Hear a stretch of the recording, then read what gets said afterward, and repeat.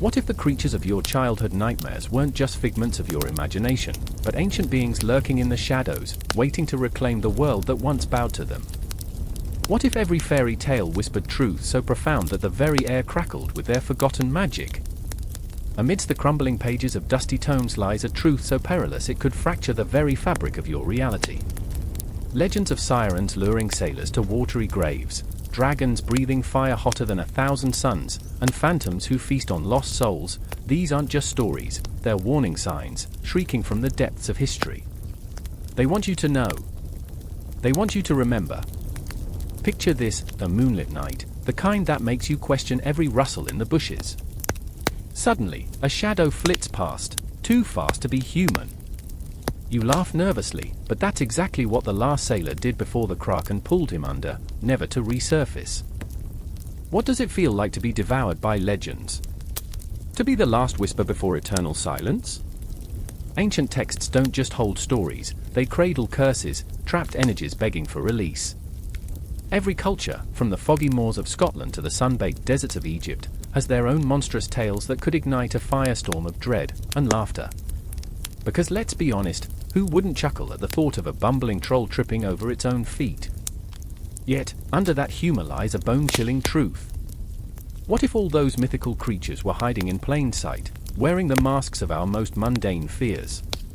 This isn't just folklore, it's a battlefield between belief and skepticism, where every turn reveals a new twist in a cosmic game of hide-and-seek. Is that rustling in your attic the wind, or is it the ghost of a jilted lover seeking revenge? Is that flash in the corner of your eye merely a trick of the light, or the last flicker of a dying phoenix? And let's talk about the giants. Oh, the giants. Once the rulers of our lands, now reduced to mere whispers in the wind. Imagine a colossus, towering above the tallest trees, now reduced to a bedtime story, yet its shadow still looms over your wildest dreams. They've not just fallen, they've gone underground, biding their time, waiting for the right moment to re-emerge and remind us why we should never forget. This isn't simply a book, it's a reckoning. A call to arms against the complacency of modernity. You think you know fear? You might want to reconsider after you read the unfiltered accounts of those who dared to confront these ancient titans. You might find yourself glancing over your shoulder, the hair on your neck pricking at the electric air, because the line between reality and myth is thinner than a whisper, and every whispered secret yearns for a listener. Hold your breath. The known world is about to collide with the unimaginable. Secrets don't want to stay buried. They want to be unearthed. And when they are, well, let's just say the truth is far more terrifying than the fiction. The moon hung low, a silver coin in a velvet sky, casting a ghostly glow on the cracked cobblestones of the village. Shadows danced as if alive, whispering secrets of ages past. I remember the night when the howling began, a sound like 1,000 screams caught in a throat, ripping through the stillness. It was a warning, a prelude to the chaos that would soon engulf our lives. Ilara, her dark hair wild and eyes flickering with a fire that defied her fragile frame, stood at the edge of the woods, heart pounding against her ribcage like a caged bird. "They're coming," she said, voice trembling yet fierce. She was the bravest of us all, or perhaps the most foolish. I could see it in the way she clenched her hands, nails digging into her palms, but her fear was a mirror of mine. Then there was Thomas, the village blacksmith, a mountain of a man with a beard like a thicket of bramble. I watched him from the shadows as he paced, fists balled as if preparing to fight an invisible foe. His jaw tightened, and I could see the memories flickering behind his eyes, memories of a son lost to the whispers of the forest, a boy who had been more than just a child. He was hope personified, bright and unblemished. It had been 2 moons since the boy vanished, and now the shadows thickened, hungry. I remember the elders warned us about the things that lurked in the dark, creatures born from nightmares, twisting the fabric of reality until it bled into something grotesque. "They're just stories," our parents said, voices laced with disbelief. But as I stood there, the air prickling with ancient tension, I knew better. The stories were warnings wrapped in folklore, a desperate attempt to make sense of the unspeakable. Thomas broke the silence with a roar, a sound that shattered the night, echoing through the woods. "I'll find them. I swear it." His words were steeped in rage, but beneath that lay a raw, desperate love that made my heart ache. He felt the weight of his son's absence like a stone in his gut. It was more than just loss, it was an unending cycle of heartache, a myth of its own making. Ilara stepped closer, eyes ablaze with something fierce. "Are you willing to face the darkness?" she asked, voice steady but trembling with unspent energy.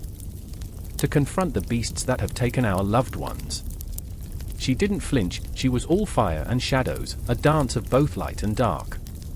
But I could see the flickers of doubt, the cracks in her armor. The wind howled, a cruel, mocking laughter that echoed the fear in our hearts. I felt the chill in my bones, the weight of unseen eyes watching us from the trees. A shiver danced down my spine, a reminder that the line between hero and fool is often blurred in the dark. I knew that our village was but a pawn in a game spun from myths, and the clock was ticking. "Listen," I said, my voice a whisper, but it seemed to resonate through the silence. "The stories tell of creatures born from our fears, from the heartache we bury deep. We must face them." The truth hung heavy in the air, suffocating and sweet like a forgotten memory. I felt their weight, the echoes of long-lost hopes. Thomas' eyes softened, a glimmer of understanding flickering beneath the layers of rage. "But what if they are not just stories?" he breathed, the fear creeping into his voice, a crack in his facade. "What if they're real?" I remembered the tales of the Wendigo and the Banshee, the creatures that stole the souls of the lost. The stories were woven with the threads of grief and joy, a tapestry of existence. Each creature was a reflection of humanity's darkest corners, birthed from our own insecurities, our scars. I could feel the pulse of those tales, the weight of their truths, and it made me question whether we were the monsters all along. Ilara's gaze pierced me, fierce and unyielding. "Then we confront them," she whispered, a mantra echoing through the night, igniting something within me. "We become the stories." As the shadows shifted, I could sense the encroaching presence, the heavy breath of something ancient and wicked. My heart raced, a wild drumbeat against the storm of uncertainty. There, in the depths of the woods, something stirred, a creature forged from our fears, a figment of anxiety and despair. In that moment, I felt the weight of our lives condense into a singularity, a cosmic pull dragging us toward the abyss. I remembered the tales, the echoes of despair, the joy of fleeting moments, the haunting laughter of the moon. We were tethered to the cosmos, each heartbeat a reminder that we are never truly alone in our darkness. A sudden rush of adrenaline surged through me, igniting the spark of defiance. "We will not be afraid!" I shouted, my voice carrying through the trees, igniting the flames of courage deep within. Thomas stepped forward, the strength of a father blazing in his eyes. Ilara stood resolute, a beacon of light against the encroaching darkness. We were flawed, broken, yet undeniably human, a tapestry of heart and soul stitching us together. And as the moonlight filtered through the branches, illuminating the path ahead, I felt the weight of our collective grief and hope intertwining, creating something beautiful and terrifying. We were on the precipice of a myth, standing at the edge of the unknown, ready to confront whatever awaited us in the shadows. In that moment, I understood that myths are born not just from fear, but from the relentless pursuit of truth amid the chaos. And as we stepped into the darkness, I felt the pulse of our stories wrapping around us, binding us together like a fragile thread, reminding us that even in the void, we could find light. With every step we took, we wove our narratives into the fabric of the night, transforming our fears into myths that would echo through eternity. This was just the beginning, an endless cycle of creation and destruction, an eternal dance with the shadows lurking just beyond our sight. And with each heartbeat, I knew we were embarking upon a tale that would never truly end. The air crackled with tension, thick like the fog that swirled around the ancient stones, their edges worn and gnarled, as if they had witnessed the rise and fall of countless lives. Kira stood at the altar, heart pounding, breath catching in her throat, feeling the weight of 1,000 eyes pressing down on her, like shadows whispering secrets she was never meant to hear. The forest around her was alive with rustling leaves, a chorus of crickets, and the low hum of something deeper, far beyond the edge of comprehension. Tonight, she was not just Kira, she was the vessel, the chosen one, the shaman. But the burden was suffocating, and doubt gnawed at her insides. What if I fail? The question echoed in her mind, a relentless tormentor. She could see the faces of her people, their wide, desperate eyes searching for hope amidst despair. They believed in her, in the power of the spirit she claimed to commune with, but faith was a double-edged sword, cutting both ways. Across the clearing, Yarok stood hunched, hands trembling as he clutched the sacred drum, its skin worn and cracked like his own heart. He was her childhood friend, her confidant, but tonight, he felt like a ghost slipping into shadows. "Kira," he called, voice breaking. "You can't let them down. You're stronger than this." The truth of his words struck her. She could feel that strength flickering inside her, a flame battling against the suffocating darkness. But fear had a way of wrapping itself around the heart, squeezing until the light was almost snuffed out. And then there was Mara, the village elder, her face a map of sorrow and wisdom. She stood a few paces behind Yarok, her eyes glistening with unshed tears. "You must remember, Kira," she said, her voice steady yet fragile. "The spirits don't just guide us, they feed on our pain, our joy. You have to show them your truth." But the truth felt too raw, too jagged to be laid bare before the world. What if her truth was unworthy? What if the spirits turned away, leaving her to drown in the chasm of her own doubt? The stars blinked down from above, indifferent and eternal, as if the cosmos itself was holding its breath. And in that moment, time twisted, memories flickered like candle flames. She remembered her grandmother's laughter, wild and carefree, the night they danced under the moonlit sky, spinning tales of ancient gods and forgotten heroes. "You are the story, Kira," her grandmother had said, eyes sparkling like the heavens. "You create your own myths." But the memories were now a bittersweet ache lodged in her throat. Kira closed her eyes, allowing herself to be enveloped by the whispers of the forest, the heartbeat of the earth. She focused on the drum's rhythm, the way it resonated within her chest, melding with her breath, a primal pulse that grounded her. "I remember," she whispered, each syllable a prayer to the night. "I remember the stories, the laughter, the warmth." But beneath the surface of her memories lurked shadows. She recalled the day the river flooded, sweeping away half the village, leaving destruction in its wake. She had felt so helpless then, a child grasping at the remnants of innocence while the world crumbled. "Will I bring that destruction again?" Panic clawed at her insides, a visceral urge to run, to hide, to escape the weight of expectation. Yarok's eyes locked onto hers, fierce and vulnerable. "You're not alone, Kira. I'll be with you." But how could he understand? He wasn't the one thrust into the spotlight, forced to weave together the threads of pain and hope into something tangible. "I can't do this," she murmured, her voice a fragile whisper lost in the cool night air. But then Mara stepped forward, her gnarled hands trembling, not from age but from the urgency of the moment. "You must trust the spirits. They know your heart." And in that instant, Kira felt a flicker of something, an ember of resolve igniting in the pit of her stomach. "What if my heart isn't enough?" "Then you create a new myth," Mara said, her voice a steady anchor in the chaos. "You give them a reason to believe." The ground beneath her feet seemed to tremble, an echo of ancient rituals buried in the earth, waiting to be awakened. She could feel the spirits gathering, swirling like smoke, whispering her name in haunting tones. And suddenly, the doubts, the fears, they all merged into something larger than herself, a tempest of emotions crashing against the walls of her soul. She was terrified, yet exhilarated. She was alive. "Tonight," Kira breathed, her heart racing, "I'll show them my truth." Yarok nodded, determination igniting his gaze. "We'll show them," he echoed, his voice a promise. With a deep breath, Kira stepped into the center of the clearing, the earth cool and firm beneath her feet, a contrast to the wildfire raging inside her. She opened her eyes, her gaze locking onto the moon, a luminous orb hanging low in the sky, radiating a glow that seemed to pulse with life. The spirits were here, she could feel them, swirling like vengeful whispers among the trees, and she was ready to embrace them.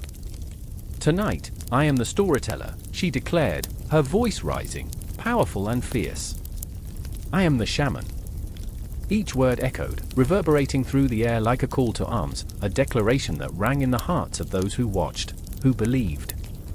And then the air shifted, the world held its breath, and Kira knew this was just the beginning. The shadows danced, the spirit stirred, and the night held untold stories waiting to be birthed.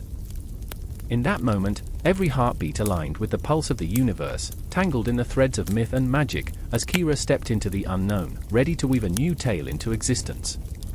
The air crackled with a tension so thick it could be cut with a blade. Beneath the bruised sky, a cacophony of screams shattered the silence, the villagers clawing at the earth, desperate to escape the monstrous shadow looming above them. I crouched behind a weathered stone, heart racing, pulse pounding in my ears. The ground trembled, not just from the creature's weight, but from the collective dread of a people trapped in a nightmarish reality. I had never believed the stories, the whispered legends passed down through generations. Dragons, the stuff of lore, of bedtime tales told to quiet restless children. Yet here I was, face to face with the very embodiment of fear. In the distance, I saw Ilara, her fiery mane a stark contrast against the ashen backdrop of destruction. She was not just another villager, she was my sister, my anchor in this chaos. How could she stand so boldly, defying the beast that had stolen our childhood dreams and replaced them with terror? I remember the nights we would conjure dragon-fighting heroes in our minds, wielding swords and shields made of starlight, laughing at the absurdity of it all. Now, that laughter felt like a distant echo, fading into the shadows that hung low like a shroud. "Run!" I screamed, but the word felt hollow, a feeble whisper against the roar of the beast. Its scales glimmered ominously, a tapestry of night, ominous glints of emerald and gold marking its terrifying wings. I had heard stories of these creatures, guardians of hoarded treasures, the embodiments of greed and wrath, but the fear it instilled was not just about the wreckage it wrought. It was the reminder of human frailty, the specter of our own sins. Ilara met my gaze, defiance sparking in her eyes, but beneath that fire was a flicker of something else, a fear so profound it brought me to my knees. "We can't let it take what's left of our home," she shouted, yet I saw the tremor in her hands, the way she clenched her fists, knuckles white against the backdrop of a world crumbling around us. I wanted to scream at her to stop, that there was no glory in this fight, no honor in facing a creature that represented our darkest fears. Yet, I couldn't, because deep down, I longed to believe that we were more than mere mortals, that we could conquer the demons we created. Across the square, a figure emerged from the chaos, cloaked in shadows, his face hidden but his presence palpable. Garin, the village outcast. They said he spoke to spirits, that he could summon the unspeakable. I had laughed at those tales, dismissing him as a madman, but now, I felt the weight of his gaze, heavy, knowing. He stepped forward, defiance etched in the lines of his face. "The dragon feeds on fear," he declared, voice steady despite the trembling earth beneath him. "Show it your courage, and it will falter." Courage. The word hung in the air, tantalizing and terrible. I wanted to believe in it, to stand alongside my sister, to confront the beast and reclaim our shattered dreams. Yet, my heart felt like a fraying rope, worn thin from the weight of loss. I remembered our father's tales, how he had battled the demons of his own youth, the ghosts of regret that haunted him. Was this how it ended? In a blaze of glory against a monstrosity we couldn't comprehend? The dragon roared, a sound that pierced the very fabric of reality. I felt it in my bones, rattling the core of my being, a primal reminder of how little control we had over our destinies. With each beat of its mighty wings, the air ignited with heat, and I could feel my resolve melting away, like wax in a flame. Ilara's voice cut through the din, fierce and unyielding. "Together," she cried. "We fight together!" In that moment, something shifted, the villagers rallied behind her, hearts beating as one against the chaos. It was raw, a collective heartbeat of desperation and hope intertwined.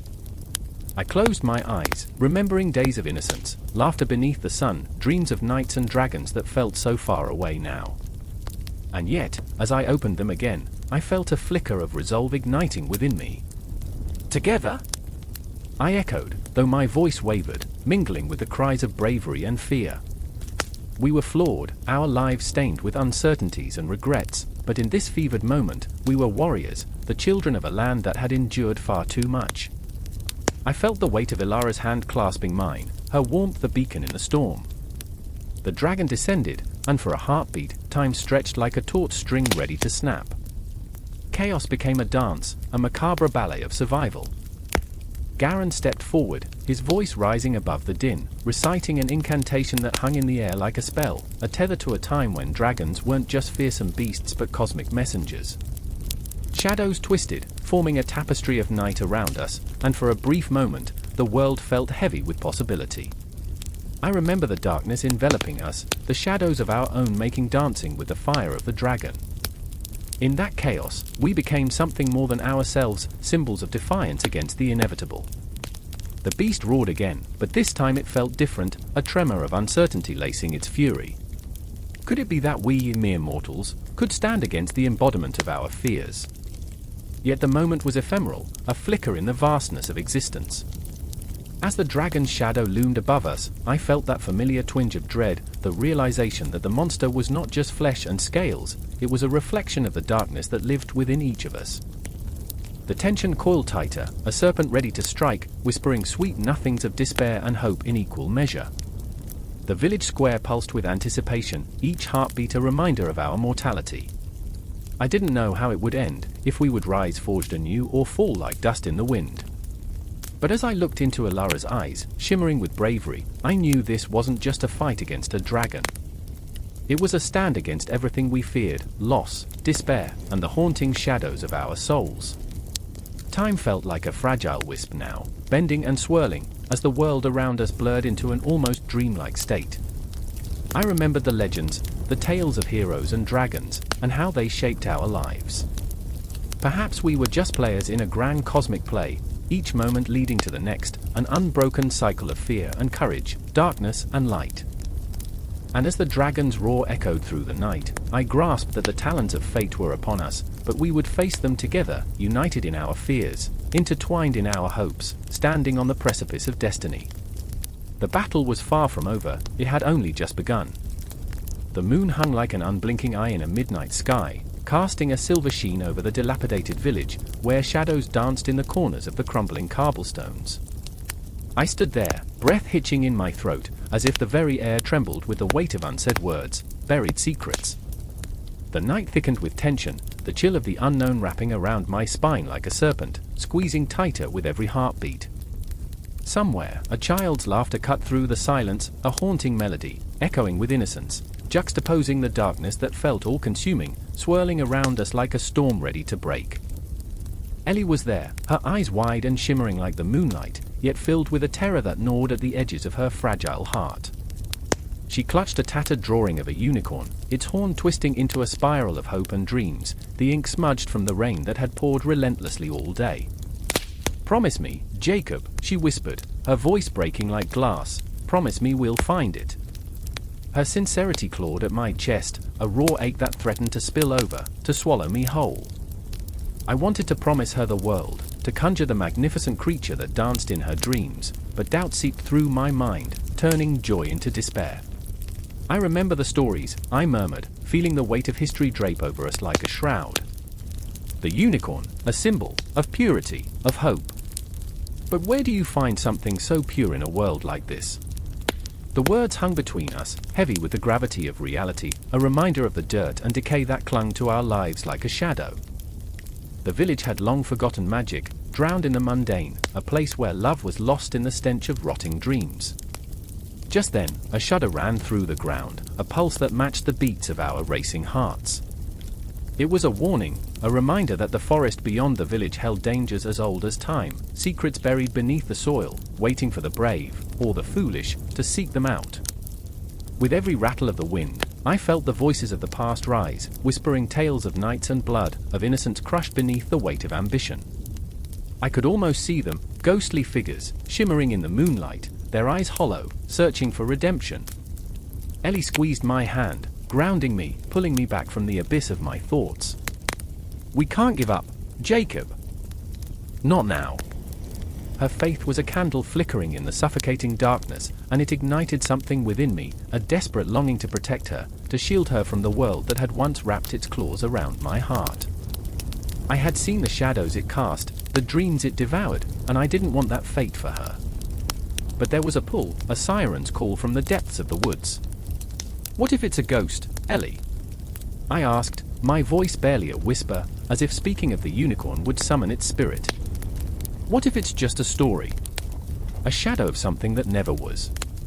I could feel the tremor in my hands, the uncertainty in my bones. She shook her head fiercely. It has to be real. If we don't believe in something, what's left? The passion in her voice ignited a fire inside me, a fleeting glimpse of what we could still grasp in this crumbling world. The unicorn was a metaphor, a beacon of purity in a time where everything felt tainted. The wind howled in response, carrying with it the echoes of the past, of laughter, of pain, of blood spilled on hallowed ground. And with that haunting melody came a pull deeper than any fear, a call to venture into the shadows where the myth might become flesh. As we stepped toward the forest, the trees loomed like sentinels, their gnarled branches reaching out as if to ensnare us.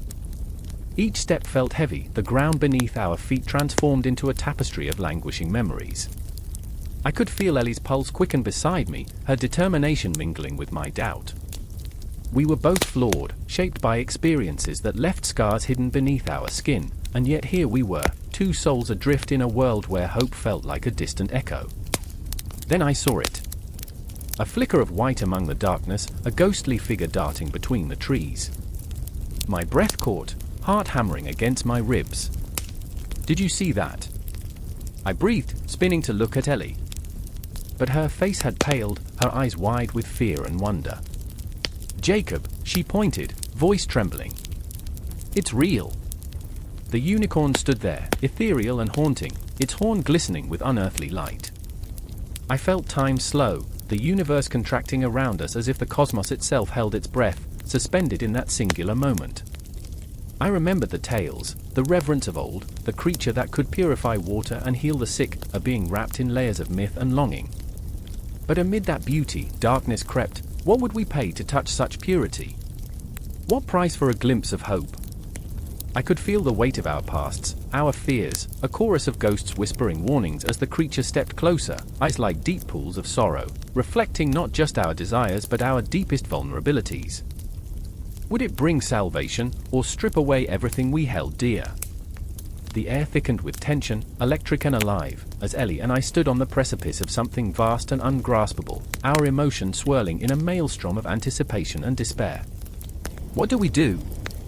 I asked, voice barely more than a breath, for fear that any sound would shatter this moment of possibility.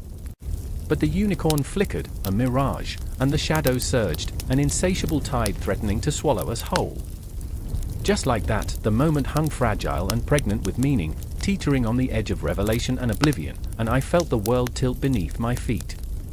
In that moment, I understood, this was our chance, not just to find the unicorn, but to confront the ghosts that haunted us, to dance with the shadows and embrace the light, knowing that every heartbeat echoed a truth too profound to ignore. We were alive, trembling on the brink of something extraordinary, and whether we emerged whole or shattered, there would be no turning back. The moon hung low, a silver coin dropped into a vast, inky ocean, casting eerie ripples against the surface.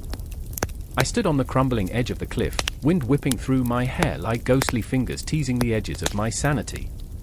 The waves crashed below, a chaotic symphony of anguish and longing, and in that moment, time itself stuttered.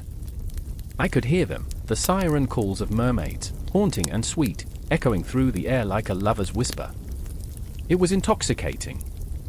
I remember yearning for it, for the beauty, the danger. But tonight, that beauty felt like a noose, tightening around my throat.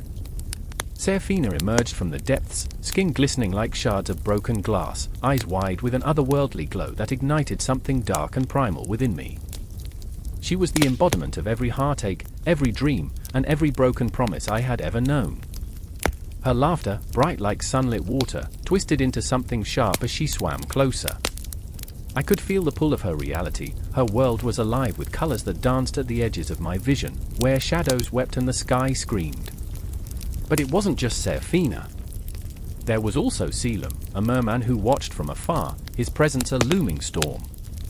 He was everything I feared, powerful, magnetic, and utterly unattainable. I caught glimpses of his jagged teeth, his raw, primal energy like thunder rumbling just beneath the surface. He held the secrets of the ocean's depths and the rage of a tempest. I craved his glance, yet shivered beneath it.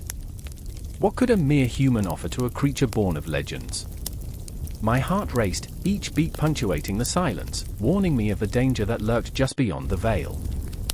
Stay away from her. Selim's voice crashed against the cliffs like the waves below. It was a sound that echoed with possessive fury, an unyielding warning wrapped in desperation. I felt it like a knife to the gut. You don't belong here. You're nothing but a fleeting shadow. I wanted to argue, to scream back, to tell him that shadows could dance, that they could flicker with life. But each word caught in my throat, the weight of it smothering all reason. I was entranced by Seraphina's beauty, yet drawn by the tempest that was Selim. The duality of their existence was a tangled web, an inexplicable bond of light and dark, hope and despair. I remember a time before you, Selim said, his voice low and guttural, as though he were telling a secret meant only for the ocean. When the water sang only for us. When we were not haunted by your kind. His gaze pierced through me, and I felt his resentment wrap around my heart like chains. But you brought your filth, your pollution. You've tainted the waters. I could feel Seraphina's gaze shift, a flicker of uncertainty haunting her features. The horizon stretched endlessly, a horizon that promised escape yet delivered isolation. I saw the conflict etched across her face, a mermaid caught between the duality of her love for the human world and her allegiance to her own kind. The moonlight painted her scales in iridescent hues, but the shadows whispered of decay and despair. Selim, please, she said, her voice trembling like the last leaves of autumn. Let me choose. I'm not a prisoner of this world. I can be both. Her plea fell like a fragile feather, drifting closer to both menacing waves and a fragile hope. Both. Selim's laugh was harsh, slicing through the air. You cannot serve two masters, Seraphina. You know what lies beneath the surface. You are water, not air. You are life, not death. Each word dripped with venom, echoing against the cliffs like a rallying cry for the jaded spirits of the deep. You will never truly be one of them. I felt my heart fracture, the pieces splintering off into darkness. I wanted to reach for Seraphina, to tell her that she was everything I had ever longed for. That her essence wrapped around my soul like the ocean itself, overwhelming and consuming. But the weight of Selim's fury, of the ocean's wrath, held me back. I was the outsider, drowning in a sea of emotions too profound to fathom. Seraphina's gaze locked onto mine, a silent bond threading through the chaos, echoing 1,000 unspoken words. The tension in the air electrified the space between us, a fragile thread woven through fear and longing. I could see the ocean's depths in her eyes, the myriad of colors swirling with sadness and hope. I remembered my dreams of freedom, of belonging. Could I reach out and grasp it, or would it slip through my fingers like sand, lost to the waves? Time itself twisted, coiling around us like an insatiable serpent. I felt as if we were trapped in a moment that would stretch into infinity, the impending confrontation hanging heavy in the salty air. The waves crashed violently against the cliffside, a warning, a prelude to something darker yet unformed. Stay with us, Seraphina's voice broke through the tension, fragile yet firm. You don't have to choose sides. We can find a way. Hope flickered in her eyes, a desperate plea that clawed at the edges of my heart. But beneath her words, the unspoken truth loomed like a shadow, darker than the depths of the ocean itself. There would be a cost. There always was. The stars above began to tremble, flickering like candles on the brink of extinguishing. I felt the weight of history pressing down on me, the unrelenting tide of ancient stories whispering in the wind, the tales of betrayal, love, and sacrifice that had echoed through the ages. It was all intertwined, a cosmic dance of fate draped in sorrow, and I felt helplessly caught in its current. Is there truly a path between our worlds, or are we doomed to drown in our own desires? The question hung in the air, heavy with the weight of truth and longing. I could feel the tide turning, a storm brewing just beyond the horizon, whispering of change, of choices yet to come. I didn't know how it would end, how the waves would eventually crash against the shore, but I felt the urgency rising within me. The connection between Seraphina and Selim, the bitter clash of desire and loss. It was all flowing through me, swirling like a tempest, begging to be released. And as I stood there, heart racing, breath hitching with the weight of uncertainty, I couldn't shake the feeling that this was just the beginning. The beginning of something that would ripple through time and space, a convergence of two worlds, a dance on the precipice of chaos, love, and heartbreak. The ocean roared beneath me, and I could feel it, the undeniable pull of fate, daring me to plunge deeper into the unknown. The fire crackled, embers swirling like lost souls in a darkened room, flickering shadows dancing against the walls, whispering secrets of lives unfulfilled. In the haze, a figure stood, barely illuminated, hair wild with the scent of smoke. Aisha felt the heat curling at her fingertips, an ancient pull, intoxicating and terrifying. The flames drew her closer, but the fear rooted her to the ground. Just then, a scream broke through the air, sharp and jagged, slicing her heart into pieces. "Help!" A voice, frantic, filled with desperation. She turned, eyes wide, to find her brother, Ammit, his face a mask of terror as he stumbled through the haze. His clothes were singed, the stench of charred fabric clinging to him like the ghost of a memory she wished she could forget. "They're coming! They're coming!" Aisha's heart pounded in rhythm with the chaos around her. Shadows surged from the depths of a darkness that threatened to swallow them whole. Ghosts of the past writhed in the flames, calling to her, begging her to remember the family they lost, the lives extinguished like the flickering of a candle. "Ammit!" She reached for him, but the fire crackled louder, an angry beast hungry for their fears. "We have to go. Now!" But Ammit stood rooted, his eyes wide with dread. "They said we could save them, Aisha." "The Phoenix!" The name hung in the air, a spell, a promise, a curse. The Phoenix, a creature of legend, bursting forth from the ashes, reborn from tumult and calamity. It was a symbol of hope, yes, but also a reminder of what one must sacrifice. Aisha had heard the tales, spun by wrinkled lips and flickering fires, of transformation, of immortality. But at what cost? "Ammit," she whispered, her voice quaking with emotion. "It's just a story. You can't believe that, no." His voice cracked, desperation clawing at him. "It's true. I found the scrolls. We can bring them back." In that moment, a flash of light lit up the room, a blinding burst, the sound like 1,000 hearts breaking. The fire surged, and the shadows writhed, closing in on them. The air thickened, a tangible weight pressing down as if the universe itself held its breath. "I remember," Aisha began but was cut off by the roar of the flames.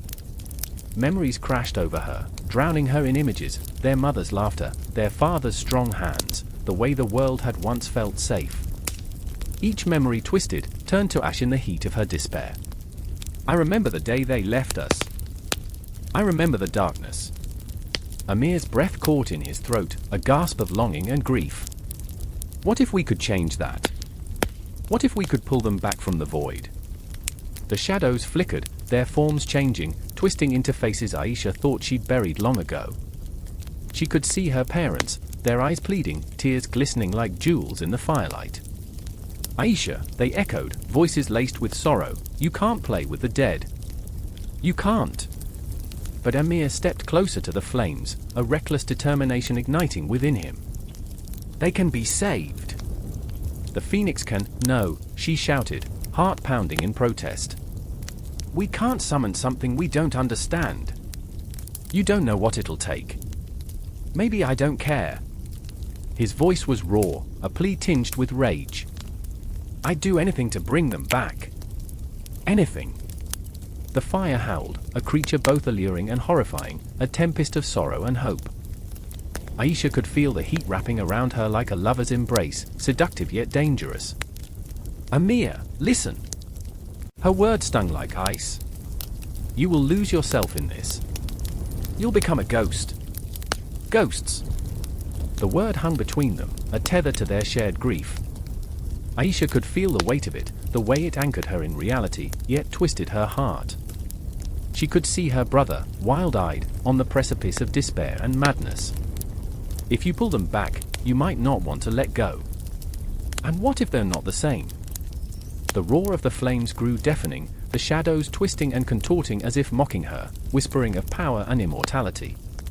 They promised everything and nothing at once. The air crackled with energy, a spark of something ancient and terrible. In that moment, reality blurred, and she was standing not just in the room but at the edge of a cosmic abyss. I remember the morning of the fire," she murmured, her voice barely a whisper, lost among the chaos. The smoke, the screams, the way the world turned ash-gray in an instant. Each word peeled back layers of her heart, exposing the raw flesh beneath, a wound that would never heal. I remember the last time I saw their faces. I remember how empty I felt. A sound, a low growl, rose from the heart of the flames, and she felt it deep in her bones. A haunting melody wrapped around her soul, sewing the threads of her past into a tapestry of anguish and hope. How can I let go of what remains? Amir took a step back, confusion battling with desperation in his eyes. And what remains? What remains? She echoed, heart racing. Is it worth the risk? The fire surged again, the shadows now faces, twisted and anguished, reaching out to her, calling her name, urging her to take that leap. And in that moment of clarity, Aisha saw it, the choice that lay before them, a fork in the road, the path of the living or the siren call of the dead. Maybe it, Amir whispered, doubt creeping in, but the flames danced with a life of their own, urging him onward. Maybe I can save them. Aisha lunged forward, pulling him back just as the fire exploded, a violent eruption of color and sound, plunging them into chaos. No! Don't do this! The tension hung, a taut wire stretched to breaking, each heartbeat echoing with dread and anticipation. And as the fire raged, it whispered promises and threats alike, a twisted dance of rebirth and mortality, of love and loss. Amir, she cried, voice cracking under the weight of her fear, her love. We have to face what we've lost, not chase the shadows. We have to live. But the fire roared, a beast unleashed, the shadows swirling, laughing, taunting, as they stood on the edge of something vast, something terrifying. Would they leap into the unknown or stay anchored to the solid ground of their sorrow?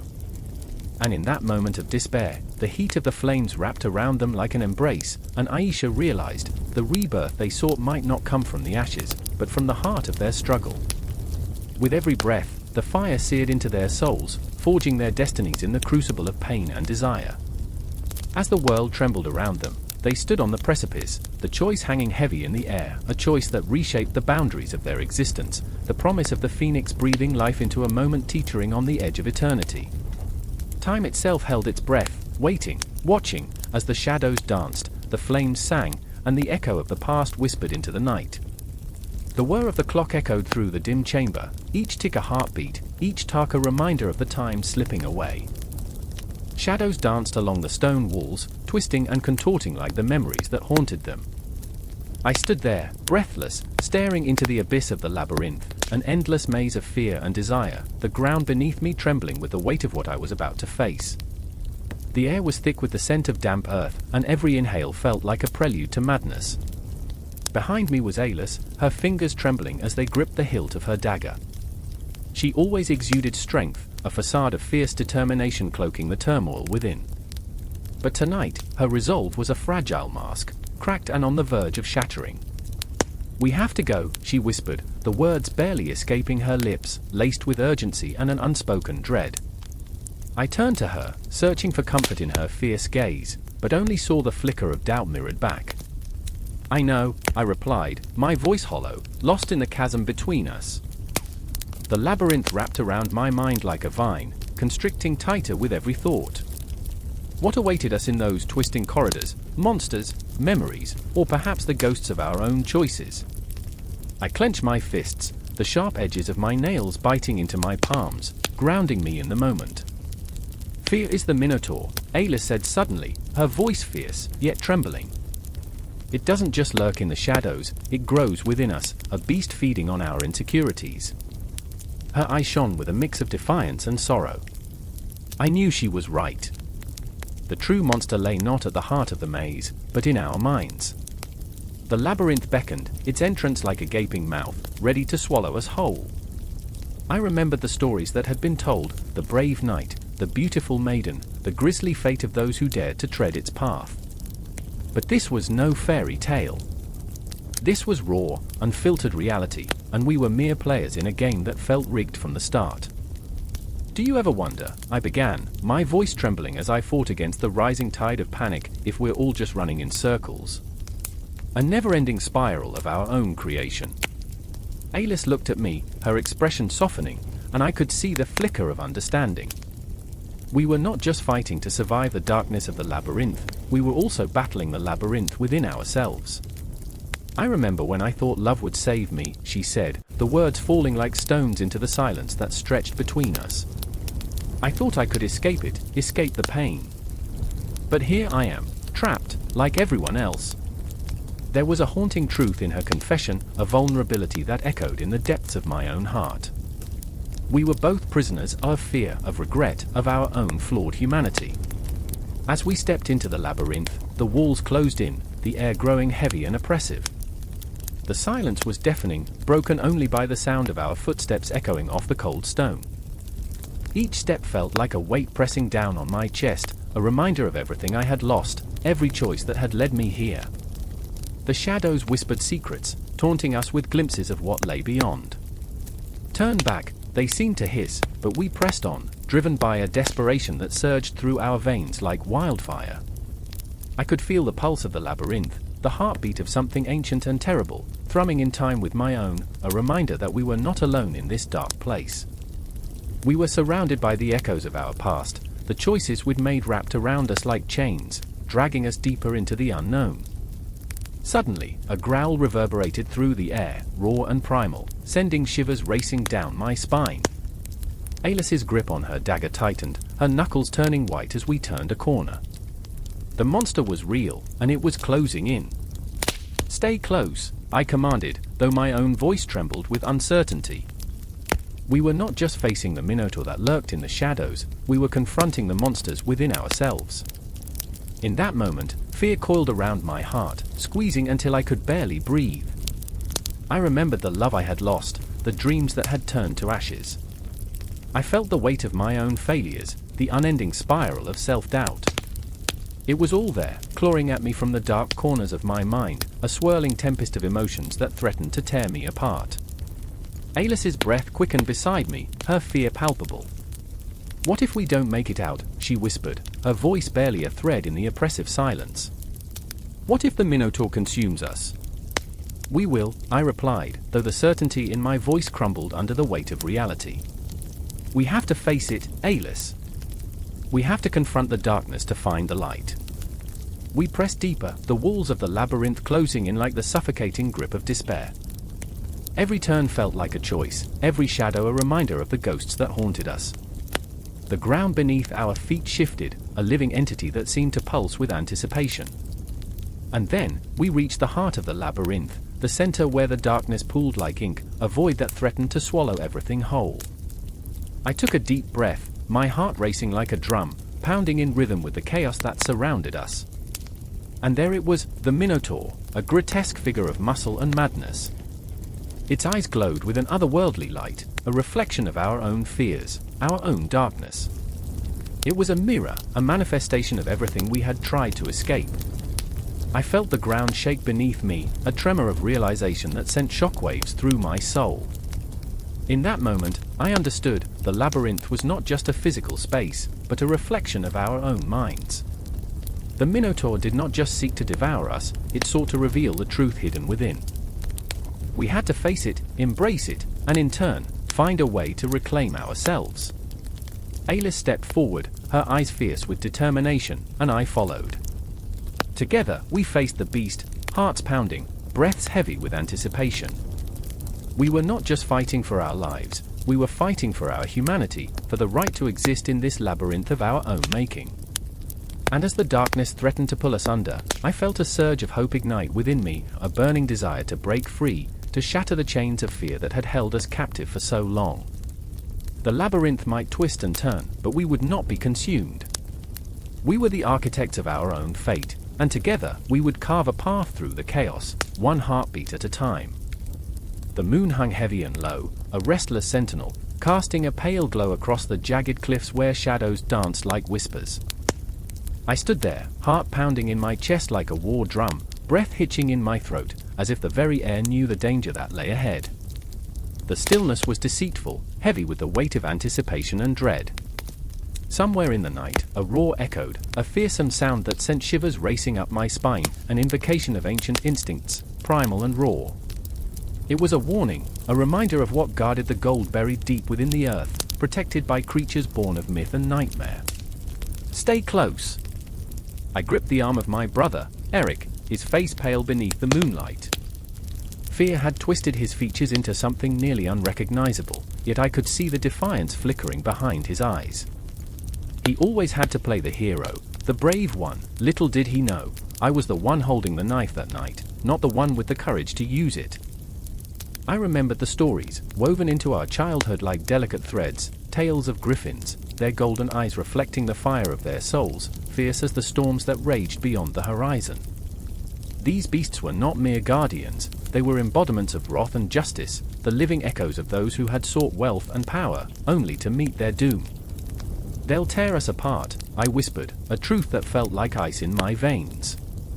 Eric's grip tightened, his knuckles turning white, but it was not fear that fueled his resolve, it was something far more dangerous, ambition. "Just a little further," he urged, his voice cracking under the weight of his bravado. "We can do this. We can," but something rustled in the underbrush, a low growl that shattered the night's fragile peace. My heart raced, each beat a thunderclap as the shadows coalesced into form, a massive griffin, its wings outstretched like a storm cloud brewing on the horizon. It was a creature of nightmares, talons glinting like obsidian knives, beak wide, ready to rend flesh from bone. My breath hitched painfully, the world narrowing to the terror before me. I remembered the tales of those who had faced the griffins and survived, twisted, broken men who recounted their encounters with a mix of awe and despair, each word a chain that bound them to their fate. But I was not a hero, I was merely a girl caught in the maelstrom, clinging desperately to her brother, who seemed determined to plunge us into the abyss. "Eric," I hissed, low and urgent, as the griffin's gaze pierced through the night, searching, judging, seeking the fearful hearts of trespassers. "We need to go. Now!" But he stood firm, the flames of ambition igniting his spirit, blinding him to the peril right before us. "This gold could change everything. We could be legends." Legends. The word dripped with irony, a bitter taste on my tongue. What good were legends if they led you to your grave? I took a step back, heart pounding louder than the thunder that rolled in the distance, each boom a reminder of the chaos that lay just beyond the edge of reason. In that instant, I saw beyond the beast, into its unyielding eyes, an abyss that whispered of old wars and lost souls, of kings who fell and queens who bled. I remembered the stories of my grandmother, her voice soft and trembling by the firelight, recounting how the griffins were born of the earth's fury, guardians of a treasure that was more curse than blessing. "Gold isn't worth a life, Eric!" I screamed, shattering the silence like glass. And then, the world erupted. The griffin lunged, a blur of feathers and power, and I felt the force of its movement ripple through the air, stirring an ancient fear that trapped me in place. Time slowed, strung taut like a bow ready to snap, and I could see it all, Eric's foolish determination, the shimmer of gold, the despair in my own heart as I realized I couldn't bear to watch him be torn apart. I remembered the legends of the griffin's fury, how it would strike without mercy. I remembered my own cowardice, the way I had always let Eric lead, always let him believe he was invincible. But now, I felt something shift inside me, a spark igniting, a fierce, unyielding fire that demanded to be set free. "Get down!" I shouted, forcing myself into action, the words like molten steel pouring out of me. The world blurred as I propelled myself forward, adrenaline surging as I pulled Eric with me, turning just as the griffin's talons slashed the air where we had stood moments before. The beast screeched, a sound of pure rage and sorrow, echoing against the cliffs, and I felt the weight of its gaze on me, sharp and unyielding. In that moment, a bond forged in blood and dreams. I was not just a girl, I was a sister, a warrior, standing against the tempest. We stumbled back, hearts pounding and feet scrambling, the gold forgotten in the face of survival. The griffin circled above, a dark spectre against the moonlit sky, and I knew this was not just a battle for treasure but a reckoning with fate itself. As the night deepened, the air thick with tension, I could not shake the feeling that we were part of a larger tapestry, a story spun by the cosmos, woven with threads of ambition and folly, of courage and fear. I could almost hear the whispers of those lost, their voices mingling with the rustle of leaves, the sound of wings beating against the air, fleeting, ephemeral, yet so achingly real. This was our moment, our story, woven into the fabric of time, and as I gripped Eric's arm tighter, I understood that we were not merely facing a griffin, we were confronting the very essence of ourselves, the shadows that lurked within. The gold would remain, but what of us? What of our souls, our hearts, our desires? The griffin roared again, a clarion call resonating through the night, and as I met its fierce gaze, I felt the truth stir deep within me. The guardians of gold were not simply protectors of treasure but harbingers of a reckoning, a reminder that some riches are better left buried, hidden away from those who seek to claim them. The night was still alive, pulsing with the weight of our shared breath, and I knew this was merely the beginning. The battle for gold, a battle for our very existence, had only just begun. The wind howled through the trees, a mournful wail that seemed to echo the very essence of despair. Shadows danced beneath the canopy as the moon hung low, a pale eye watching, judging. The forest breathed, a living thing, heavy with secrets and whispers. I stood there, heart pounding, every hair on my body electrified, as if the very ground beneath me held its breath. It was a night like no other, a night that would claw its way into my soul. Did you hear that? Sarah's voice trembled, barely above a whisper. Her eyes were wide, reflecting the fear that constricted my chest like a vice. She clutched my arm, knuckles white, grounding herself in this moment of sheer terror. I remember the stories, I replied, though my voice felt foreign in my throat. The legends of the woods, of things that roam these shadows. My mind raced back to the tales my grandfather told, of a creature that walked upright yet felt more like a ghost than flesh, a fugitive of folklore. Bigfoot. Sasquatch. An enigma wrapped in fur and myth, lurking just beyond the flickering light of our campfire. Those are just stories, Sarah insisted, though her grip tightened, and I could see the tremor in her hands. Just stories. But the night had a way of distorting reality, bending it until truth felt like a fleeting dream. And then, a rustle, so close, so impossibly close. The sound was an intrusion, a reminder that we were not alone, that the legends breathed with us, hunting for a moment of weakness to reveal their truth. My breath caught in my throat as I turned, straining to see into the darkness, to pierce the veil of shadow and glimpse what might be lurking there. Mike, please, Sarah's voice broke, a plea that resonated deep within me. She was a skeptic, grounded in reality, yet here we were, tangled in the very essence of irrational fear. I turned to her, searching her face, the conflict written in the furrow of her brow. I envied her certainty, the way she grasped the mundane and held it dear, while I danced with the wild and unexplainable. I remember the night my younger brother disappeared, a memory that clawed at my mind, a wound still fresh. He was adventurous, a spirit that craved the wild places of the world. I was supposed to be his protector, yet I failed. He wandered into the woods, chasing fireflies, a laugh like music that faded into silence. The woods swallowed him whole. I remember, I whispered, the words tasting bitter on my tongue. Sarah's eyes softened, and I caught a glimpse of understanding, yet her fear loomed larger. We shouldn't have come here, she murmured, casting glances toward the tree line. I could see it, the tension between the pull of the unknown and the comfort of the familiar, a battle reflected in our very beings. And then, through the din of our fears, I heard it, a low, guttural growl, rumbling like thunder in the stillness. My heart raced, a drumbeat of panic. What was that? I breathed, the words escaping my lips like a prayer. We need to go, Sarah whispered, her voice quaking with terror. But I stood rooted to the ground, my curiosity piqued, a siren call echoing in the back of my mind. What if it was real? What if the stories were true? As if summoned by my thoughts, a massive figure emerged from the shadows, hulking and enigmatic, more a silhouette than a creature. It was tall, impossibly tall, covered in dark fur that shimmered under the moonlight. My breath hitched. This was it, the manifestation of all my fears, all my dreams, a creature born from the depths of folklore. Bigfoot! Run! Sarah screamed, panic-laden urgency igniting her words. But I felt the weight of the moment, the gravity of history pressing down, a collision of the past and present. The forest had spun a web, drawing us in, and now we were part of its story. I was entranced, a moth drawn to the flame of legend. The creature shifted, the ground shuddering beneath its weight, and my heart raced. It was a paradox, terrifying yet inspiring. I longed to reach out, to touch the very essence of myth, yet fear anchored me in place, an invisible chain binding my feet to the earth. Memories flooded me, a laughter, loss, questions with no answers. Mike! Sarah's voice pulled me back, a lifeline in the chaos. I turned, and the look in her eyes was a mixture of desperation and resolve. We have to go, now.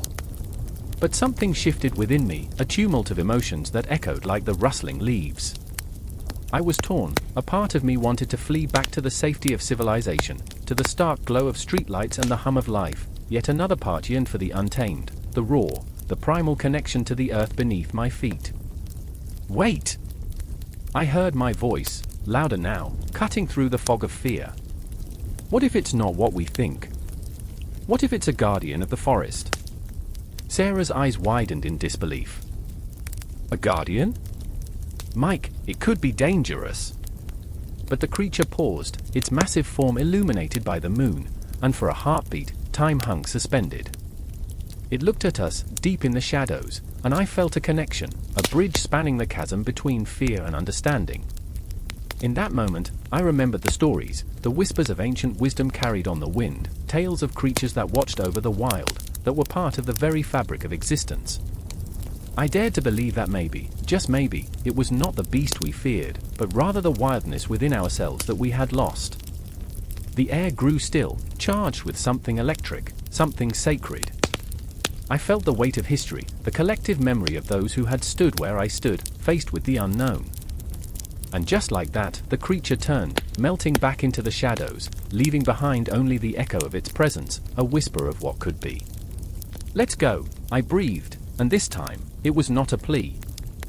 It was a promise to embrace the wildness, to face the fears that bound us, to honor the stories that shaped us. As we turned, the forest closed in around us, alive with the pulse of the night, and I felt the thrill of the unknown thrumming in my veins, a reminder that some mysteries are meant to linger, to haunt. The world outside awaited, but the shadows would forever hold their secrets close, a reminder of the thin veil between reality and legend, and the heart-stopping thrill of the chase that would never truly end.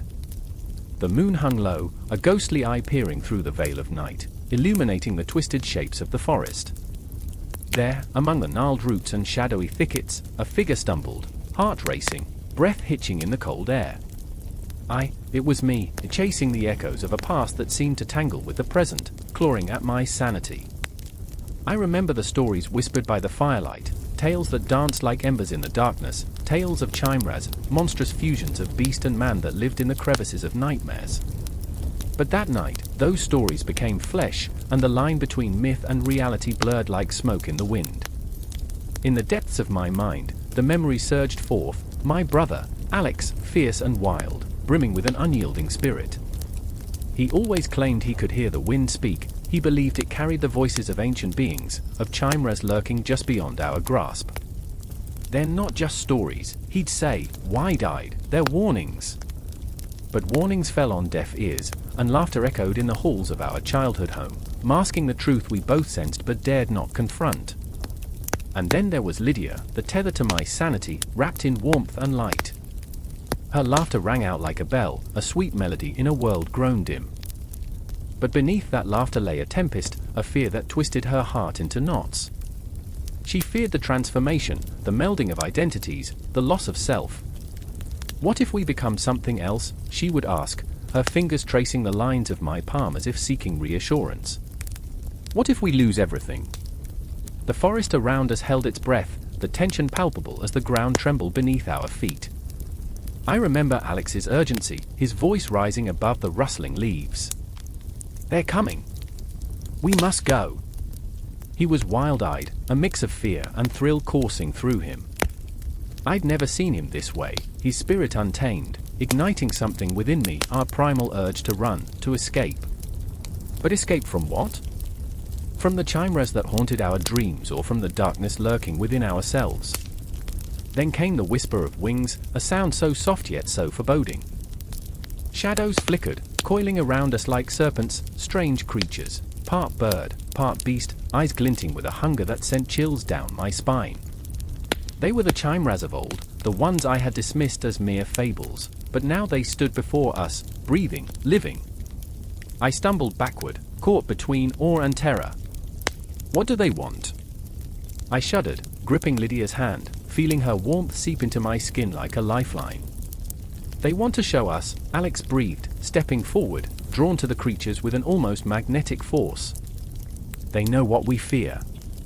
The words hung in the air, a dare and a promise, a slippery slope into the unknown. I held on to Lydia, my anchor in that storm, as Alex danced closer to the chimeras, his eyes reflecting their wildness. Time seemed to warp around us, the seconds stretching into a thick, suffocating silence. I could feel the pulse of the forest, the heartbeat of something ancient, something that had survived the ages. The chimeras swirled, their forms fluctuating between shapes, part lion, part goat, part man, a grotesque ballet of existence. My heart raced. This was a haunting masquerade, a terrible beauty that lured us deeper into its embrace. Turn back, Lydia whispered, her voice a tremor in the silence, but Alex remained transfixed. I could see it in his eyes, the lure of power, of transformation. What if we could become more, he proposed, his voice a rasping breath against the chill of the night. What if we could break free from our own limitations? A flicker of fear danced in Lydia's gaze, she knew the cost of such desires. But at what price, she challenged, her voice rising, slicing through the darkness. We could lose ourselves, Alex. We might become the monstrosities of our nightmares.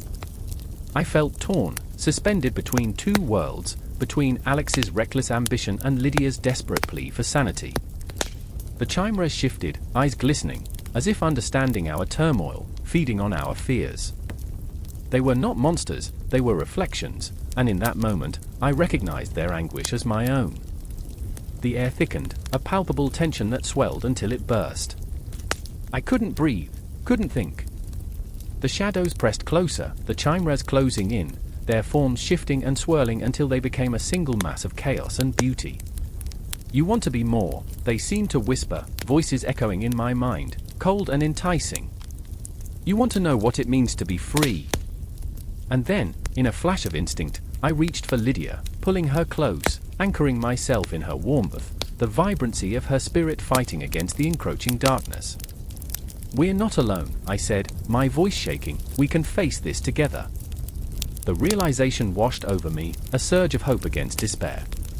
But Alex, caught in the web of his aspirations, began to step closer to the chimeras. They can show us, he insisted, a feverish light igniting his gaze. We could be more than human. More than what? Lydia snapped, her voice rising, fierce yet desperate. More than ourselves? Who would we be if we crossed that line?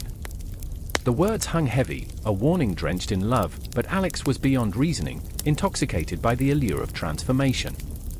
The chimeras seemed to sense his resolve, their eyes shining with predatory glee. I felt the world tilt, the shadows deepening, the forest becoming a swirling void of uncertainty. What if we lose everything? I repeated, echoing Lydia's fears, gripping her tighter, as if my touch could shield us from the onslaught of desire. But in that moment, the chimeras surged forward, a tide of confusion and fury, and I realized, the stories had come alive, and we were trapped within them. The night pulsed with a rhythm that echoed our hearts, and as we stood on the edge of a precipice, I understood, we were not just witnesses, we were part of the tale, entangled in the very fabric of memory and myth. The confrontation loomed, thick as mist, and we were caught in its snare, our fates entwined with those who had come before us. And as I looked into the abyss of the unknown, I felt the ground shift beneath me, the pulse of the cosmos vibrating through my veins. The chimeras were waiting, their breath hot against my skin, and with every heartbeat, the courage to face our own shadows flickered in the depths of our souls. The sea roared like a wounded beast, its waves crashing against the hull of the ship, an echo of primal fury that sent chills through my bones. I stood at the bow, gripping the railing as if it were my last anchor to sanity. The wind howled, a banshee's wail that clawed at the edges of my mind, teasing memories of laughter and warmth now drowned in the salt of the ocean. I remember the warmth of the sun, the laughter of my crew, before we ventured into the abyss, before the shadows of the deep began to stir. "Look!" Samuel shouted, his eyes wide, face pale as the foam whipped around us. He was my first mate, loyal yet haunted, a man who wore his heart like a tattered flag that had seen too many storms. "Something's beneath us."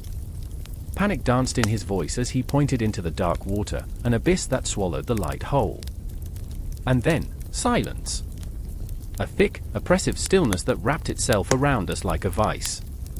The crew exchanged glances, eyes wide with dread, hearts thrumming in sync with the rising tide.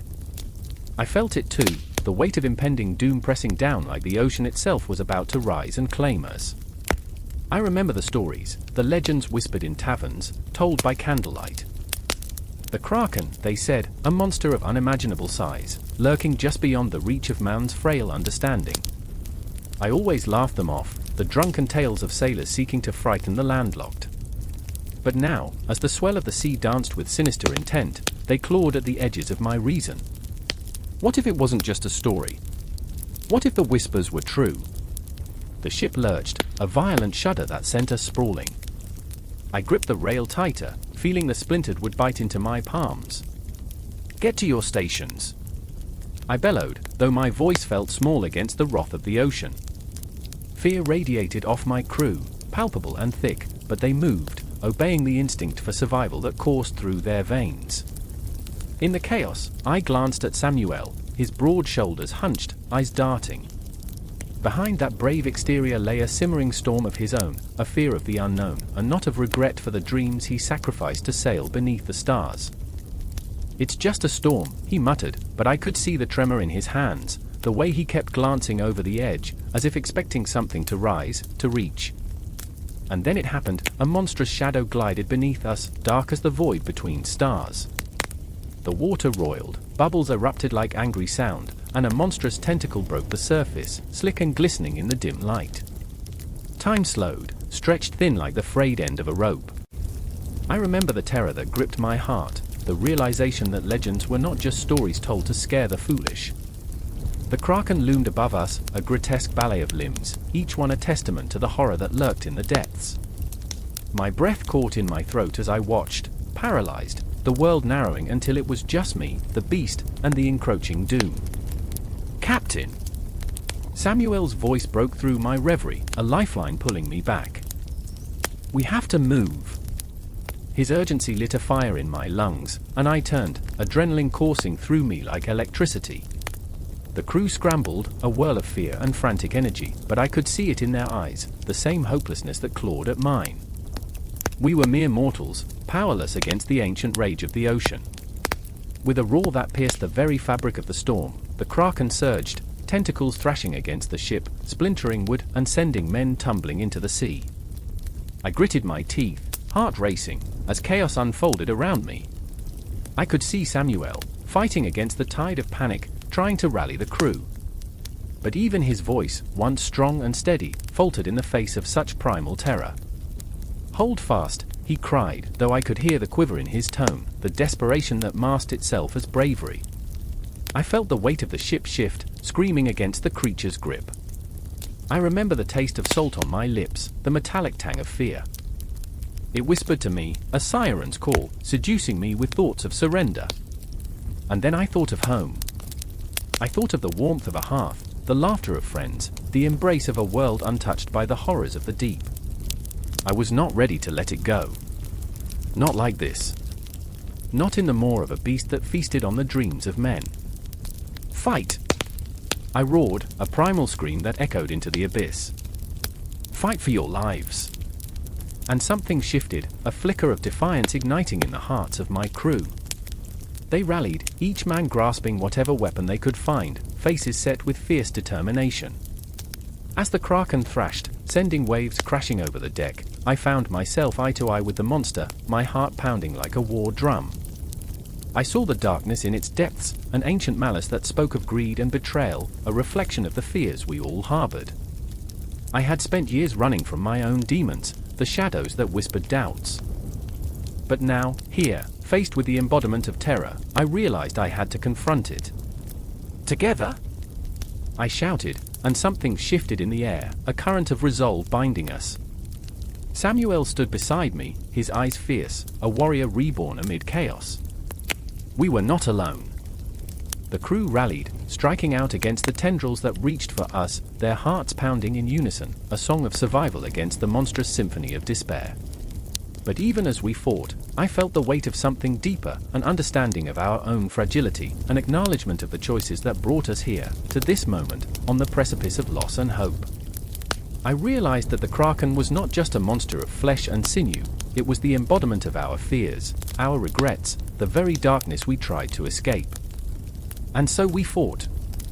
We fought not just for our lives, but for the dreams we held close, the memories that spun like stars in the fabric of time. Each strike against the beast was a defiance of our own shadows, a rallying cry against the void. But as the battle waged on, I could feel the tide turning. The waves grew more ferocious, the Kraken's fury unquenchable. I could see it in Samuel's eyes, the flickering hope that was beginning to wane. The ocean, once a playground of freedom, had become a prison, a vast expanse of uncertainty. And in that moment, beneath the chaos, I realized we were not just fighting the Kraken. We were fighting ourselves, our fears, our sacrifices, the choices that bound us to this very moment. And as the monster lunged, a more wide enough to swallow the sun, I could feel the shadows creeping in, whispering their seductive promises of surrender. I remember the haunting silence that followed, the terrible stillness before the storm, the way the world held its breath. The air thick with anticipation, thick with the weight of our souls hanging in the balance, ready to tip either way. And then, the world exploded into chaos once more, a dance between light and darkness, life and death, hope and despair. And just when I thought we were done, just when the shadows threatened to engulf us, I caught a glimpse of something in the depths, an ember of light, flickering against the dark, a whisper of possibility. There, beneath the chaos, lay a spark of hope, waiting to ignite. The night was thick with a silence so profound it gnawed at the soul. Beneath the umber of a moonless sky, the village lay in a shroud of darkness, but somewhere, piercing through the quiet, a sound as ethereal as a wisp of smoke drifted through the air, a haunting wail that curled around the bones of the earth. I stood in that haunting stillness, heart racing, blood pounding like the drums of a forgotten war. Margaret, my sister, was gone, vanished as swiftly as the sun dipped beneath the horizon. All that remained was her spirit, entangled with the chilling notes of the banshee's lament, echoing through the marrow of the night. I remember the warmth of her laughter, spilling like sunlight through our small cottage, the way it filled the air with promises of a brighter day. I remember her fierce spirit, her wild imagination weaving tales of adventures that would never come to pass. And yet, here I was, transfixed by the wailing that was both a warning and a welcome. She had been taken, and I could feel the icy fingers of dread wrapping around my heart, squeezing tighter with every rise and fall of that haunting melody. The banshee, with her hair like flowing shadows and eyes that glowed with sorrow, had found her prey, and I was left to grapple with an emptiness that threatened to swallow me whole. As I stood there, shadows danced in the corners of my vision, teasing, beckoning me closer to the truth I dared not confront. Outside my window, the world buzzed with the mundane, children's laughter, the clanging of pots, the simple joys of everyday life, but within me, a tempest brewed. My heart was a drum, thundering in rebellion against the reality I could not escape. I was a coward, I had failed to protect Margaret. The banshee's wail cut deeper than any knife, gnawing at the frayed edges of my sanity, taunting me with memories of what we had lost. And then there was Sean, my childhood friend, who stood beside me, his face pale, eyes wide with the kind of fear that can only come from knowing true loss. Sean had always been the brave one, the warrior in our tales, but now he was a ghost of himself, haunted by the inevitability of death creeping closer, lurking in the depths of our shared fears. I glanced at him, his brow furrowed in anguish, and for a fleeting moment, I saw the boy who once dared to challenge the wind, who believed he could outrun the storm. But now, the storm had come, and all we could do was listen to the banshee song, our dirge. "Do you hear it?" Sean whispered, his voice trembling like a leaf caught in a gale. "She's coming for someone else." I wanted to scream, to rage against the gods who toyed with our fates. "Why us?" I choked out, the bitterness of grief clawing at my throat. "Why her? She was just a girl." And in that moment, I felt the weight of the universe pressing down on me, a suffocating darkness that pulsed with the beat of the banshee's wails. The air crackled with an energy that felt both ancient and unyielding, as if time itself had paused to bear witness to our suffering. I closed my eyes, clenching my fists, summoning the courage that had always evaded me. I needed to understand, to confront the banshee, to fight for my sister, even if it meant dancing with death itself. "Let's find her," I said, voice steadying with resolve. The words spilled from my lips like a promise I didn't know if I could keep. Sean met my gaze, a flicker of hope igniting in his eyes, and for the first time, I felt the chains of despair begin to loosen their grip. Together, we stepped into the night, the howling wind wrapping around us like a shroud, guiding us towards the heart of the darkness. As we moved deeper into the woods, the underbrush crackled beneath our feet, each snap echoing like a gunshot in the silence. The moon remained hidden, shrouded in clouds that seemed to conspire with the night. We walked on, shadows weaving around us, a tapestry of fear and longing. The wails grew louder, each note a warning, yet also a beacon, drawing us closer to the truth we sought. "Do you remember the stories?" Sean asked, breathless. "The ones our mothers told us by the fire." I nodded, laughter bubbling up through the grief. "Of course. How they said the banshee only appears to families marked by death, like a harbinger, a spectre of the end." Sean's face darkened.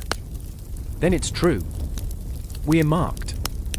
I wanted to laugh again, darkly, absurdly. We were just two boys lost in a world that didn't give a damn about our stories.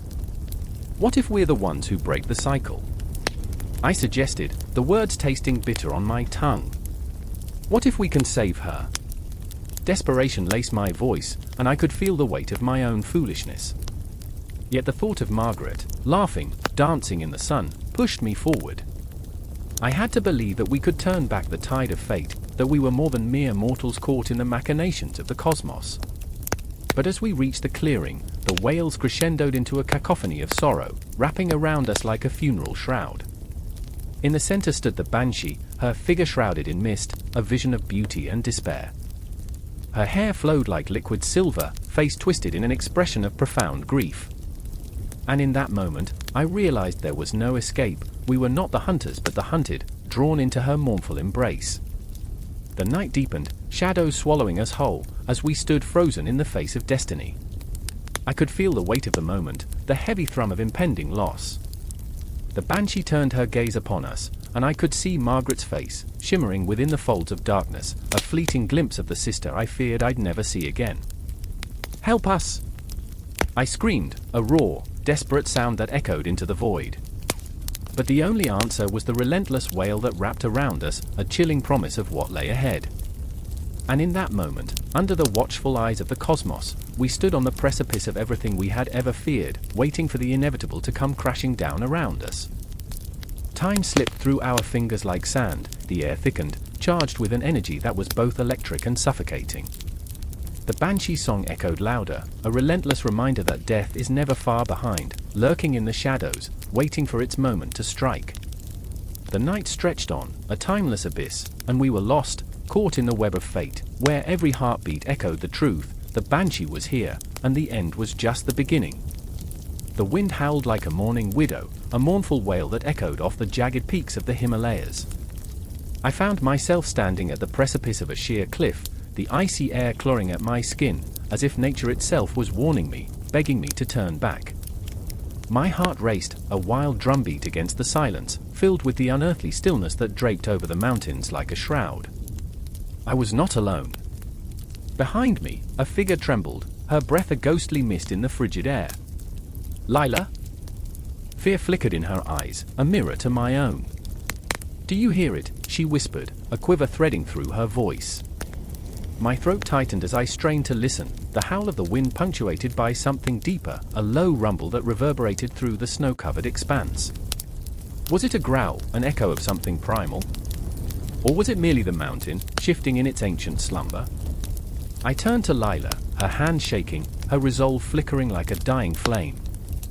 She had joined me on this expedition, not out of love for the unknown but from a desperate need to escape the ghosts that haunted her. She had lost her brother to the mountains, lost him to the legends of the Yeti, the abominable snowman. The stories twisted around our hearts like icy tendrils, binding us to a truth that was as elusive as the creature itself. "We can't stay here," she breathed, each word a fragile promise slipping through her fingers. But I was pulled deeper into the fray. I had come for glory, for the thrill of the chase, to capture the mystical truth of the Yeti for my documentary, a chance to exorcise my own shadows. My obsession had spiraled, becoming a delicious poison that coursed through my veins. I could feel it tightening, squeezing. What if the Yeti was real? What if it wasn't just folklore, a mere figment of the imaginations of snowbound villagers? My heart thudded like a war drum, each beat calling me to the edge of reason. "Listen," I said, my voice echoing against the indifferent mountains. "What if it's out there?" My words hung in the air, heavy with possibility. Lila flinched, her face pale. To her, the Yeti was not just a creature, it was a dark specter lurking in the corners of her memories, a demon that had robbed her of joy. "I remember," she faltered, her gaze drifting to the horizon, where the sun dipped like a dying ember. "I remember the night he disappeared. The stories that followed, the whispers, the search parties that came and went, but never found him." Her voice cracked, and I felt the raw weight of her grief pressing down on my chest. I wanted to reach out, to comfort her, but I was caught in the gravity of the mountains, the pull of the unknown. And then, the rumble returned, a low growl that resonated deep within the belly of the mountain. It chilled me to the bone, the very essence of dread creeping into my core.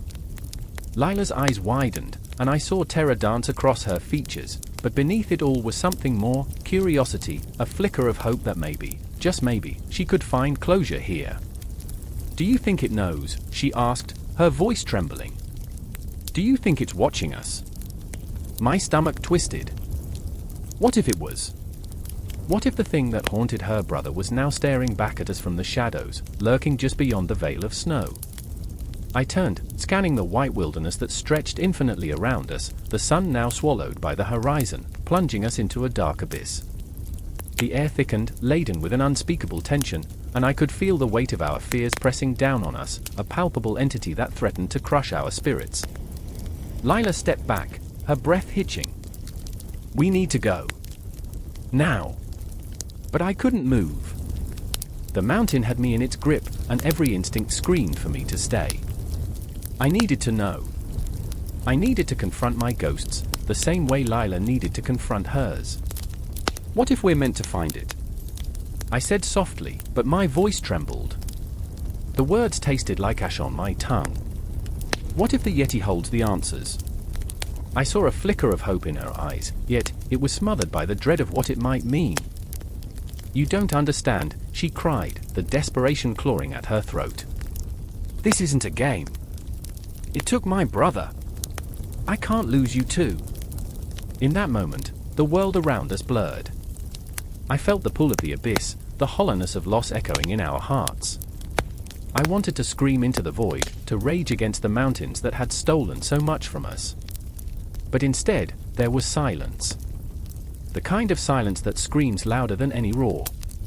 I could feel the pulse of the earth beneath me, a heartbeat that was not mine.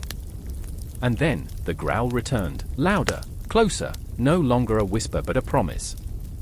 Fear gripped me, and I turned to Lila, seeing her reflection in the wide-eyed panic that mirrored my own.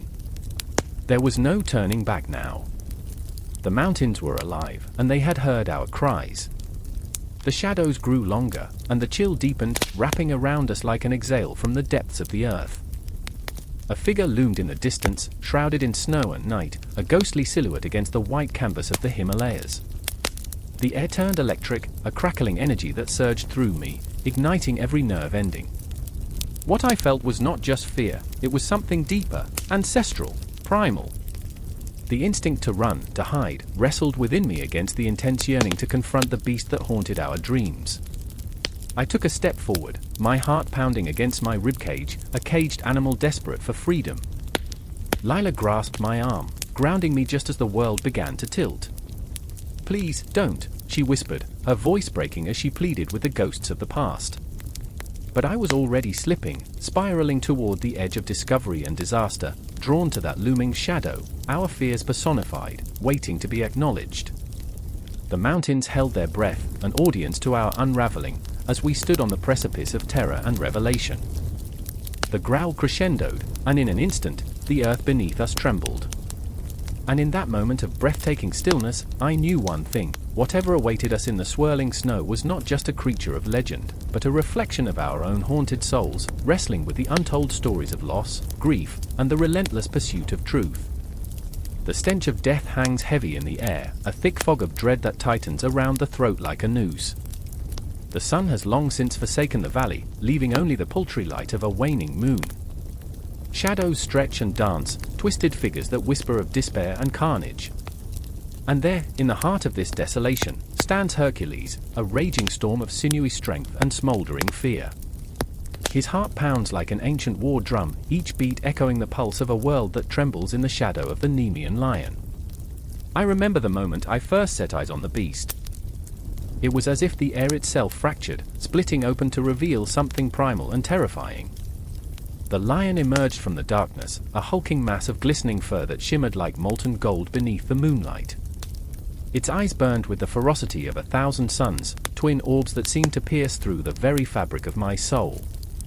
It was not just an animal, it was a force of nature, a living embodiment of chaos, with a roar that rattled the bones of the earth itself. Hercules took a step forward, and the ground quaked beneath him. There was a wildness in his chest, a fire ignited by the fear of failure. The weight of his task, the burden of a crown of disgrace, pressed down on him like an anvil. The voices of his past, the scornful whispers of those who doubted him, clawed at his mind. "You are nothing," they taunted. "You are merely a shadow of a hero." He clenched his fists, feeling the strength surge through his muscles like molten lava, determined to silence them with action. But it wasn't just his own demons that plagued him.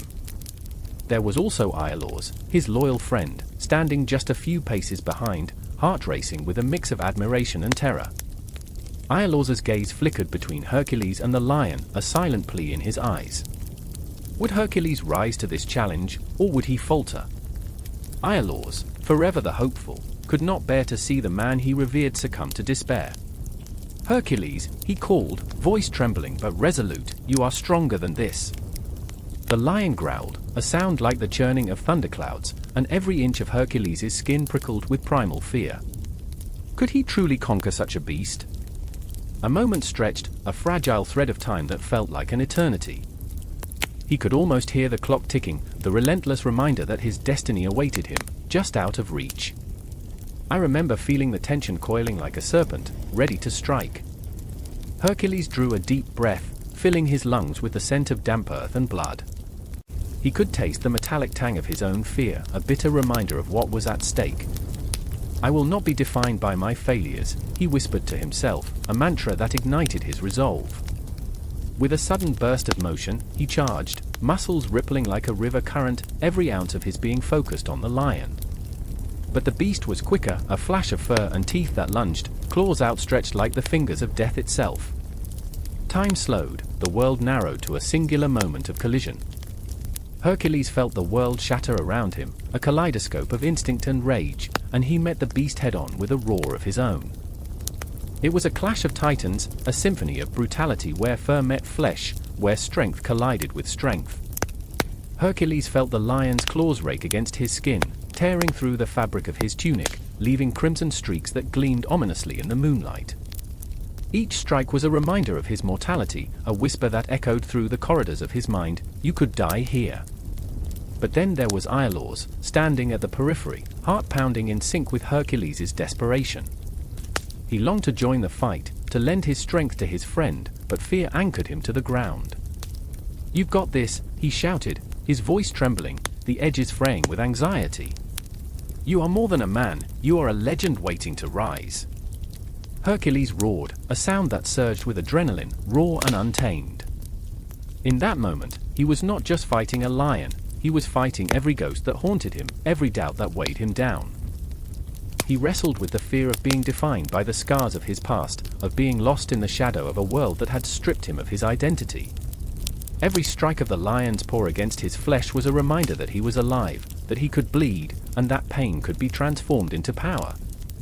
The battle raged on, a whirlwind of fur and fury, sweat and blood, until finally, with a surge of primal strength, Hercules found an opening. He gripped the lion's neck, fingers digging into the sinewy muscle, and with a bellow that shook the heavens, he pulled the creature down. The ground trembled beneath the weight of their struggle, the earth itself seemed to hold its breath, waiting, watching. And in that heart-stopping moment, time unraveled. Hercules became more than man, he became a force of nature, a titan forged in the crucible of fear and fury. As he drove the lion down, he felt the release of 1,000 burdens. The whispers faded, the doubts dissolved in a fire of defiance. He would no longer be a prisoner of his past, he would seize his destiny, a phoenix rising from the ashes of despair. But as the Nemean lion lay defeated, the weight of victory felt heavy, a crown of thorns rather than glory. Hercules stood, chest heaving, the starlit sky above, a stark reminder of the vastness of the universe, a world that would never forget this battle. And in that silence, as the moon shone down like a silent witness, he realized this was not the end but merely the beginning. Each breath carried the echoes of 1,000 more challenges to come, and the shadows of the past would always lurk just beyond the corner of his eye, whispering, waiting. And then Iolaus stepped forward, eyes wide with a mixture of awe and fear, heart still racing.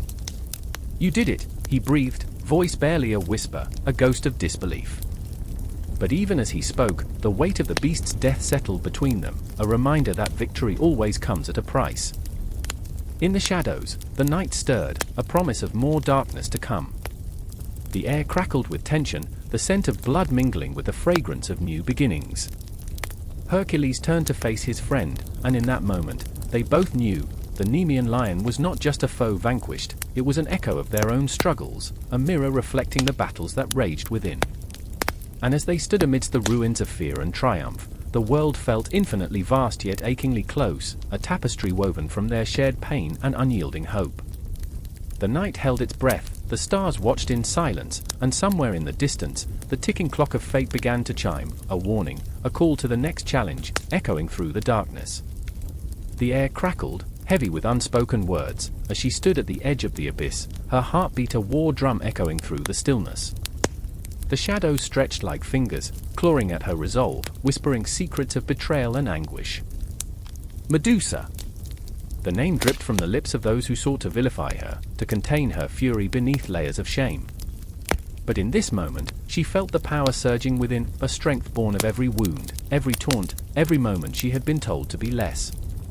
Less beautiful, less fierce, less human. I remember the first time I saw her transformation, how the glimmer in her eye morphed from vulnerability to defiance. I remember how the ground trembled beneath her fury, how the air shimmered with tension, thick like molasses. Perseus had come with bravado, a hero draped in glory, but all he found was the roar of a woman scorned. His sword gleamed in the dying light as he approached, each step an echo of his arrogance, and I felt my breath hitch in anticipation. Would he learn? Would he dare? Do you think you can save them? Medusa's voice cut through the air, raw and jagged. Her beauty twisted in the moonlight, her long hair curling like serpents, each one a testament to her wrath. She was no longer the victim, no longer a pawn in the games of gods and men. She was a storm. And then there was Alecto, the one who had witnessed the unraveling. Torn between loyalty and her own simmering rage, she stood on the sidelines, heart pounding as she watched Medusa's power ignite. Alecto had her own demons, ghosts of choices made in silence, moments where she had let injustice pass. Her fingers trembled at her sides, caught between the urge to intervene and the awe of transformation unfolding before her. What happens when the monster becomes the hero, she whispered to herself, but deeper down, she knew the truth. The monster had always been the hero, it just took the world a while to catch up. Medusa, please." Alecto's voice was barely a breath, torn between fear and fervent hope. The shadows that cloaked them began to shift, forming a tapestry of history and pain, a lineage of women who had been scorned, cast aside, vilified. The weight of their stories hung thickly in the air, and in this moment, all was possible. Save who? The ones who would turn me to stone. Medusa's laugh shattered the stillness, a sound so sharp it drew blood. The night echoed with it, each note a declaration, each tremor a promise. She raised her arm, a gesture that seemed to rip the sky open, exposing the raw nerve of existence. "You see me as a monster, but I am your reckoning. I am the rage that has been quiet too long. And now, I will strike." Medusa's words lingered, hanging heavy like smoke, curling in the corners of Alecto's mind. She remembered the nights spent in the company of those who had whispered their fears, who had shared their desires only to be silenced. She could no longer be a mere observer. The fire of Medusa's transformation ignited her own. Together, Alecto breathed, the sound almost lost in the tremors of the earth around them. "Together, we can change everything." But doubt sank its claws into her heart. Could they really challenge the world that had conspired against them? The city loomed behind them, a ghost of opportunity and despair, its towers towering like the memories of those who had tried and failed. She thought of the faces, the men who had laughed at their pain, who had painted them as villains in their own stories. Medusa's rage was an echo of her own, and it terrified her.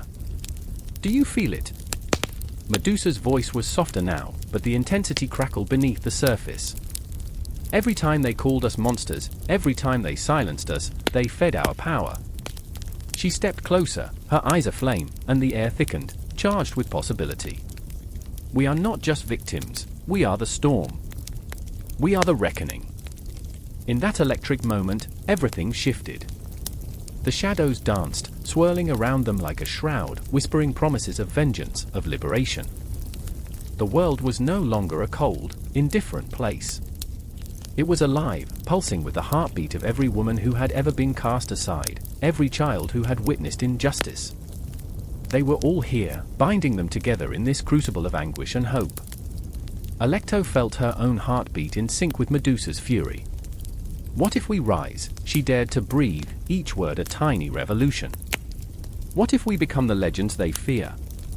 What if we write our own stories?" Medusa's smile was a flash of sharp teeth in the darkness, a promise wrapped in temptation. "Then we shatter their expectations. We turn their fear into our armor." The air shimmered as if the universe itself held its breath, waiting for their next move. The clock of their fate ticked menacingly in the backdrop, each second a heartbeat counting down to the moment they would either break or transcend. Alecto could feel the world teetering on the edge of something monumental, a precipice where rage and transformation collided. It was exhilarating and terrifying, a potent mix that made her skin crawl and her spirit sing. "I remember every moment they took from me," Alecto whispered, her voice trembling with the weight of truth. "I remember how they tried to erase us."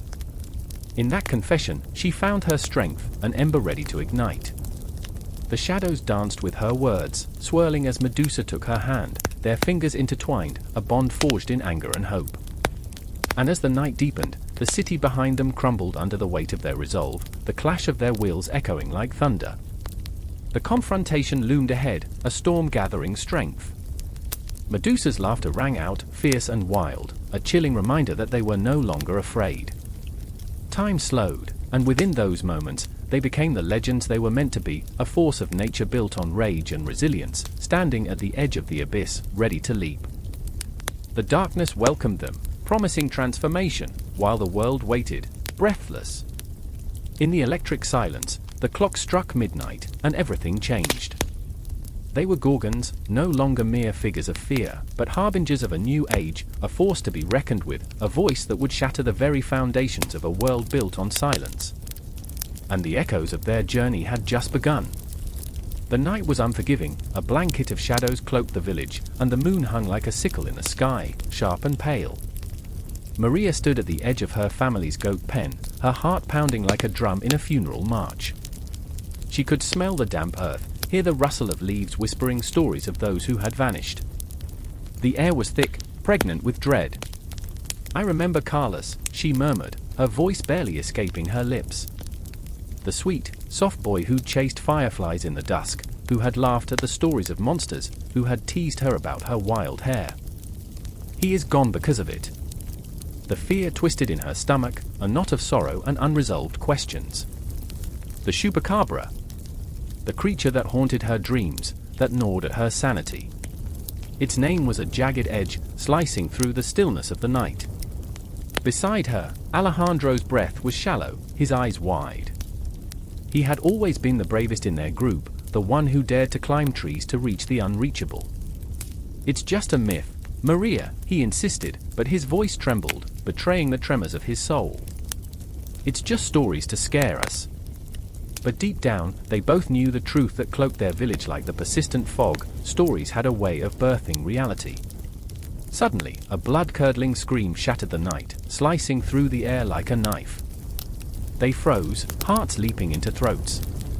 The pen was silent, yet the echo of terror still lingered, vibrating with unspoken fears.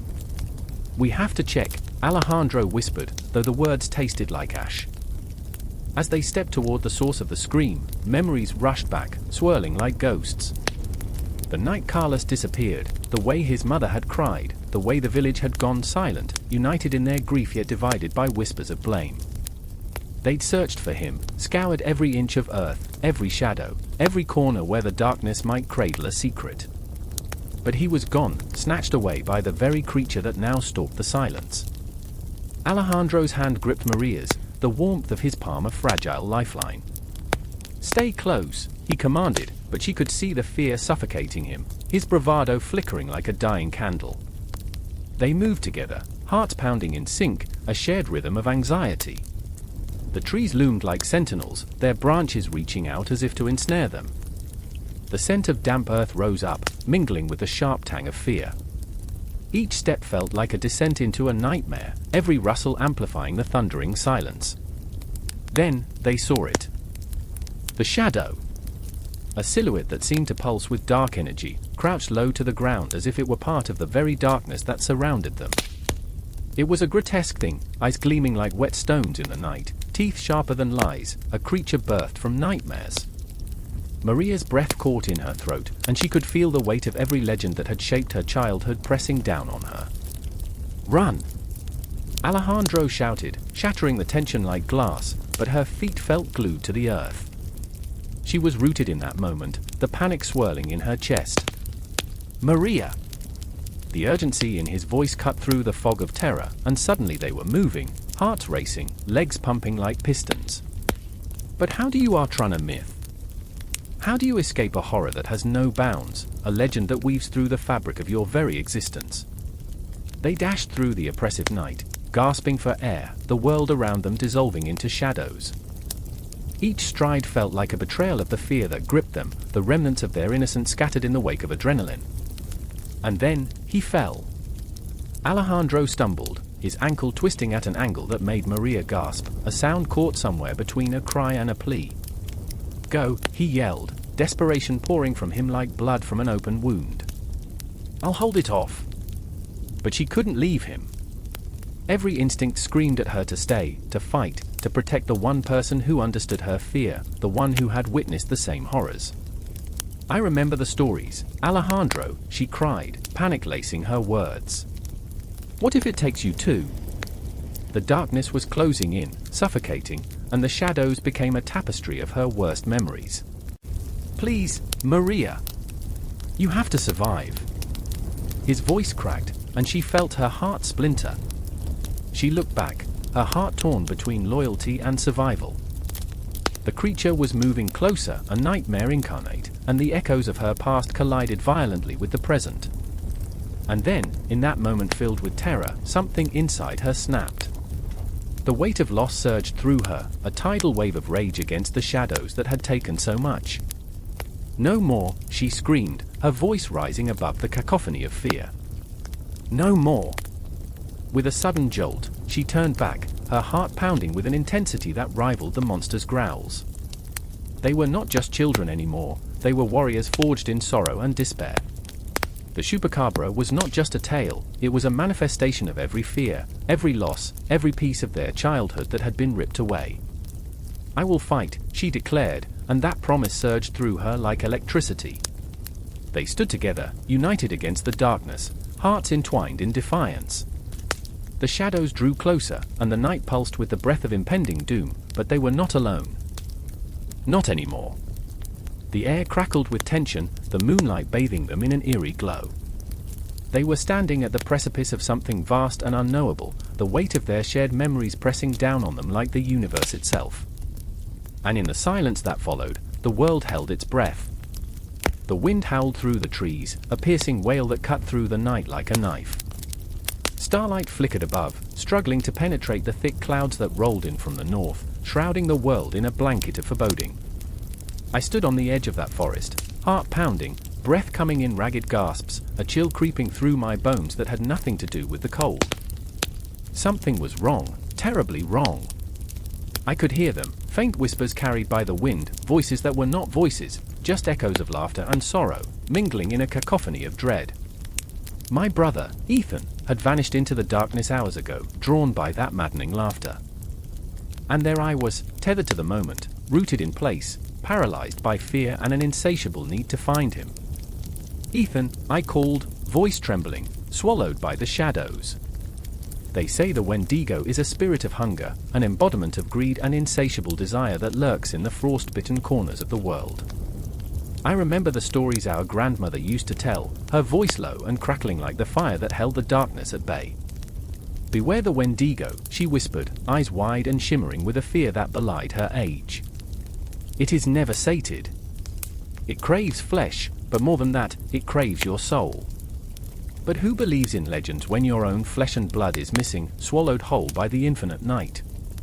I felt the weight of those words heavy in my chest, a stone that threatened to drag me into despair. "Ethan!" I screamed again, but only the wind responded, mocking me with its cruel embrace. I forced myself to move, feet crunching against the brittle, frozen leaves, wandering deeper into the abyss. Each step was a battle against the primal instinct to retreat, to hide. That's when I saw her, Maya. She stood a few paces ahead, shivering, her eyes wide and wild, as if she had caught sight of a ghost. "What are you doing here?" she hissed, voice trembling like a thin reed. "Looking for Ethan," I replied, desperation clawing at my throat. "Don't. You can't.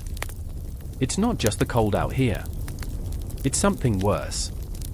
The forest seemed to listen, branches creaking as if sharing a secret, and I felt the hairs on the back of my neck stand up. Maya had always been the wild one, the girl whose laughter rang out like chimes in the wind, even on the darkest days. But tonight, she was a shadow of herself, a fragile wisp of a girl who had seen too much, too quickly.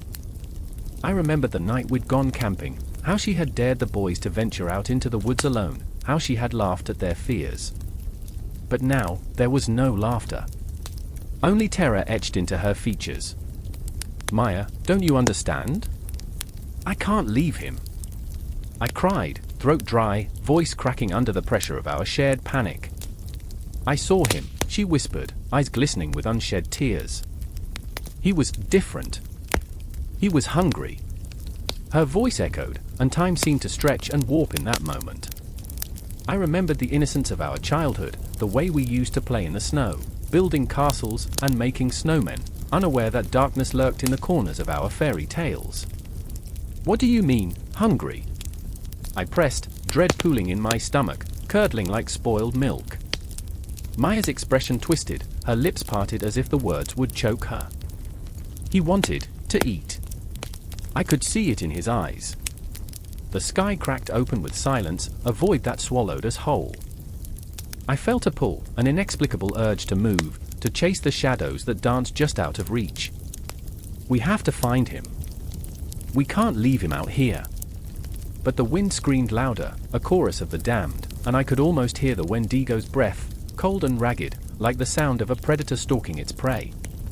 As if sensing my fear, the darkness shifted, revealing a shape looming just beyond the trees, half-formed in the gloom.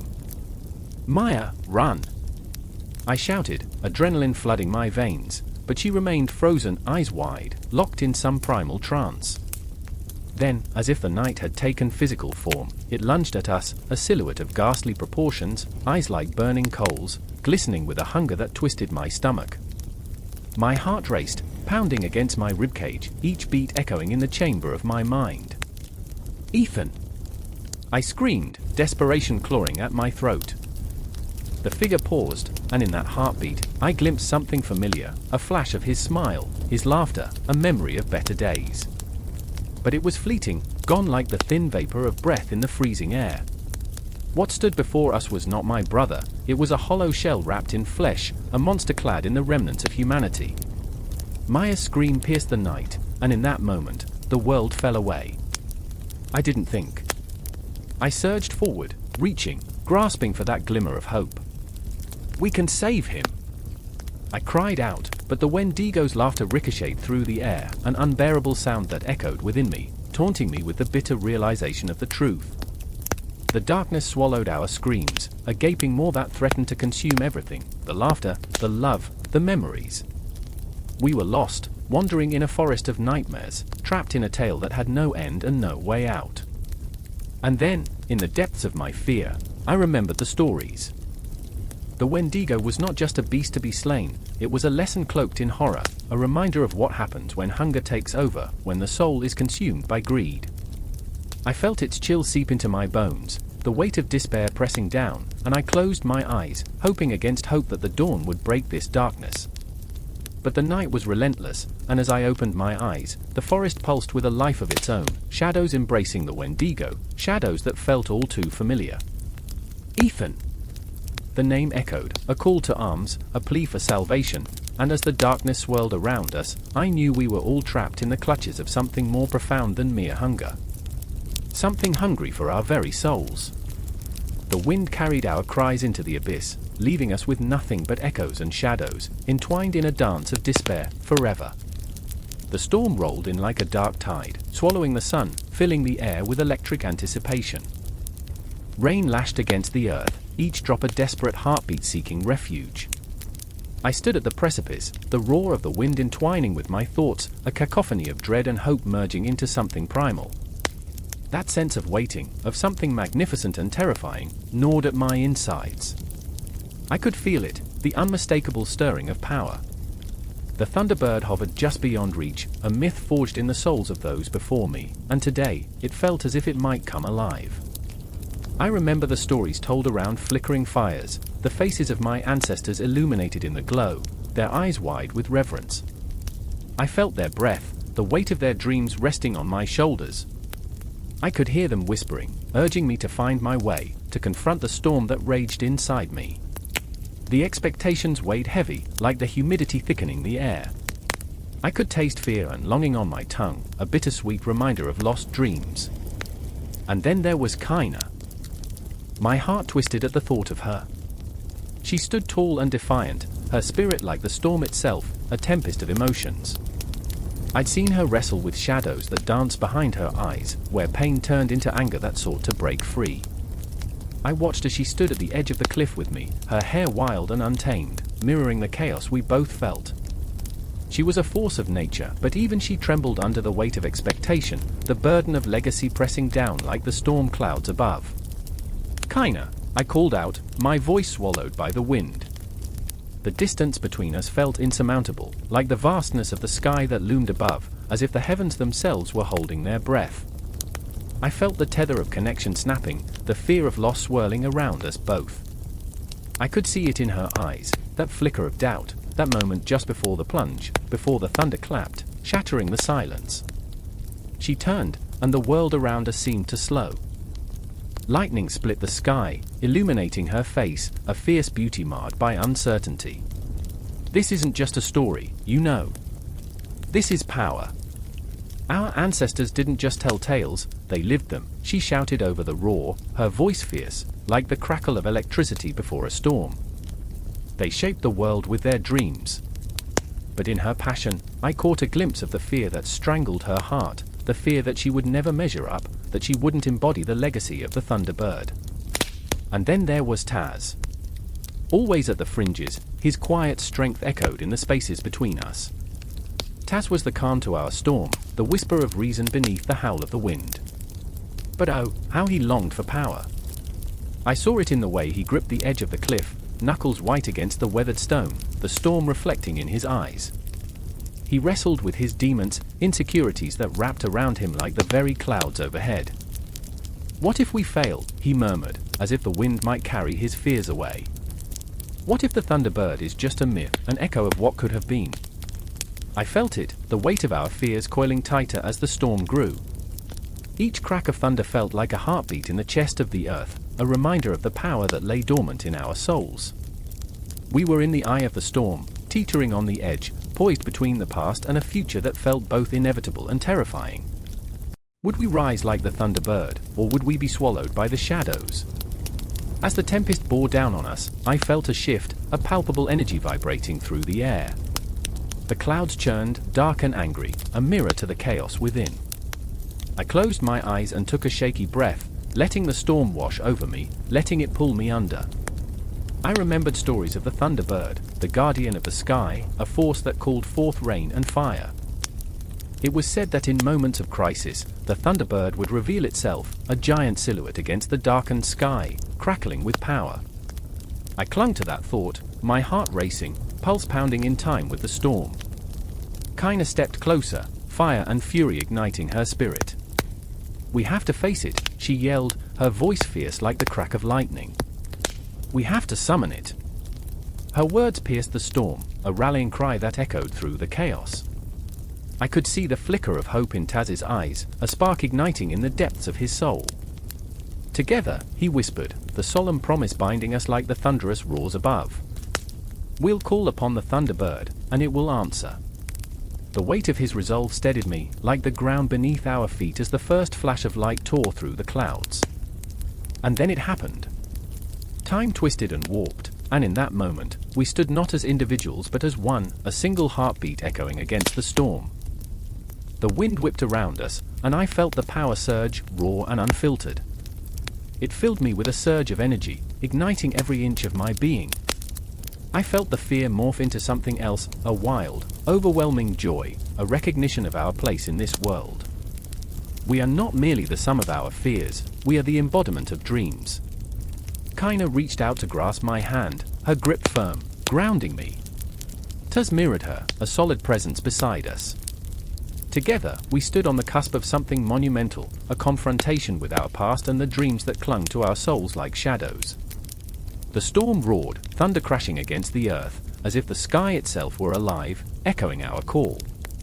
I felt the world bending, shifting, as the Thunderbird loomed just beyond the clouds, a whisper of power dancing on the edges of our consciousness. In that moment, amidst the chaos, we were more than just ourselves. We were the embodiment of every story ever told, every heart ever burdened, every spirit that ever soared. And in the silence that followed, before the storm unleashed its fury, I knew we were ready. We were ready to embrace the power of the Thunderbird, to step into the unknown. And as the lightning struck, I realized, this was just the beginning. The air was electric, thick with a tension that wrapped around the heart like a vice. I stood on the edge of a moonlit forest, the shadows of ancient trees whispering secrets I dared not understand. The night was alive, a breathing entity that pulsed with the essence of something otherworldly. I watched as a flickering light danced among the branches, a will-o'-the-wisp, teasing me with its glow. It was beautiful and haunting all at once, pulling me closer, begging me to take a step into the unknown. Kira was by my side, her breath quickening, eyes wide with a mixture of fear and wonder. She was a storm contained in a fragile frame, her heart beating against her ribcage like a caged bird desperate for freedom. The weight of her secrets hung heavily between us, an unspeakable bond forged in shared loss. "What if it's true?" she whispered, her voice trembling like the last leaf clinging to a branch in autumn. "What if the kitsune are real?" I didn't know how to answer. The stories were woven into the fabric of our lives, tales of fox spirits that could shapeshift, seduce, deceive, and destroy. I had scoffed at the old women who spun these yarns by the fire, their faces illuminated by the flickering flames, but now, as the night deepened, doubt gnawed at me. Kira clenched her fists, nails digging into her palms, and I felt the heat of her anger mingling with her fear. She was unraveling, and I couldn't let her slip away. Further into the woods, a rustle broke the silence, a low growl, a warning. My heart thudded in my chest, a primal rhythm that echoed the ancient dance of hunter and prey. "Stay close," I hissed, pulling Kira to me. The trees loomed overhead, skeletal fingers reaching for a sky that felt too vast, too empty. It was a reminder that we were nothing but fleeting shadows cast by the flicker of existence. Then, as if summoned by our dread, she appeared, a silhouette against the moonlight, ethereal and majestic. The Kitsune. Her fur shimmered silver, a cascade of starlit whispers, and her eyes glowed like molten gold, reflecting secrets that could shatter worlds. She stepped forward, her movements fluid, hypnotic. I felt Kira's grip tighten, a mixture of yearning and terror coursing through her. "Don't," I warned, my voice low and urgent. "She'll take you. She'll take everything." But Kira's curiosity was a flame that could not be snuffed out. "What do you want?" she called, her voice trembling yet defiant, echoing through the night like a challenge thrown at the feet of fate. The Kitsune tilted her head, a playful smirk dancing on her lips. "Desire, darling. You're all made of it, your stories, your pain, your dreams. Yet you let it rot, you bury it under the weight of fear." The words struck deep, igniting something within me, a flicker of recognition. I remembered my own buried desires, dreams disguised as whispers in the dark, dreams of love, of adventure, of a life unchained. Here was the embodiment of everything we sought but feared to claim, a dangerous allure wrapped in mystery. But Kira was vulnerable, teetering on the precipice of trust and betrayal, and I felt the fissures in her heart widen. "Don't listen to her," I shouted, desperation clawing at my throat. "She'll twist your heart into a knot and laugh while you bleed." But Kira looked at me, her eyes glistening with unshed tears as though she were standing at the edge of an abyss, ready to leap. "Maybe it's time to bleed," she said, her voice a fragile thread that could snap at any moment. "Maybe it's time to feel something real." The Kitsune laughed, a sound like tinkling glass shattering in the dark. "Embrace the chaos, little girl. The world is so much brighter when you allow it to consume you." I felt the ground shift beneath me, the world swirling into a tempest of emotions, shadows intertwining with light.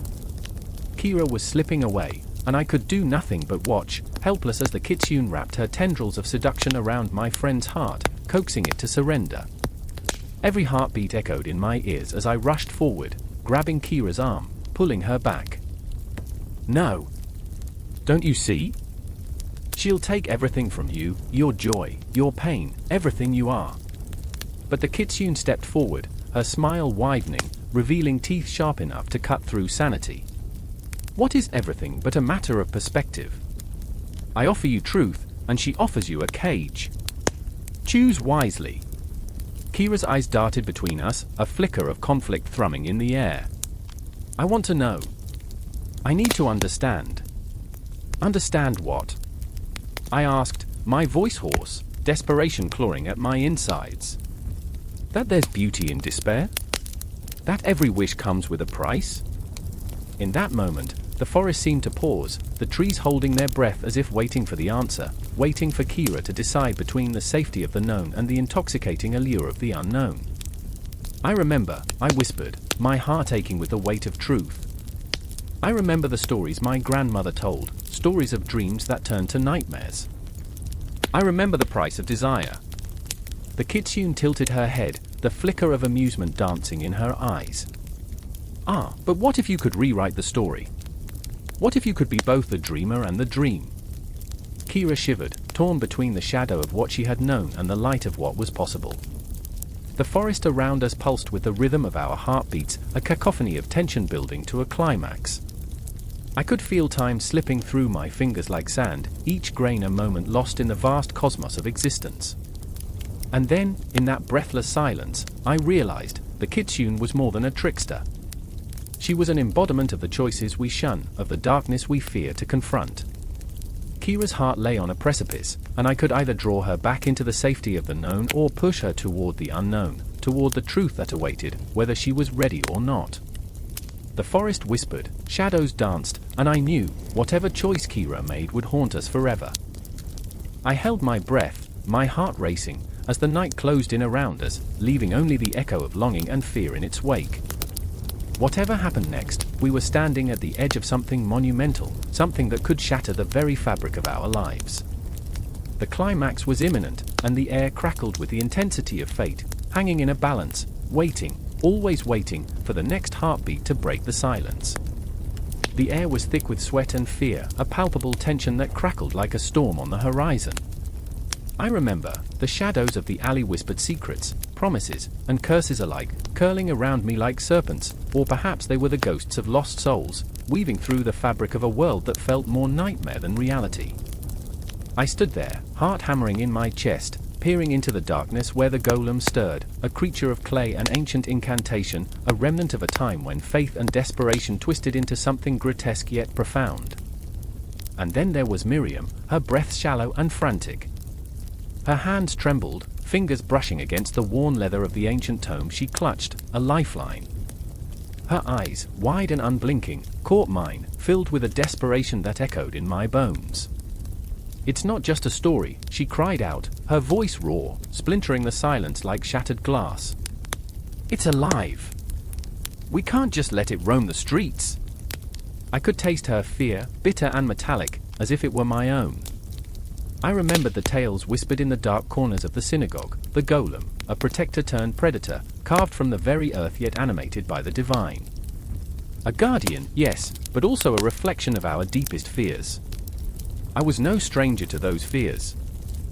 Night after night, I had lain in bed, haunted by the echoes of history, the executions, the fires, the plague that danced through the streets like a sinuous spectre.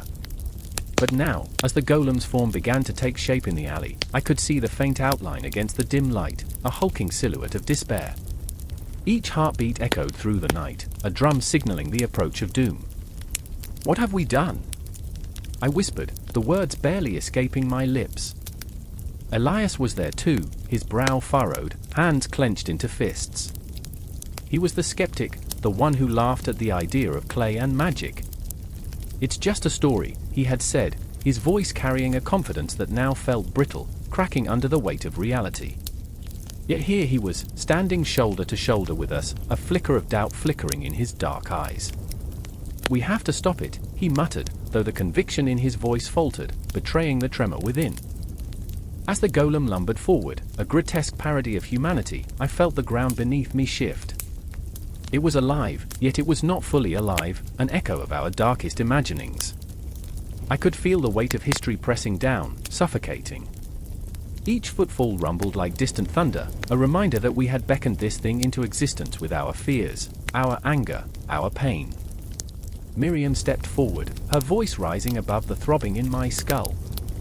"You were meant to protect us," she shouted, fury igniting the embers of her voice. "What have you become?" Her words cut through the humid air, a desperate plea mingling with the scent of despair. The golem paused, its head tilting, as if it recognized the very essence of its creation. The shadows deepened, closing in, and I could feel the pull of something ancient, something that gnawed at the edges of my mind, something primordial that demanded to be fed. "We can't control it," Elias shouted, stepping back as the golem's massive form seemed to swell. "It's not just a protector anymore, it's a weapon." I remember the moment when the golem's eyes flickered with a glint of something that resembled understanding, or perhaps it was rage. The story we had conjured, a tale of salvation, twisted into a nightmare. It was not just clay, it was the manifestation of our collective torment and ambition, a raw nerve exposed to the world. "Please, we need to bind it again. We need the words." Miriam's face was a mask of determination, but beneath, I could see a flicker of fear, the kind that clings to you like a shadow in the dead of night.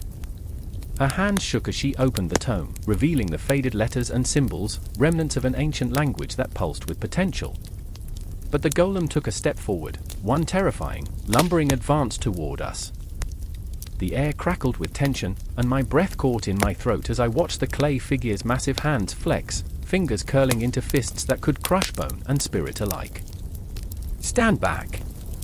I yelled, though my own voice trembled, thick with dread.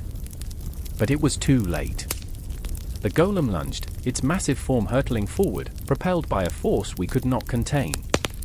I felt time stretch, bend, as the world exploded in a cacophony of sound and fury. I could see Miriam's eyes widen in horror, her resolve faltering as she stumbled back, the tone slipping from her fingers, pages fluttering like lost birds. In that moment, everything slowed.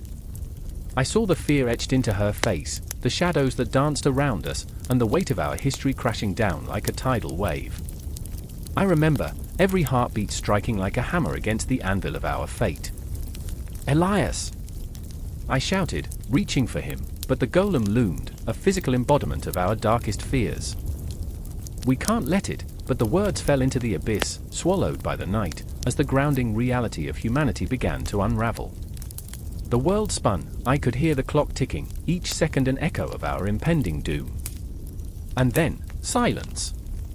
A breath held hostage by the fear of what was to come. The golem stood there, towering and ominous, a being formed from the very dust of our existence, a reminder that sometimes, the stories we create to protect ourselves can spiral into monsters. As the night stretched on, I felt the pull of something greater, something that transcended the flesh and blood of our fears.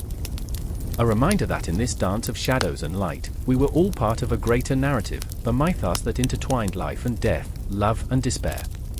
And as the golem's gaze locked onto mine, I realized that the tale was far from over. It had only just begun. The night was a tapestry of shadows, stitched with moonlight that flickered like the wings of 1,000 restless souls. Beneath the ancient oaks, their gnarled limbs reaching like desperate hands, Clara stood frozen, breath caught in her throat. The murmurs of the forest thickened around her, the rustling leaves a chorus of hidden whispers, promising secrets and betrayals. She had ventured here, chasing stories, chasing herself, but now the air felt thick with foreboding, as if the very earth beneath her shivered with a warning. She remembered the stories, oh, how they clung to her heart like a forgotten song. Fairies and elves, nature spirits with their capricious laughter, their glimmering eyes concealing ages of sorrow. They're not just tales, Clara, her grandmother had said, her voice a fragile thread woven with fear.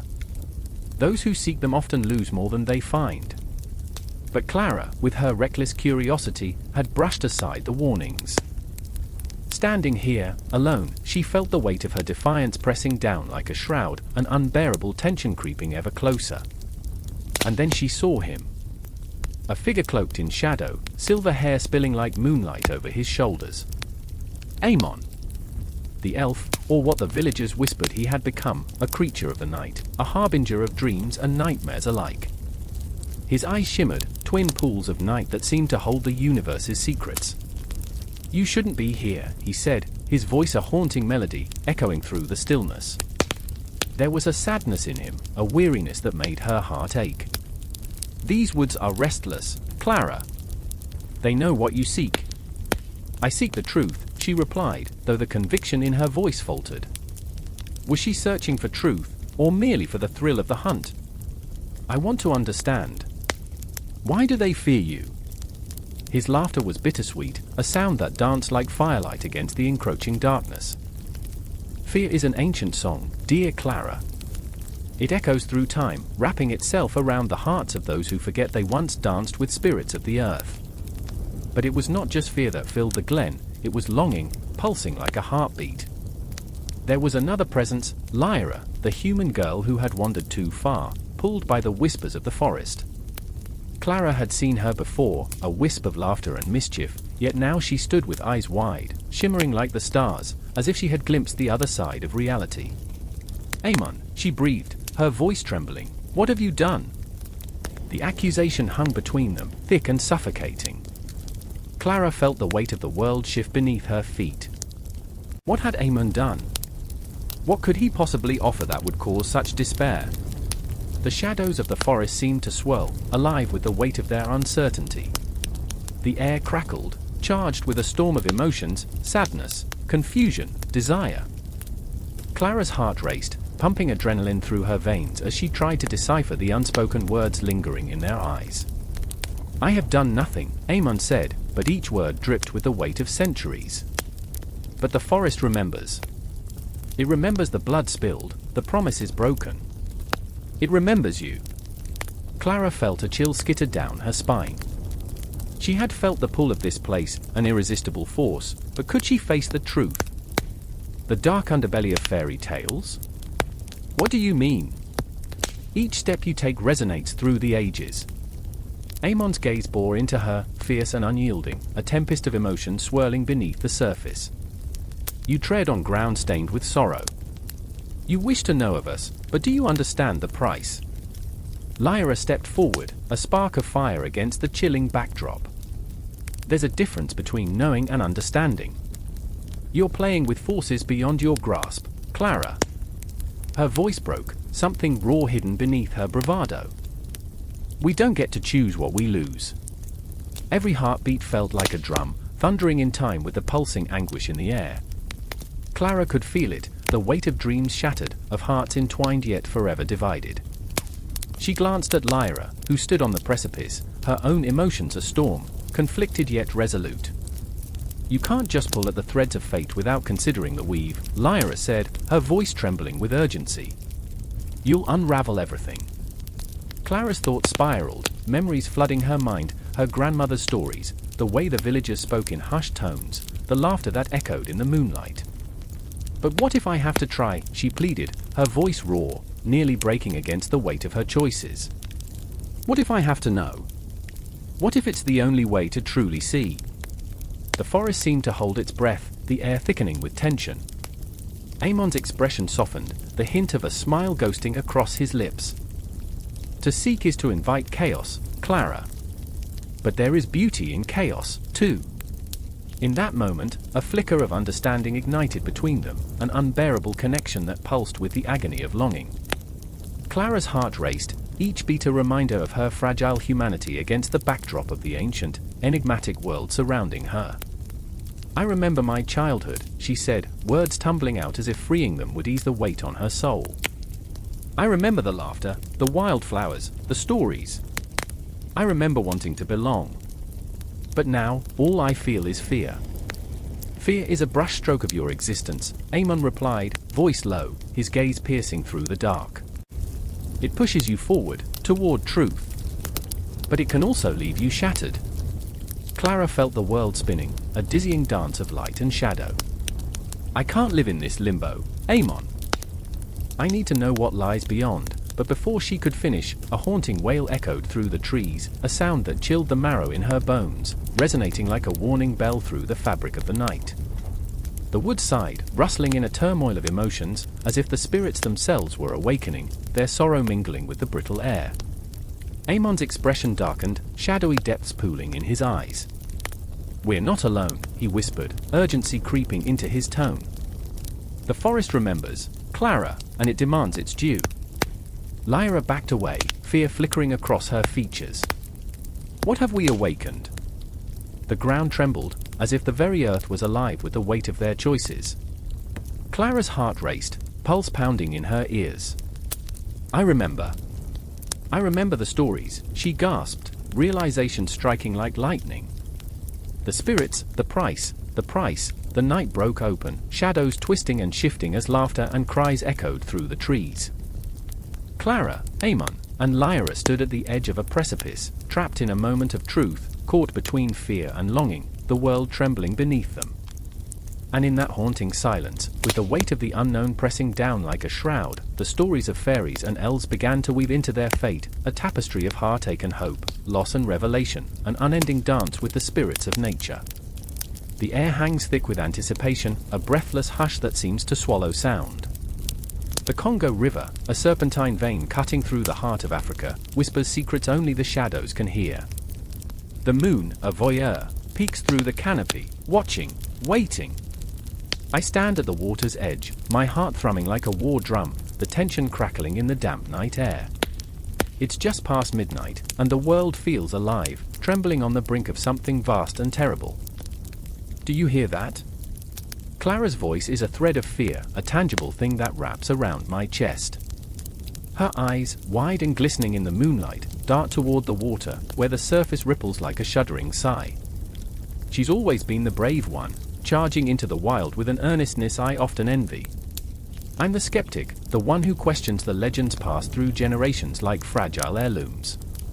But here, in this moment, doubt crawls beneath my skin, whispering of monsters that linger just beyond sight.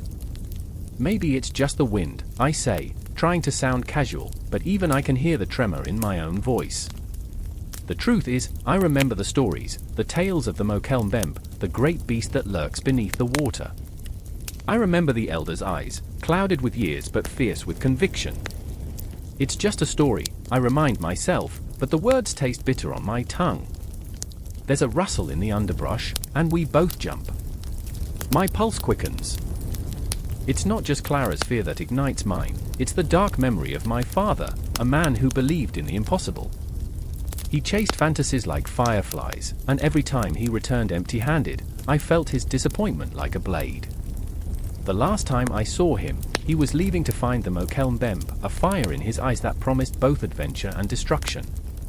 I wish I could turn back time, to pull him from the jaws of that dark river. Let's go back, I say, though my feet feel like they're glued to the earth.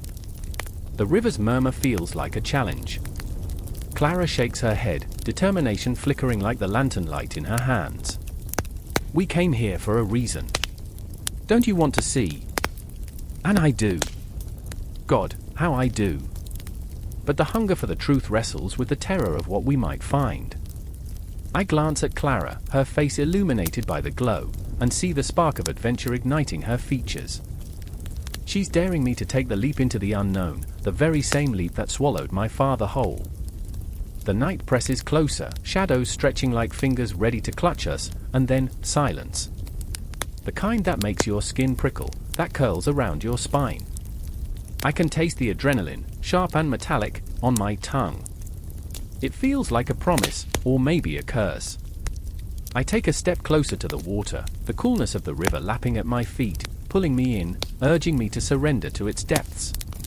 Clara follows, ever the faithful shadow, her breath hitching as we peer into the darkness. Then, a ripple.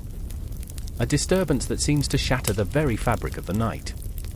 Something stirs beneath the surface, an ancient force awakening. My heart lurches, caught between the thrill of discovery and the dread of the unknown. Did you see that? Clara gasps, and I nod, my throat dry. The river quakes, and the shadows begin to dance.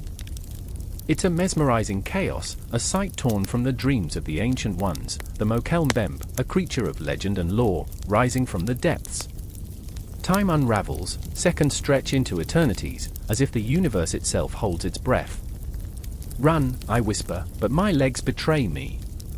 We're frozen, caught in the web of our own fear and fascination. The water explodes in a cascade, and there it is, like something out of a fever dream. A shape, massive and serpentine, gliding through the water, twisting and turning with an elegance that belies its enormity. I can't look away. I remember the first time I saw a photograph of the Congo, the lush greens, the raw beauty, and the palpable danger.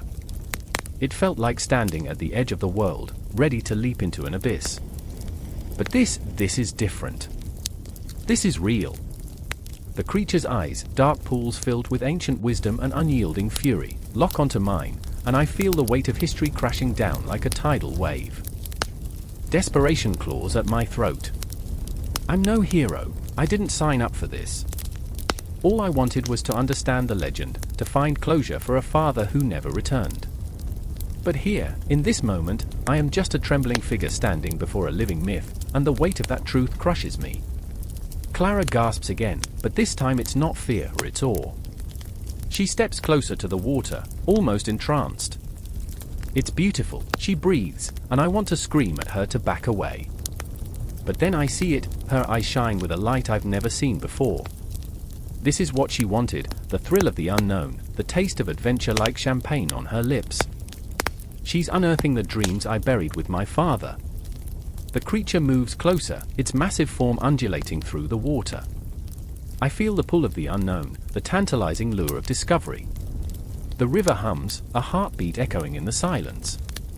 I glance at Clara, whose expression is a mirror of my own turmoil. Can we face this together? Or will the darkness tear us apart? The Mokelmbemb looms closer, its presence a chaotic symphony of power and grace. The air crackles, thick with expectation. I reach for Clara's hand, the warmth grounding me, tethering me to the world. Whatever happens, we face it together, I vow, my voice steadying as we stand united against the unknown. The night stretches on, a tapestry of fear and wonder woven into the fabric of our souls.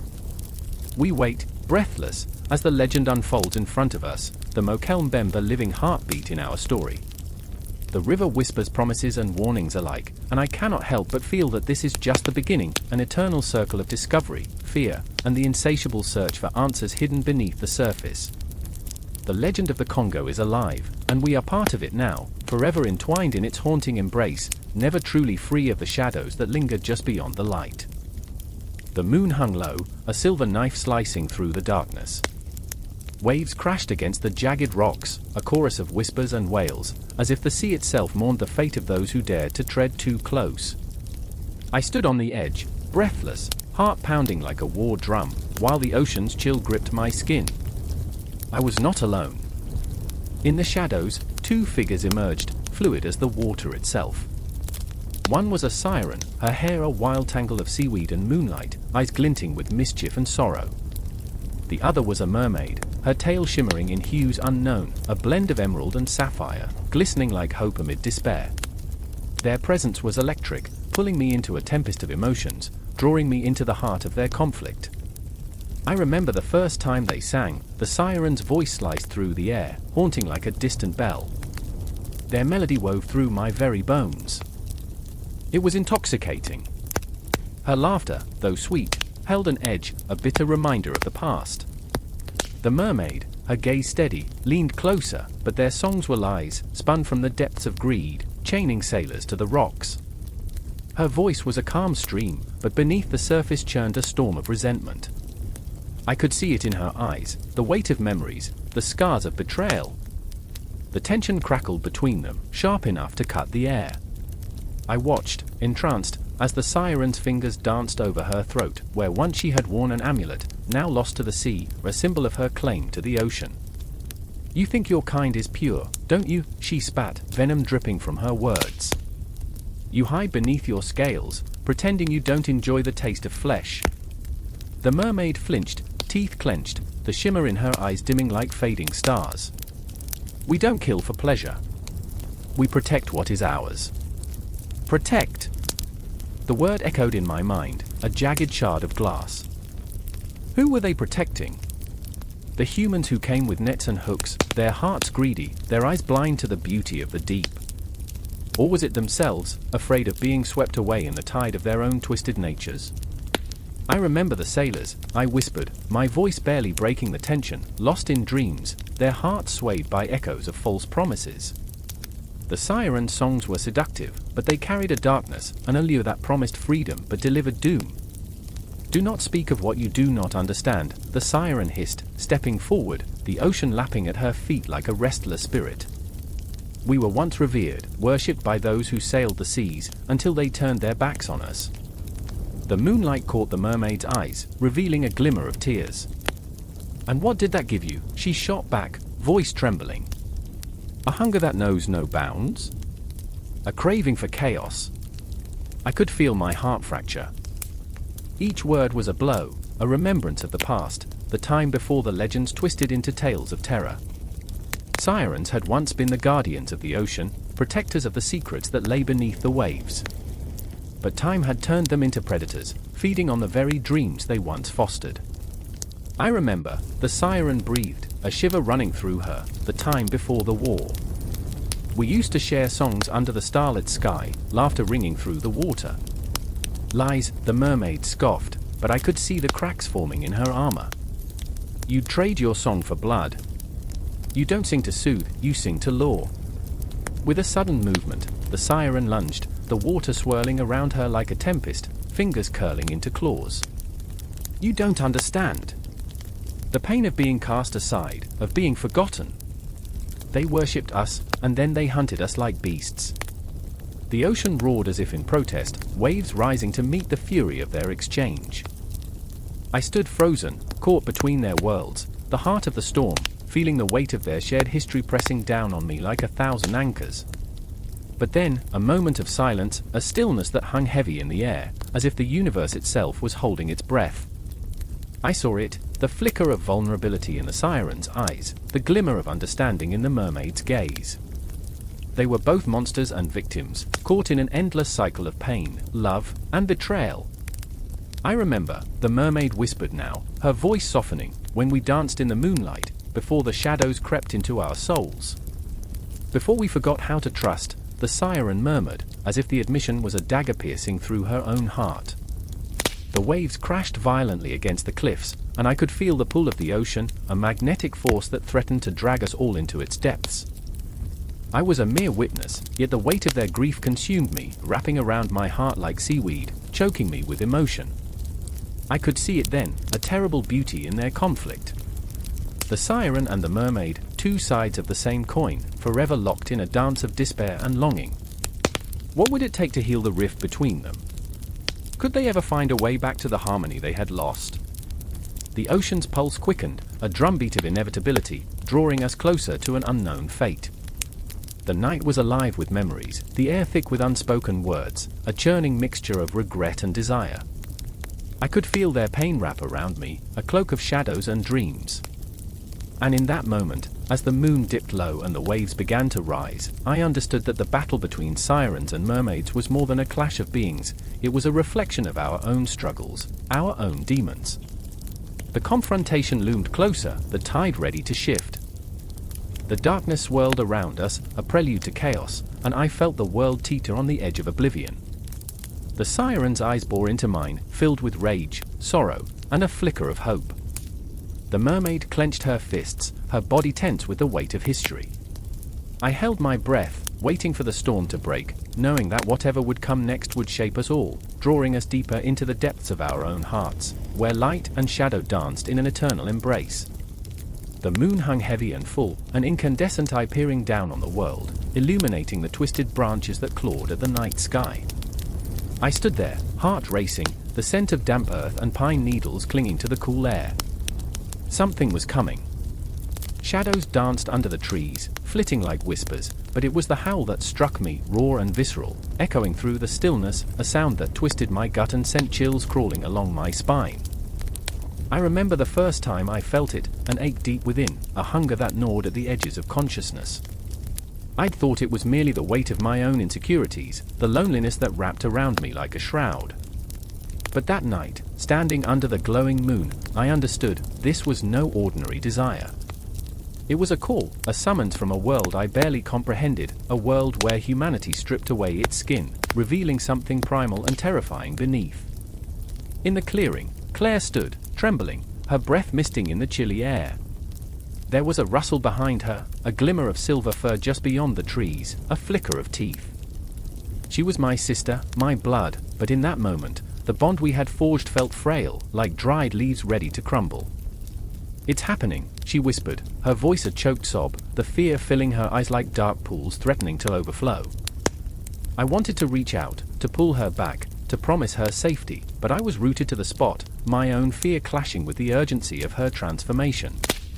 "I can't stop it," she gasped, and I felt her despair like a knife in my chest, twisting deeper. I saw her struggle, the way her fingers clawed at her own skin, desperate to hold on to the last remnants of humanity. The moonlight caught the glistening sweat on her brow, a delicate sheen that turned her into a ghost of the girl I once knew. "What if I don't come back?" The trees whispered secrets, the branches creaking like old bones. I wanted to scream, to shake her, to tell her that she had to fight, that she had to remember who she was. But my voice was trapped in my throat, suffocated by the weight of a truth I had long concealed. I had once felt that same pull, that same surrender to the beast lurking just beneath my skin. I remember the night spent wrestling with shadows, the thrill of the hunt, the rush of primal instinct. I remembered the taste of blood on my tongue and the howl that echoed through my soul, so intoxicating, so cruel. Then there was Lucas, crouched in the underbrush, his eyes gleaming like the moon itself, a mirror reflecting the chaos within. He was lost, just as lost as Claire, and I could see the conflict twist his handsome features into something feral. "I can't take her," he murmured, his voice a low growl, desperation weaving through the words. "It's too late." His presence was magnetic yet terrifying, a storm of emotion swirling around him, drawing me in, yet pushing me away. He was my friend, my confidant, yet here, in the shadow of the moon, he was something more, something darker that I could almost taste on my lips. The memories of laughter and shared dreams felt like a cruel joke. "Lucas, please," I begged, the plea lodged in my throat like a forgotten prayer. "Don't let her go." But the truth loomed large, an invisible weight pressing down on us. The transformation was not merely physical, it was an unraveling of everything we knew. Claire would change in ways we could never understand. It was the promise of power, of freedom, but with it came a darkness that gnawed at the edges of sanity. The kind of darkness that whispered to you in the dead of night, begging you to give in, to let go of the chains of humanity and run wild beneath the stars. And then she howled. A scream that pierced the night, raw and unfiltered, a sound that echoed through my bones and shattered the very fabric of my reality. It was a cry of agony, of loss, of liberation. In that moment, I felt the world shift, felt the crackle of energy in the air as the beast within her clawed its way to the surface, seeking to break free. Her face contorted, and I was left standing, trembling, helpless, as the girl I had known began to disappear, swallowed whole by the darkness. I wanted to close my eyes, to turn away from the horror unfolding before me, but I was entranced, a moth drawn to the flame. The moonlit shadows around us twisted and turned, morphing into shapes that defied reason. Lucas took a step back, his own battle raging in his heart. "You have to hold on to who you are," he shouted, but Claire was slipping away, the threads of her humanity unraveling like strands of silk pulled by a relentless wind. "I can't," she cried, her voice breaking, the pain of transformation etched in every line of her face. "I don't want to fight anymore. I can't bear the weight of this." And suddenly, the ground shook with the fury of her change. The air crackled with raw energy, an electric tension that made the hair on the back of my neck stand on end. I could feel the universe shifting, the stars aligning to mark this moment of transcendence. A howl rose from the depths of the forest, a chorus of beasts echoing Claire's pain, merging with the cries of lost souls. In that moment, I saw it all, the truth of who we were, the monsters lurking just beneath the surface, the thin veneer of civilization cracking under the weight of our primal instincts. The city lights flickered in the distance, but their glow felt miles away, as if a chasm separated us from the life we once knew.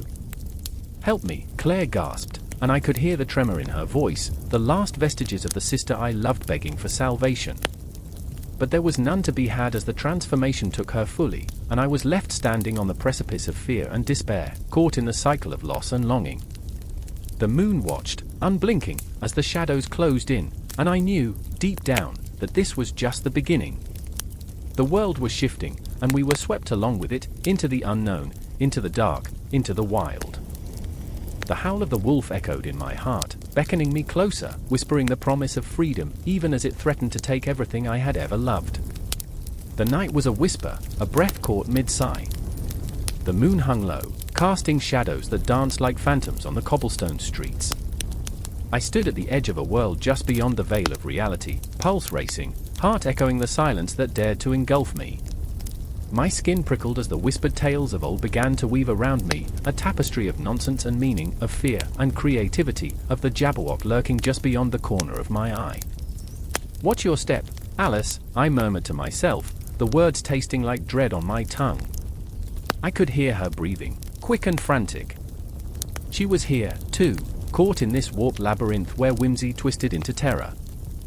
Her eyes, wide and glimmering like shattered glass, darted everywhere, seeking the source of the chaos that resonated just beneath the surface of sanity. "Do you hear it?" she asked, voice trembling as if the very air was alive with menace. "It's coming for us." The Jabberwock. An echo of a monster born from the cracked mind of a poet, brought to life by the crude strokes of imagination. But here, in this forgotten alley where fantasy met the grotesque, it was more than mere words, it was flesh and claw, a beast that gnawed at the edges of our reality. With each heavy footfall, I felt the ground pulse beneath me, as if it were a heartbeat echoing in time with my own. I had to remind myself that I was not simply an observer in this dark fairy tale, I was, painfully so, part of it. I remember the stories. I remember the warnings, I gasped, the echoes of nursery rhymes crashing against my psyche like waves against the shore. "Beware the Jabberwock, my son. The jaws that bite. the claws that catch. But who was I in this tale? A coward paralyzed by fear, or a hero ready to confront the madness? I flicked my gaze to Alice, who stood at the precipice of decision with her back straight and fists clenched, a fierce spirit fighting against the pull of despair. She had always been the brave one, the dreamer who spun tales into courage, yet now the shadows carved lines of doubt into her young face. "Do you trust me?" I asked, my voice barely a whisper, trembling on the brink of hope and desperation. She hesitated, the weight of the question hanging thick like fog. "I want to," she murmured, her innocence at war with the terror that gripped her heart. "But I don't know how." The creature's growl rumbled through the air, a dark promise that sent shivers dancing down my spine. I turned, eyes darting, feeling its presence close, the very essence of nightmares wrapped in the absurdity of nonsense. "We'll face it together," I said, though my heart screamed a different truth. How could we possibly stand against a creature woven from the fabric of fear? Then the sound came, a cacophony, like a clock striking midnight, each tick a countdown to the inevitable. The shadows coalesced into a figure, a monstrous silhouette that slithered forth with a fluid grace that made the hair on my neck stand on end. Its eyes glinted, twin moons of malice, and the very air throbbed with its malignant energy. Fear surged through us both, an electric current that wrapped around our limbs, making movement feel like wading through molasses. "Remember," I breathed, "we're the ones holding the stories. We're the storytellers. But stories can twist and turn, sometimes they devour." I gripped Alice's hand, feeling her tremble. I could see the flicker of doubt in her eyes, a reflection of my own. "What if it eats our words?" she whispered, the thought hanging heavy like the thickening air. "It will," I said, a raw truth spilling from my lips. "But we'll fight back with everything we have." The creature lunged, a blur of claws and teeth, a nightmare made manifest, and time seemed to stretch, every heartbeat echoing with terror. I threw myself in front of Alice, instinct driving me forward, and everything sharpened. The air felt electric, the world narrowed to this moment of pure, unadulterated terror. In that split second, I felt alive, truly alive, every nerve ending ablaze. "Come at me, you beast," I roared, my voice a defiant flame against the dark. But the Jabberwock, with its grotesque grace, merely laughed, a sound that twisted reality, mocking and cruel. And then, it wasn't just a creature, it was the embodiment of all my fears. All the stories I had ever told, the memories that haunted me. I remembered the faces of those who had been lost to the shadows of imagination, their screams echoing in my mind, a chorus of ghosts I had tried to silence. With every ounce of strength, I conjured the absurdity of it all, the way life and death danced together in a twisted fairground, the way laughter could lift even the heaviest heart. "You can't break us," I shouted, the words a shield against the onslaught. "We create our own meaning." And there it was, a glimmer of hope, a wisp of courage. Alice stepped forward, her hand slipping from mine, and the world fell silent as she stood before the creature, small but fierce, her spirit singing against the darkness. "You don't scare me," she shouted, her voice ringing like a bell, cutting through the tension suffocating the air. In that moment, a shift occurred, the Jabberwock faltered, caught off guard by the audacity of a child's heart. We had created our own story, one that pushed against the nonsense of fear with raw, unfiltered love and courage. We were not just participants in this tale, we were its authors. As shadows loomed and the beast coiled, I felt the tension looming, thick and suffocating, ready to explode. The air was electric, charged with possibilities, and I realized then that we were at the cusp of something monumental, an emotional climax that would either crush us or set us free. But it was no longer about survival, it was about meaning. About finding the threads of connection in the tapestry of fear. I could hear the clock ticking, the heartbeat of the world echoing in the silence, and I knew then that we wouldn't just face the Jabberwock, we would redefine it. And so we stood, trembling but resolute, hearts pounding like war drums against the chaos of imagination, ready to face what came next. The darkness swirled, and the Jabberwock lunged, but we were no longer alone. Together, we would weave a new story amidst the madness, one that would linger long after the shadows had receded. The confrontation was only beginning, and though the night was steeped in terror, the dawn was waiting just beyond the horizon.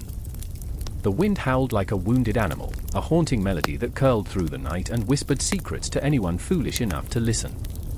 I stood there, heart pounding in my chest, the cool dampness of the grass beneath my feet grounding me even as my mind raced with fear.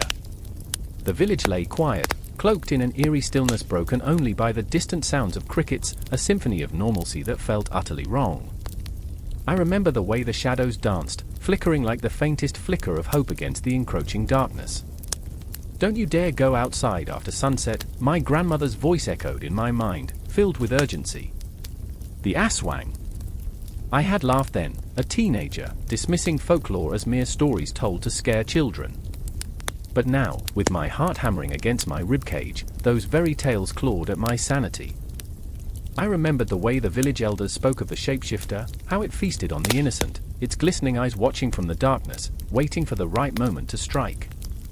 Rhea clutched my arm, her grip a vice, panic etched across her face. "We have to go," she gasped, her breath quickening. She was brave, braver than most, but even she felt the chill creeping up her spine. Those brilliant eyes, usually so full of life, were now wide with fear, darting toward every shadow as if it could spring forward and snatch us away. "I can't stay here." "Not without him." I pulled her closer, knowing she was not just battling the terror of the Aswang. No, it was deeper, an emotional wound that festered with loss. Rhea's brother, Miguel, had vanished 2 nights ago, a victim of that same legend we grew up laughing off. I had seen the way she looked for him, searching every corner of the village, every street where his laughter once echoed. "We'll find him," I whispered, though fear gnawed at my insides, a rat in a cage. The truth was, the more I spoke, the more I felt the weight of her despair pressing against my chest. The moon hung low, a sliver of bone-white light piercing through the thick clouds, and for a moment, everything felt suspended. Time slowed, and I could hear the soft rustle of leaves, the pulse of the earth beneath our feet. "I remember him," I said, trying to hold on to the fleeting memories like fragile butterflies. "His stupid jokes, the way he would tease you about your crush on Maestro." I smiled at her, searching for a flicker of hope in her eyes. But each memory was a reminder of the darkness that loomed, ever threatening to swallow us whole. Suddenly, a sound pierced the night, an anguished cry, raw and guttural. It was the kind of scream that clawed at your soul, a banshee's wail that seemed to echo from the depths of hell itself. My breath caught, and I felt Rhea's body tense beside me. We exchanged a look, a silent understanding of what we had to do. "We have to go to the old well," she said, her voice barely above a whisper. "They say the Aswang can be summoned."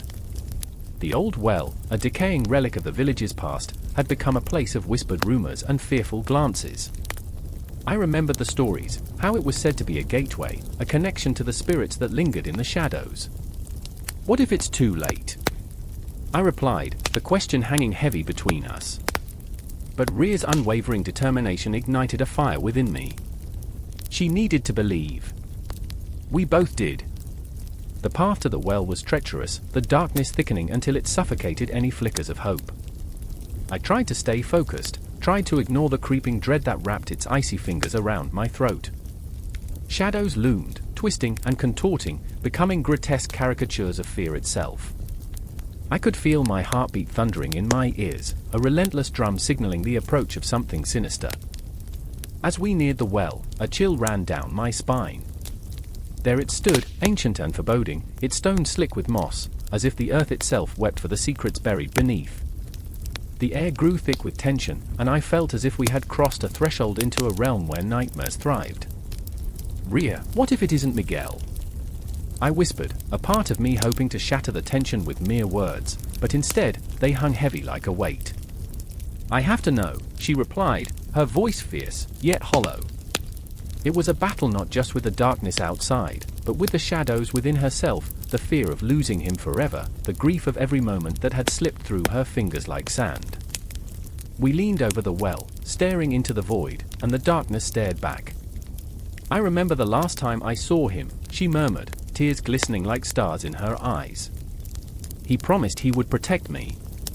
But promises are fragile threads, easily snapped in the face of terror.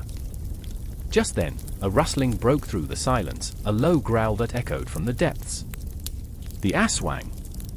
It wasn't a mere figment of our imagination, it was real, palpable, and hungry. Rhea's breath quickened, and I could feel the electric pulse of fear radiating between us.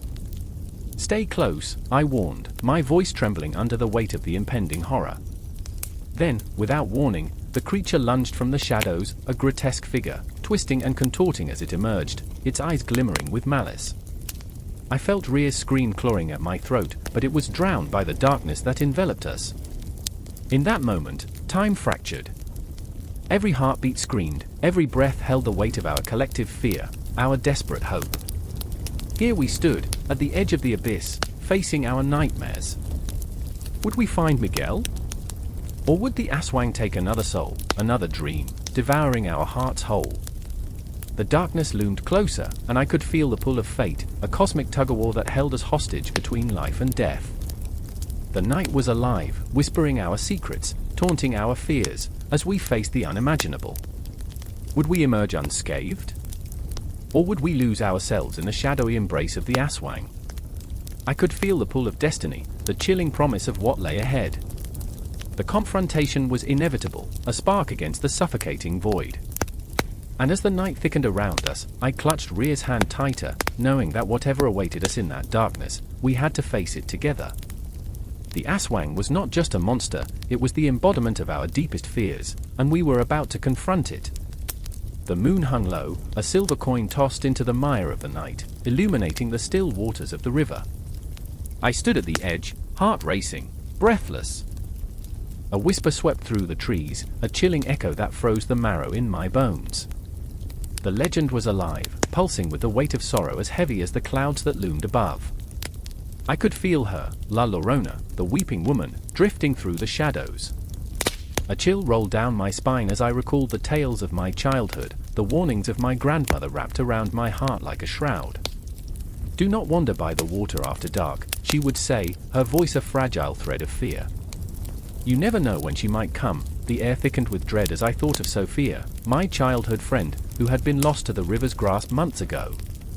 I remembered her laughter, the way it danced through the air like sunlight on water. But laughter was gone now, replaced with a silence so profound it gnawed at my soul.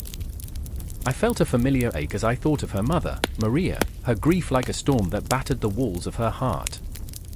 I saw her standing in the doorway of their home, a broken silhouette against the dim light, her eyes hollow and haunted. The town whispered of Maria's despair, how she wandered the streets at night, calling out for her daughter, her voice entwined with the haunting wails of La Llorona. "Sophia! Sophia!" she shouted into the void, her heart a shattered mirror reflecting only fragments of joy. I had seen her, a shadow among shadows, dragging herself from bar to bar, desperate for a glimpse of hope, even as the world closed in around her. I remember the night it happened. The air was sticky, the weight of summer hanging over us like a shroud. Sophia and I had dared each other to sneak out, giggling and breathless. The river glistened beneath the stars, a siren song luring us closer. "Let's touch the water," she had laughed, her eyes bright with mischief. How could I have known? How could I have foreseen the darkness that lay just beneath the surface? Now, all that remained was that echoing laugh, a ghostly reminder of the warmth she brought into my life. The river had swallowed her whole, a thief in the night, and I had stood by, paralyzed, while panic surged through me like a storm. "Sophia, come back!" I had cried, but the current had taken her, and I was left with nothing but a memory that twisted like a knife in my gut. The water lapped at my feet, calling to me, teasing me with its gentle lilt. The moonlight shimmered off the surface, seemingly inviting me to join her in the depths. "You'll never find her," it whispered, the river's voice almost a lullaby. The realization struck me like thunder, the river was not the only thing that had taken Sophia. The darkness that had wrapped around Maria's heart was creeping into mine, too, a relentless tide that threatened to pull me under. I felt a tug at my sleeve, a shiver running through me. It was a memory, a ghost of a moment, an image of Maria standing by the river, her silhouette stark against the dark. She had come here, night after night, searching for her daughter, calling out to the universe, begging for a sign, for a fragment of her lost love. Would she hear the answer? Or was she, too, destined to become a sorrowful spirit, roaming the earth in despair?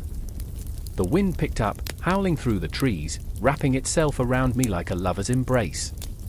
I could almost hear her, La Llorona, her cries mingling with the rustle of the leaves. Miss Hejos. The sound was a symphony of agony, tearing at the threads of my sanity.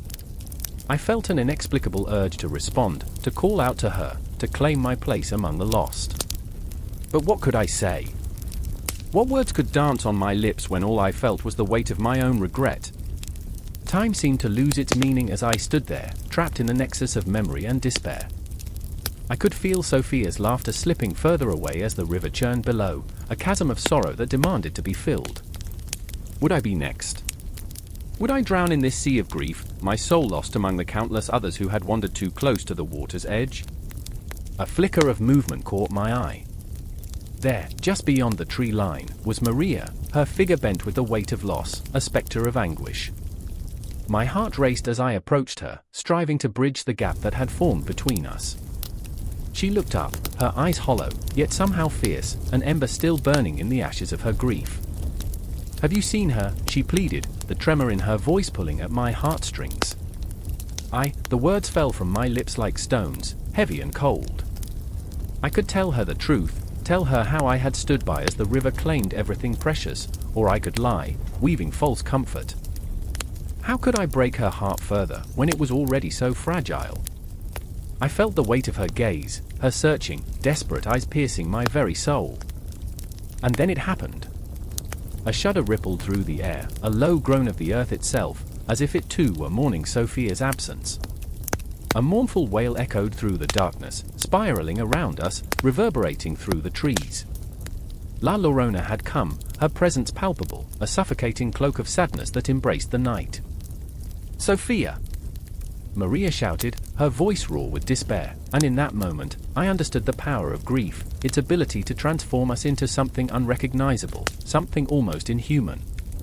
The river roared in response, waves crashing against the banks, a tempest of fury and sorrow. I held my breath, caught in the chaos of the moment. The shadows danced around us, twisting and turning in a macabre ballet, the air thick with anguish. I realized then, as I looked into Maria's eyes, that we were all bound to this tragedy, the mother, the lost child, the friend. We were threads woven together in a tapestry of sorrow, and La Llorona was the needle pulling us through the fabric of our own despair. In that haunting moment, I felt the truth settle deep in my bones. The river was not just a physical space, but a realm of memory and mourning, a reflection of our shared anguish. And as the wails of La Llorona echoed into the night, I knew this was just the beginning. The cycle of grief would continue, the river would always call, and we would forever be haunted by the shadows of those we loved and lost. The stench of salt and sweat hung heavy in the air, an unsettling mix that clung to the mouth like the grim anticipation of the unknown. Stand still, and you could hear the whispers of the ocean, each wave a heartbeat, thumping against the jagged cliffs of a forgotten island. It was here, on this desolate shore, that the legends of the Cyclops were born, or giants with a single, devastating eye. They haunted dreams and the edge of sanity, an everlasting embodiment of chaos lurking just beyond the horizon. I remember the moment vividly, the tremble of my knees, the way the sand felt coarse and biting beneath my palms as I braced myself for what was to come. My heart pounded like a war drum, a primal rhythm urging me to flee, yet a deeper part of me was drawn to the darkness that waited under the godless sky. The clouds loomed low, heavy like a shroud, wrapping the world in a veil of dread. It was a fitting prelude to the monstrous confrontation ahead. "Stay close," Elena whispered, her voice a fragile thread in the thickening air. I could see the terror etched in her brow, the wild flicker of her gaze as it darted between the shadowed trees and the looming cliff face. Beside her stood Marcus, his fists clenched, breath quickening. He was a man caught in the grip of his own demons, fighting a battle against the memories that haunted him, memories that twisted and turned like the serpents that adorned the Cyclops' lair. "I won't let him take you," Marcus growled, the words scraping from his throat like shards of glass. But it wasn't just the Cyclops he feared, nor merely the monstrous figure that was said to dwell within those cursed rocks. No, it was the realization that he could not protect Elena, not from the beasts of legend or the shadows that danced in his own mind. The Cyclops was a reflection of his flaws, his regrets, a reminder that sometimes the most fearsome adversary is the one that resides within. The silence thickened as we crept closer, the ground beneath us shifting like our resolve. I could feel a pulse in the very earth, an ominous heartbeat that synchronized with our own. I remember, I whispered, the words barely escaping my lips, the tales of giants who feasted on the flesh of men, who laughed as they crushed bones beneath their feet. Each syllable dripped with dread, an invocation of the ancient echoes that surrounded us. Each step felt like a descent into an abyss, our fates intertwined with the fate of the monster that loomed ahead. Elena shivered, and for a moment, she looked so small, so fragile. Her resolve flickered like a candle in the wind. "What if he's not just a monster?" she asked, her voice barely above a breath. "What if he's just lost?" Her words hung in the air, a tangle of hope and despair. The Cyclops became not just an embodiment of primal fear but a metaphor for the lost souls that wander this earth, searching for redemption in the darkest corners of their own existence. "Lost?" Marcus spat, the word bursting from him like a gunshot. "He's a killer, Elena. A giant with one eye, one purpose, to destroy." The anger in his voice was a brittle mask, concealing the trembling vulnerability just beneath the surface. I could see it in the way his hands shook, the way his breath quickened. He was torn between his desire to protect her and the raw, gnawing fear that perhaps he was not enough, that love could not conquer all. We reached the entrance to the cave, the gaping maw like the mouth of a beast waiting to swallow us whole. Shadows danced within. Each flicker of light from our torches cast grotesque shapes against the stone walls, shadows that elongated and twisted, whispering secrets of despair. My heart thundered in my chest, a wild creature yearning to escape. "Let's turn back," I rasped, the words tasting bitter like ash in my mouth. I remembered the stories, the warnings etched in the ancient scrolls, that to encounter a Cyclops was to court death itself. But my voice faltered, drowned by the intoxicating promise of something greater. I was searching for meaning, a thrill that came with facing the abyss. But when he emerged, when the enormous form of the Cyclops slithered from the dark, all thoughts of glory evaporated, replaced by pure, visceral terror. His single eye glinted in the dim light, a black void filled with rage and hunger, and for a heartbeat, time froze.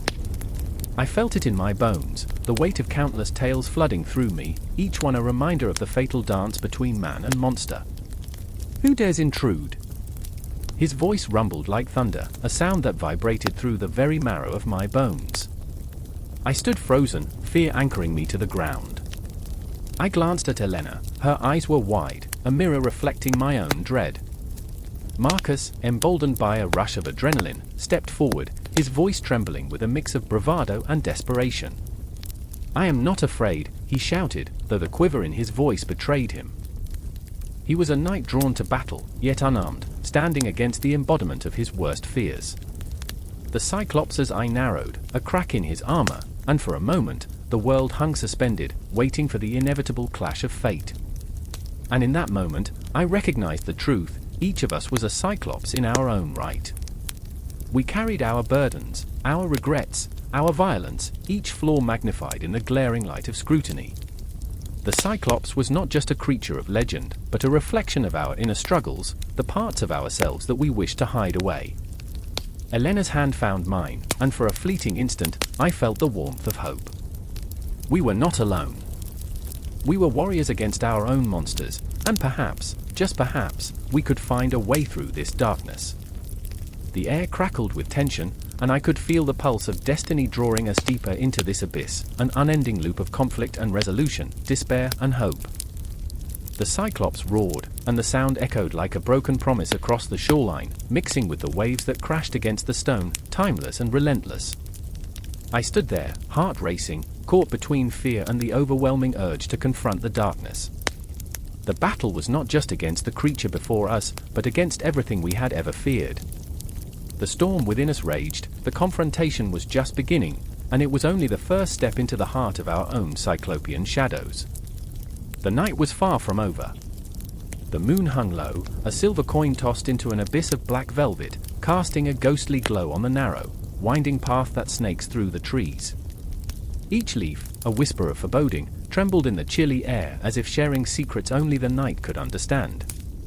I stood there, heart racing, breath rapid, waiting for the world to shatter into chaos. The silence, the kind that crushes your chest, was broken by the thundering of hooves, pounding like the drum of a battle long lost. The headless horseman was coming.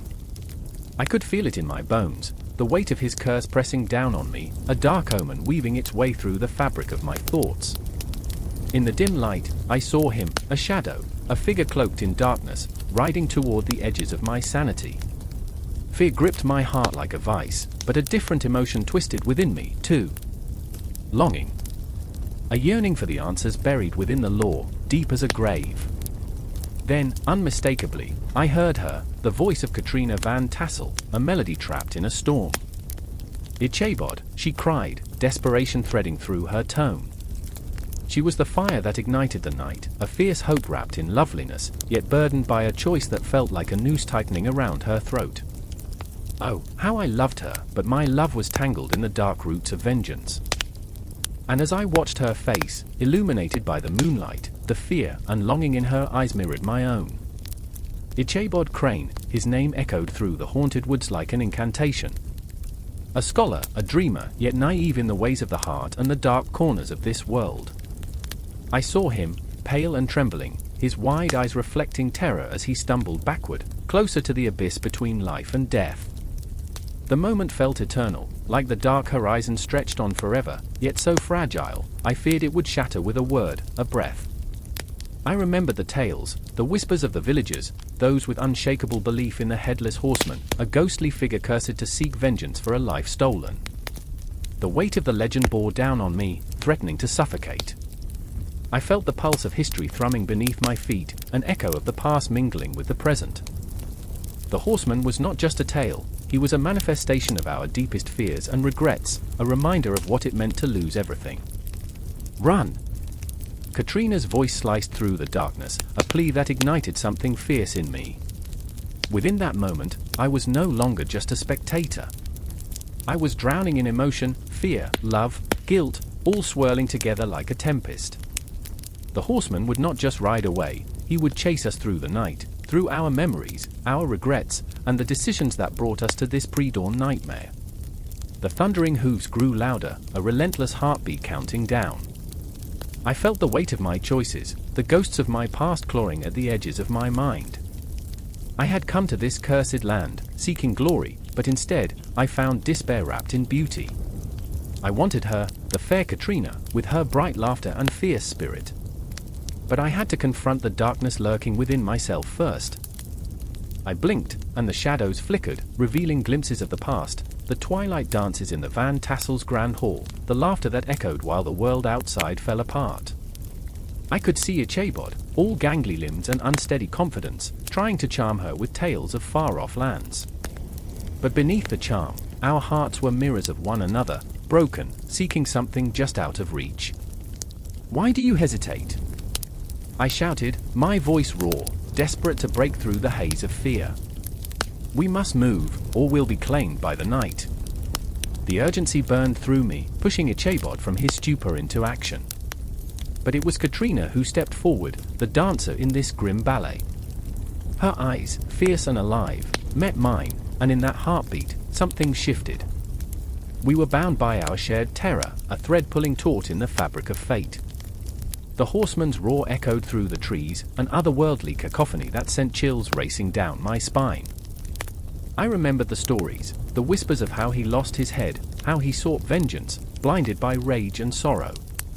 But here I was, caught in the crossfire, wanting to find both redemption and revenge. "Come with me." Katrina beckoned, her voice unwavering despite the shadow looming over us. I could see it, her determination as sharp as the blade that would one day slice through our fates. I felt my heart race, a wild stallion trying to break free from the binds of itself. As we turned to flee, I caught a glimpse of Ichabod, his own face twisted in fear and longing. He was no warrior, yet the fear in his eyes drove him forward, propelled by an instinct to survive. We rushed into the dark, adrenaline coursing through us like fire. We ran, but the forest was alive, each branch and root reaching out to us, begging for our fall, the wind howling behind like a predator savoring the chase. The shadows danced, the darkness coiling around us, yet I pressed forward, fueled by something deeper than fear, the hope that we could escape this nightmare together. The moon continued to watch, a silent witness to our plight. I could feel the world collapsing around us, the weight of history and heartbreak crashing in a cacophony of sound and memory. We were all entangled in the same web, each heartbeat echoing into the void, each breath a rebellion against the inevitable. The haunting sound of galloping hooves approached, and I knew this was not merely a chase. This was the reckoning, the collision of desires and regrets. The headless horseman was coming, a spectre of our own making, and with him, the promise of terror and perhaps, in the end, revenge. And as the trees trembled and shadows danced like phantoms in the night, my heart clenched. We had to confront this nightmare, together, or we would be forever lost in the echoes of our own fears. The night was thickening, and I could feel that we were not alone in our struggle. The darkness, our ally, our enemy, surrounded us, whispering promises of transformation, of vengeance, of something both terrible and beautiful. In the distance, a scream echoed, a scream that could have been mine. Or hers. Or his. It was a scream pulling me deeper into the heart of the legend, a reminder that the past is never truly gone, it lingers, waiting to claim what it is owed. And in that moment, I understood, we were all just bones in the dark, playing our part in a tale that would never end. The wind howled through the canyon, a piercing shriek echoing off the jagged rocks, carrying whispers of ancient fears and unspeakable truths. I stood there, heart racing, as shadows danced at the edge of my vision, teasing the corners of my mind. A figure emerged, half-formed, flickering like a faulty bulb. It breathed the scent of decay and fresh earth, the promise of something alive, but not quite human. It grinned, a grin that shouldn't belong to a person, and I felt the blood drain from my face. "Run, Aaron!" My sister's voice cut through the thickening darkness, frantic, a desperate plea that gripped my heart. A glance backward sent icy tendrils of dread coiling around my spine. Emma stood frozen, her eyes wide with terror, reflecting the shape-shifting horror looming over her. I remember the stories whispered around the fire, the way the flames would flicker, sending shadows scuttling across the ground. "They can wear the skin of any creature," I'd scoffed. "Just tales to keep us in line." But here, in this desolate expanse, the legends took form, ripping at the very fabric of my disbelief. I felt the weight of ancestral fear, the bones of my family buried deep in this earth, the stories of skinwalkers coursing through my veins.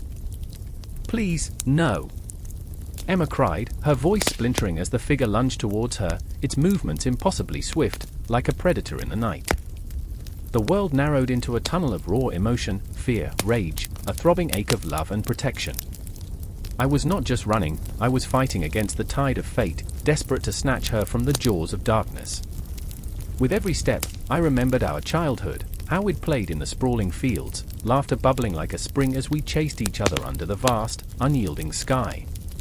But now, the laughter lay crushed beneath the weight of terror, and I was lost in the echoes of what had once been a haunting reminder of innocence lost. I could feel the skinwalker behind me, its breath a chilling caress on my neck, cold and unnatural. Instinct screamed to flee, yet something anchored me, a thread woven from shared memories. "Don't look back," I told myself, but I couldn't resist. Emma's face, pale, stricken with fear, was all I could see, and in that moment of despair, I sensed the connection between us, a bond forged in love and loss. "Run," she urged again, her voice a lifeline. The ground beneath our feet trembled as if the earth itself was terrified. I glanced back one last time, and in that split second, I saw it, a transformation. Limbs twisted, flesh contorted, all the while maintaining that same grotesque grin. It was both magnificent and horrifying, a nightmare shaking off its disguise, revealing its true self. The canyon walls loomed like giants, the shadows reaching out, grasping at our ankles. I stumbled, the asphalt beneath cutting into my palms as I fell. I remember the taste of fear, bitter and metallic, flooding my senses, but right then, I also remembered our grandmother's stories, the power of the skinwalkers, yes, but also the strength of those who dared to fight back. I reached out to Emma, my hand brushing against hers, and the flicker of hope ignited in my chest. "Stay close," I gasped, our breaths coming in ragged bursts, the wind shrieking its warning. Together, we could confront this horror. Together, we would not be the prey. Suddenly, a flicker of movement caught my eye. It was gone in an instant, but not before I sensed a presence lurking just beyond the reach of our fading light. The whispers grew louder, a cacophony of dread swirling around us, promising that there was no escape from this nightmare. Yet, in that suffocating darkness, I could hear the echoes of our laughter again, distant but tangible, urging me forward. "Keep running, we can't stop," Emma urged, her voice trembling, and I felt the desperation that mirrored my own. We were two souls fighting against an ancient evil, a bond forged in the fires of childhood, now tempered by fear. The thought of losing her shattered me more than any creature could. But then, the world shifted. I saw it, the skinwalker, its eyes burning with a hunger that cut deeper than any blade. It darted forward, a blur of shadow and malice, and for a moment, I stumbled. Time slowed, memories flooding back, the stories, the warnings, the faces of those who never returned. In that heartbeat, I understood, the skinwalker was not just a creature, it was a symbol of all the darkness that haunted our lives, a manifestation of fears that never fade. I gathered every ounce of strength I had. "Emma, hold on!" I shouted, the urgency clawing at my throat. I had to protect her, to shield her from this horror, to reclaim our laughter from the abyss. As we sprinted deeper into the canyon, an eerie silence enveloped us, the kind that makes your skin crawl and your heart pound. It was a void filled with something sinister, a promise that the worst was yet to come. "Do you remember the tales of the skinwalkers?" I gasped, breathless as we pushed on. I could feel the weight of our ancestors behind us, urging us to remember the strength we carry, the unity that would not falter. "I remember," Emma breathed, her voice shaky but resolute, and in those two words, we forged a new understanding. This wasn't just a fight for survival, it was a fight for our legacy, our culture, our very existence. The shadows thickened, closing in, yet our resolve ignited the night. I felt the pulse of the earth beneath me, the rhythm of our lineage echoing in the distance. We were not just chased by something monstrous, we were reclaiming ourselves from the grasp of fear. And as we pressed forward, I realized this was only the beginning, a prelude to the battle that awaited us, a confrontation with the darkness that lived not just in the skinwalker but within all of us. I could still hear the laughter, faint but unyielding, urging us on, promising that together, we could face whatever was to come.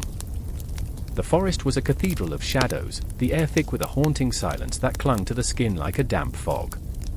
Somewhere deep in this green labyrinth, beneath the ancient trees that whispered secrets of time, I felt it. A presence. The Jörmungandr.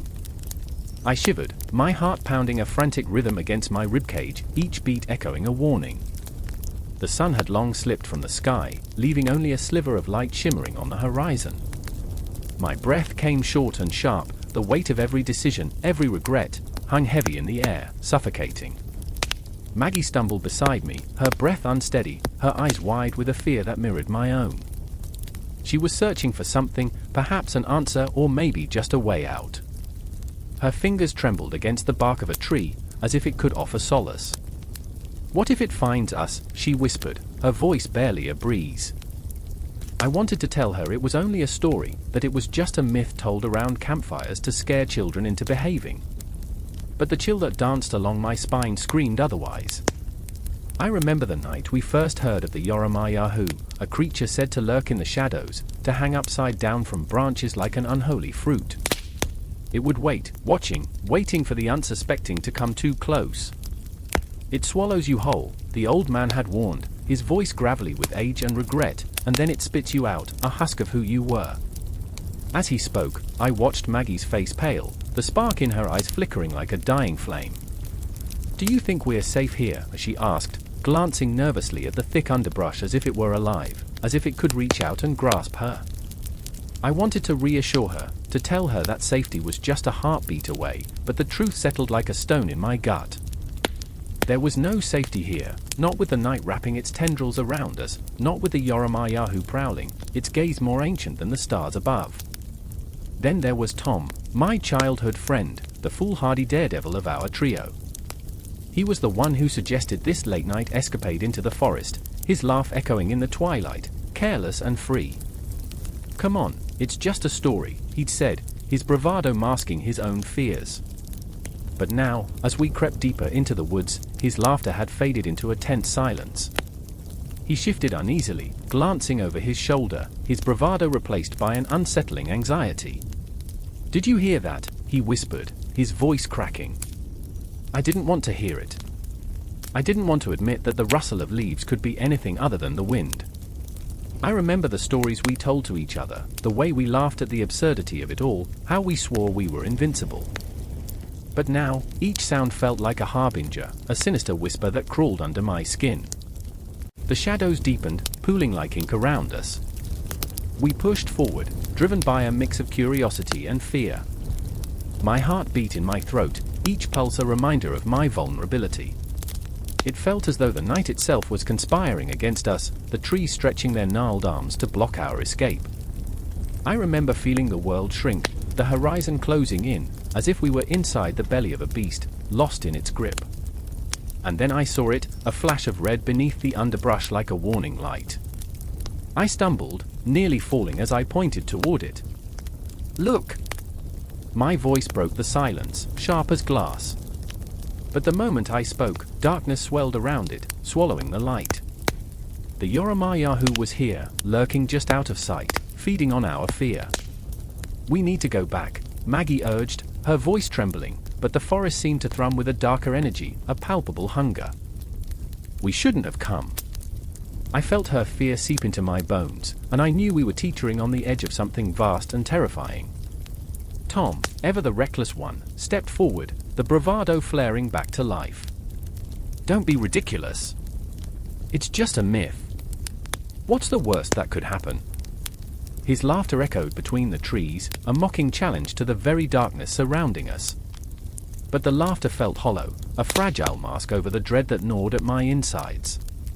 Suddenly, a shiver ran through the air, an electric tension, as if the universe held its breath. I turned to see Tom's face pale, his bravado fading, replaced by a dawning horror. "Guys? I think it's real." The night closed in like a vice, the forest alive with an eerie rustle. My heart thundered in my chest, a primal warning. I could feel it, the weight of something ancient and malevolent watching us, its eyes glinting in the dark, hungry. I stepped backward, pulling Maggie with me, but shadows erupted around us, alive and clawing, a cacophony of whispers curling around my thoughts. In that moment, I remembered my mother's voice, cautioning me against the dangers of the world, against the pull of the unknown. "Some things aren't meant to be touched," she'd said, her eyes dark and knowing. I felt her words resonate, a warning echoed through time. But Tom, driven by a reckless urge, pressed forward, his silhouette swallowed by shadows. "I'll show you it's nothing," he shouted, his voice fracturing in the stillness.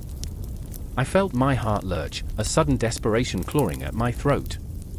"Maggie, we can't," but the night was alive now, pulsing with energy, the ground shifting beneath our feet.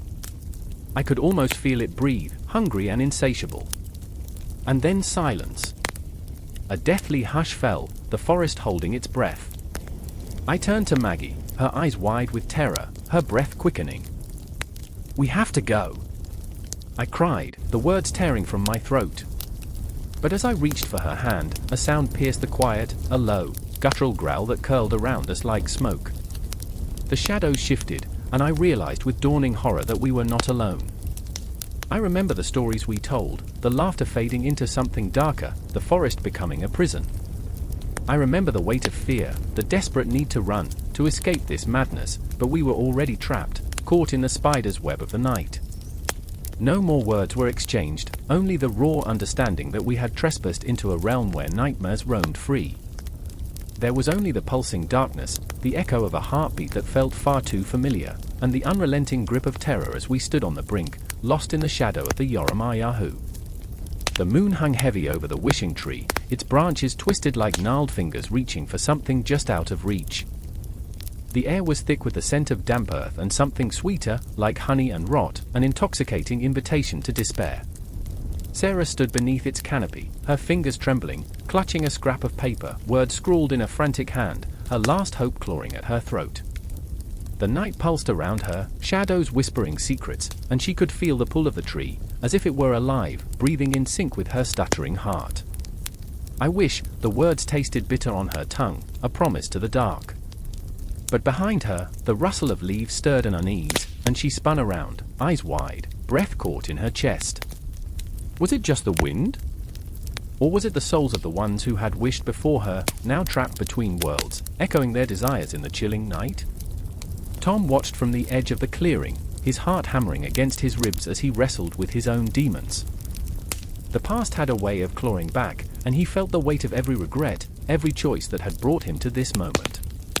Sarah was his best friend, but the distance between them stretched like an abyss, filled with unspoken words and shadows of what could have been.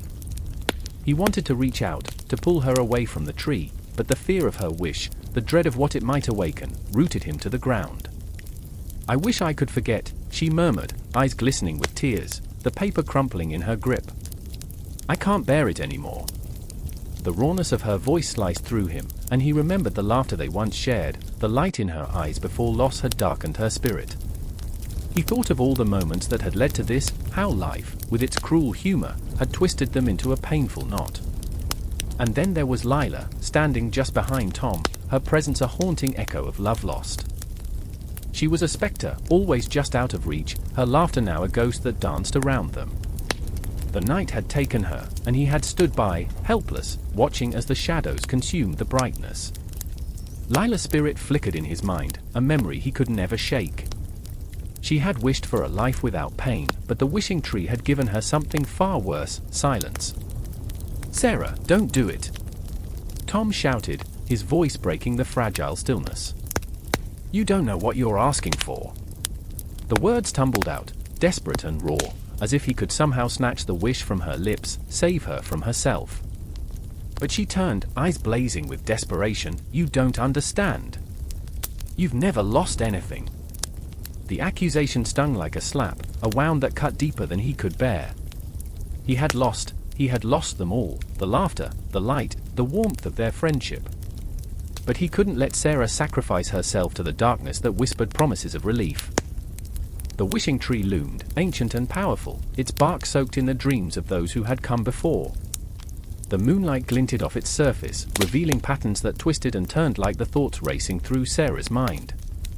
She stepped closer, heart pounding, the words dancing on her lips. I wish I could be free. Tom felt the ground shift beneath him, the gravity of the moment pulling him forward, but Lila's voice echoed in his consciousness, a warning he couldn't ignore. Wishes are just shadows of what we think we want, she had once said, her laughter a bright flame against the darkness creeping into their lives. They don't come true without a cost. The air crackled with energy, a sinister promise wrapping around them, and Sarah's eyes glazed over, the tree absorbing her pain, her fear. The atmosphere thickened, and Tom felt the weight of the spirits rising, their desires mingling with hers, a storm brewing in the night. Sarah, please! He lunged forward, desperation clawing at his throat. I remember, the words slipped from her lips, soft and haunting, a whisper that echoed in the hollow of his chest. I remember the day we laughed until we cried. I remember you, Tom, before everything changed. The admission hung between them, heavy with their shared history, the burden of love and loss intertwining. The tree shimmered, branches swaying as if entangled in their breaths. But I can't carry this anymore, she sobbed, her heart laid bare. I wish for an end. No. The scream rang out, a primal sound that seemed to wake the very spirits of the tree. Tom reached for her, fingers brushing against the cool bark, a desperate plea to stop her from crossing that threshold. The air shifted again, thickening with the weight of choices made and unmade, the consequences spiraling into the cosmos, spiraling out of control. In that moment, everything shifted. A gust of wind swept through the clearing, and the tree trembled as if awakening from a long slumber. The shadows deepened, the spirits coaxing forth their own desires, hungry for fulfillment, each whisper a reminder of what had been lost, what was at stake. Sarah! Lila's voice pierced the veil, a memory woven into the fabric of the night, pulling at Tom's heartstrings. Don't let them take you. But it was too late. The moment hung, suspended in time, a fragile thread woven between the living and the dead, promises made in desperation coiling around their hearts. The wishing tree had heard her plea and was ready to grant it, but at what cost? Every wish came with a price, an unseen consequence lurking in the shadows, waiting to unveil itself. Sarah! Tom's voice cracked, reaching into the dark recesses of her mind, desperation clawing up his throat. I'm here. Don't lose yourself. But the spirit of the tree surged, and the ground beneath them trembled, the air thickening with a palpable energy. As the moon hung high, an eternal witness to their anguish, the veil between reality and wish blurred, whispering promises that danced like fireflies in the darkness. Time stretched, tethered to the moment, pulling them into its embrace, and the air crackled with anticipation, a symphony of fear and longing. And in that chilling silence, something shifted, a heartbeat away from the abyss. The fog rolled off the water like a shroud, thick and heavy, clinging to the air with a dampness that seeped into your bones. I could hardly see 10 feet in front of me, yet I stood on the shore of Loch Ness, heart pounding, the chill wrapping itself around my throat like a whisper from the depths. I remember the stories I'd heard as a child, the tales of an ancient creature lurking beneath the surface. I remember the thrill they sparked, igniting my imagination, but here I was, an adult, standing on the edge of myth and reality, feeling the weight of expectation pressing down. Evelyn's breath hitched beside me, her wide eyes reflecting the ghostly light of the moon. She was a believer, a passionate advocate for the Loch Ness monster, her dreams steeped in a longing that mirrored my own. She had come all this way, dragging her skeptical boyfriend, Tom, along like a reluctant ghost on the hunt for shadows. He rolled his eyes at every rustle in the grass, every ripple in the water, but I saw the flicker of fear in his gaze. Beneath his bravado, he was just as captivated, just as scared. Do you think it's really down there? Evelyn's voice trembled, pulling my focus back to the water. I remember, I whispered, the stories of serpents and shadows, the fishermen who vanished without a trace. My voice wavered, echoing the tales of men who had sought glory and found nothing but the dark depths, the void. What if it's real? Her eyes sparkled with a mix of excitement and dread. What if we're right on the brink of discovery?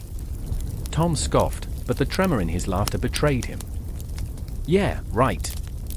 More like we're on the brink of freezing our asses off.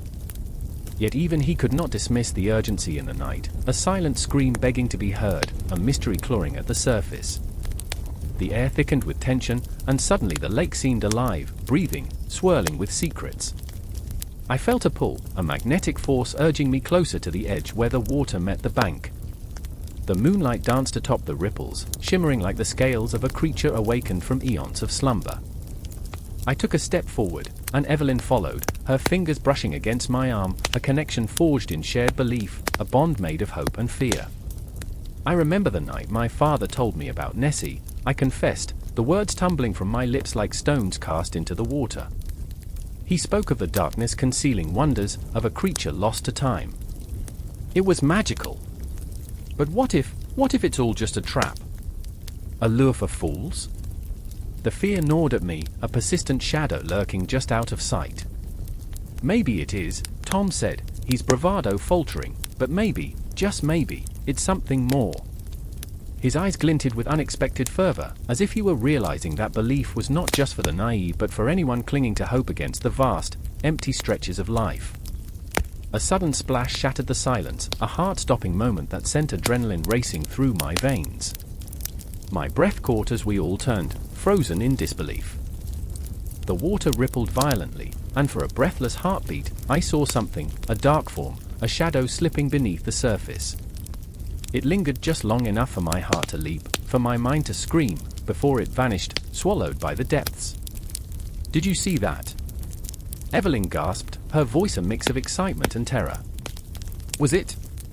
I don't know, I murmured, my heart racing, but doubt clawed at my mind. Was this just our imagination, a trick of the light? Or had we brushed against the edge of something real, something that had eluded humanity for centuries? Tom grabbed my arm, his grip firm, grounding. We should go. This is insane. but his voice cracked, betraying the mix of fear and curiosity that twisted within him. I could see the battle playing out in his eyes, the desire to dismiss the absurdity fighting against an innate need to believe. I remember when I was a child, I spoke softly, wrapped in nostalgia and yearning, sneaking into my grandmother's attic, searching for treasure. I found nothing but dust, but that was the magic, wasn't it? The chase, the possibility. As I spoke, the fog thickened, swirling around us like a veil, obscuring the line between what was real and what was born of dreams. Evelyn stepped closer to the water, her silhouette framed by the ghostly light. I can't leave yet. It's here, I can feel it. Like something is waiting. Her words hung in the air, heavy with possibility, and I sensed something primal stirring within her, a call to the unknown. Don't, Tom warned, his voice rising with urgency. It's just a story. Just folklore. But it wasn't just folklore. I felt it too, the weight of history pressing in, the stories of lost souls echoing through the ages. My heart raced as the lake whispered secrets, a siren song calling us into the depths. Do you believe in ghosts? I suddenly asked, breaking the tension, though I was terrified of the answer. The question hung in the air, an echo of our emotions, our fears. I remember, Tom admitted, his voice softening, when my grandmother passed, I swore I could hear her humming in the kitchen. Maybe it's not all nonsense. The water rippled again, the sound breaking the tenuous moment. I felt a chill race down my spine, an electric thrill mingling with fear. It was as if the lake was alive, breathing, and whatever lay beneath was aware of us. I stepped back, heart pounding, then I saw it again, a shadow shifting in the moonlight. It was real. The Loch Ness monster, or whatever haunted these waters, was calling. And in that moment, we were caught in a web of emotion, a mix of dread, exhilaration, and an undeniable need to know, to confront whatever lay beneath the surface. Stay close, I urged, the bond between us pulsating with energy, our fears intertwining like vines wrapping around our hearts. We have to face it. And as the night deepened, shrouded in whispers and the weight of history, we stood together on the precipice of discovery, hearts racing, breath held, staring into the abyss. The shadows grew thicker, and the promise of the unknown loomed large, a reminder that some mysteries are meant to be confronted, and some monsters, perhaps, are worth believing in. The air crackled with a tension so palpable it was almost a living thing. A full moon hung high, a ghostly sentinel watching over the cobblestone streets slick with rain, each drop like a whisper of dread. Shadows danced, twisted into grotesque shapes, while the echoes of hurried footsteps bounced off the crumbling stone walls of the city. No one dared to linger. Fear prowled the night, gnashing its teeth like a hungry beast. I remember the chill that crept down my spine as I pressed against the cold stone, heart racing, breath shallow. They said the manticore was just a story, a tale spun to frighten children. But as the howl of a distant wind cut through the silence, I felt its truth like a shuddering pulse beneath my skin. There was something in the air, a weighty promise of the monstrous. Across the square, I saw her, Mila, her fiery hair a beacon in the gloom. She stood defiantly, fists clenched, eyes bright with anger and fear. I wanted to reach out, to reassure her that we would face this together. But how could I? The truth clawed at my insides, a dark secret that tethered me to the shadows. I was a coward, hiding in the darkness while she bore the burden of courage. Fear can twist a heart, turning love into resentment, turning us both into strangers. Mila! I shouted, my voice cracking like ice beneath a hammer. We need to leave. Now! Her gaze shot to me, fierce and unwavering. You think I'll run? You think I'll hide? But beneath her bravado, I saw the tremor in her lip. I knew the weight of her choice. She had lost so much already, the family she loved, the dreams she clung to. And now, the manticore was coming. A roar echoed through the night, monstrous and terrible, the sound of flesh tearing and bones shattering. It wrapped around us like a vengeful spectre. The manticore, half lion, half scorpion, and somewhere in the abyss of its being, a heart that beat with something painfully human. It was drawn to our fears, feeding off the darkness we carried within. Mila's eyes widened, a reflection of my own terror. We were both trapped in a cage of our own making. I remembered what I had done to her once, how I had turned my back in her moment of need. The guilt gnawed at me. It was a festering wound that pulsed, alive and unrelenting.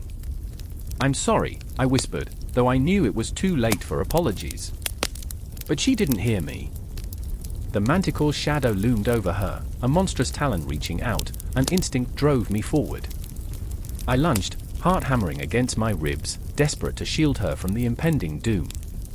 In that split second, the world blurred, time thickened, stretched like an elastic band about to snap. "Get down!" I yelled, feeling the rush of wind as the beast surged past me, its eyes blazing with an intelligence that chilled my very soul. Mila tumbled to the ground, and I felt her fear wrapping around me like a shroud. In that moment, I understood. The manticore was not just a creature of fangs and claws, it embodied our darkest fears. It feasted on our regrets, tore through the fabric of our insecurities. I stood, trembling, facing the creature that was both predator and prey. Mila's breath hitched behind me, a desperate, silent plea. I could feel the weight of her heart, a fragile thing held together by threads of hope and despair. "Don't give in," I murmured, not just to her but to myself, as the beast snarled, its human heart beating beneath layers of scales and fury. In the flickering moonlight, I saw a glimpse of its sorrowful gaze, and the world split open.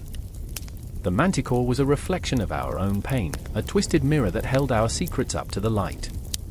I felt the memories wash over me, years of misunderstanding, of hiding behind masks, of tearing each other apart with words sharper than blades. Love, too, can become a weapon when held by trembling hands. The ground trembled beneath us as the beast prowled closer, its sharp breath hot against my face. It was hungry, not just for flesh, but for the anguish that festered in my heart, the grief that weighed on Mila's shoulders. I could see it all, the struggles, the battles fought in silence, the scars that lay beneath the surface. "Fight it!" Mila shouted, her voice cutting through the fog of despair. "We can't let it win." But how do you fight a creature born of your own darkness? The manticore lunged, and instinct took over. I threw myself in front of her, a futile gesture, but one driven by raw, desperate love. I felt the world tilt, the crushing weight of inevitability crashing down, and I closed my eyes, ready for the end. But then, I remembered. I remembered our laughter, the way her eyes sparkled when she spoke of dreams, how fiercely she loved despite everything. I remembered the warmth of her hand in mine, the way we had fought through the shadows together. Love was a light, after all, fragile but fierce. I opened my eyes, and for the first time, I saw the manticore not just as a monster but as a lost soul, as broken as we were. I felt a surge of something, defiance, perhaps. Or maybe hope. "Mila!" I roared, and in that moment, our fears converged, swirling together into a storm that engulfed the beast. This isn't just about survival. It's about facing what we are. A strange stillness fell over us, the air thick with the weight of my words. The manticore paused, a flicker of recognition in its eyes. Time stretched, raw and electric, as we faced our own demons. And in that heartbeat, everything hung in the balance: love, fear, despair, a fragile thread woven through the fabric of our souls. The line between beast and human blurred, and the night shimmered with a promise of both destruction and rebirth. What would happen next? I didn't know. But we stood together, trembling yet resolute, ready to confront whatever lay beyond the shadows. The story was still unfolding, a dark tapestry of heartache and hope, and we were its unwilling yet unyielding heroes. The moon hung high, a ghostly eye peering down upon the remnants of a once bustling village now silenced by the weight of dread. Shadows danced like phantoms against the crumbling stone walls, casting long fingers across the cobblestones. A scream split the night, high-pitched, terrified, echoing through the dark. It pierced the heart of Seamus, who stood paralyzed, eyes wide, breath racing as he clutched the crooked handle of his father's old pitchfork. "I remember the tales," he whispered to the air, though the wind swallowed his words. "The puka, the mischievous spirit that feasts on fear." He could almost hear the laughter of the creature, a sound sharp and jagged, like the crunch of bones underfoot. The tales told of their deceptions, the way they fed off human folly and despair. They could twist the very fabric of reality, turning friends into foes, laughter into screams. And now, in the thick of the night, Seamus knew he would face one. Beside him, Maeve trembled, her milky skin glowing in the moonlight, eyes wide with terror. She was brave, or at least she tried to be. "Seamus," she urged, voice shaky, "we need to go. It's not safe here." But for Maeve, fear was a familiar companion. She had lost her brother to the shadowy whispers of the woods, to a dark prank gone too far. The weight of grief clung to her like mist. She spoke of the Puka in hushed tones, terrified and entranced by stories that spun from her own broken heart. "I can't leave," Seamus said, his voice trembling but fierce. "Not without finding out what it wants." A foolhardy thought, perhaps, but he was tired of running, of shadows eclipsing his life. He could feel the creature's presence, an electric hum in the air, as if the universe itself conspired to pull them apart. Suddenly, a figure emerged from the depths of the night, a silhouette cloaked in shadows, laughing. The laughter rolled over them, a wave that crashed against their hearts. It was warm and cold, inviting and terrifying. The Puka stood, a creature of contradictions, a shapeshifter with piercing eyes that glinted like stars, a body that morphed between a horse and something more sinister. "What's this?" it taunted, voice smooth as honey but laced with malice. Two lost souls, clinging to the threads of their reality. Seamus felt a chill crawl up his spine, mingling with the heat of determination. "What do you want?" he shouted, defiance igniting his words. But the Puka merely tilted its head, a knowing smile playing on its lips. "Want," it echoed, twisting the word like a knife.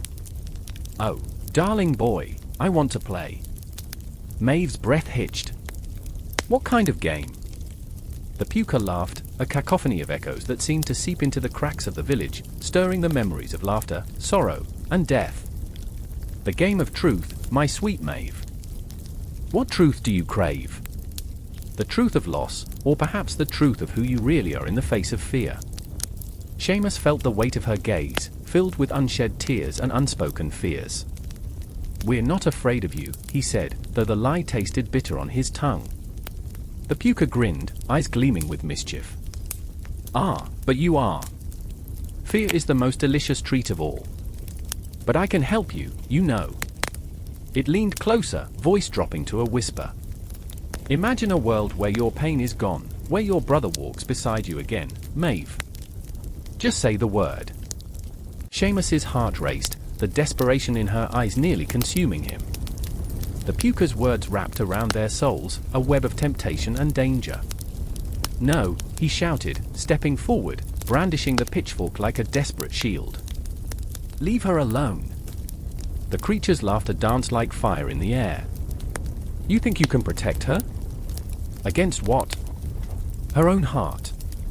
Time slowed, and the night stretched around them, a tapestry woven from echoes of lost love and lingering regrets. Seamus could hear the clock ticking down in his mind, each tick a reminder of how close they were to losing everything. He felt the weight of his own flaws, the fear that made him reckless, the grief that threatened to consume him. And then there was Maeve, a tempest of sorrow and hope, teetering on the brink. "What if it's right?" she murmured, eyes glazed with unholy light. "What if I could see him again?" "No!" Seamus cried, the word tearing from his throat. "You can't. You'd lose yourself." But the Puka merely watched, an amused glint in its eyes, feasting on their turmoil, spinning the threads tighter. "Oh, but isn't that the fun? To lose oneself in the pursuit of something so sweetly impossible." Seamus's heart thundered. The laughter faded into silence, and in that moment, the world felt impossibly vast, the cosmos swirling above them as if the stars themselves were holding their breath. He looked at Maeve, the flicker of hope mingling with fear in her eyes, and he knew they were at a crossroads, a chasm dividing them. He needed to make her see, to break the spell before it was too late. "Maeve, listen to me," he pleaded, voice raw and trembling. "This isn't a game. It's a trick. It wants to tear us apart." The Puka shifted, eyes narrowing, a predator sensing the shifting tide. "And what if I showed you the truth of each other?" What if I revealed your deepest fears and your greatest desires? The air crackled, alive with tension, and Seamus took a step forward, feeling the weight of generations behind him. You'll never own us. You can't take what's inside. But the puker only smiled, a smile that chilled him to the bone. Ah, but every heart has its price. I can take your pain and give you a glimpse of what you crave. Are you willing to pay?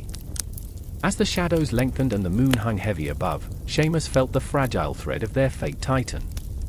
The puker, with its wicked grin, waited, the embodiment of every fear and desire they had ever known. And in that moment, beneath the weight of the night, two souls clung to the precipice of fear and hope, poised to plunge into the depths of their own choices, unaware that the real game was only just beginning. The forest had fallen silent, as if the very trees were holding their breath, waiting for something to break the stillness. In the heart of the night, I could feel the pulse of the woods, a rhythmic thrum beneath the surface, each beat echoing a warning. Shadows twisted into grotesque shapes, and I could almost hear the whispers carried by the wind, fragments of ancient tales of the Shaneks. Guardians, they called them. Mischief makers wrapped in leaves and shadows, their laughter a haunting melody. But I didn't hear laughter tonight, only dread. I stood frozen, clutching the old, gnarled amulet given to me by my grandmother. Its weight felt foreign in my palm, a reminder of the stories that had haunted my childhood. Every inch of me burned with trepidation as I recalled her voice, shaky yet firm, warning me of what lurked in the dark. The Shaneks will protect the forest, but they can also turn against you if you tread where you don't belong. A chill crawled up my spine, and I turned toward the dense thicket behind me, the trees whispering secrets I could not understand.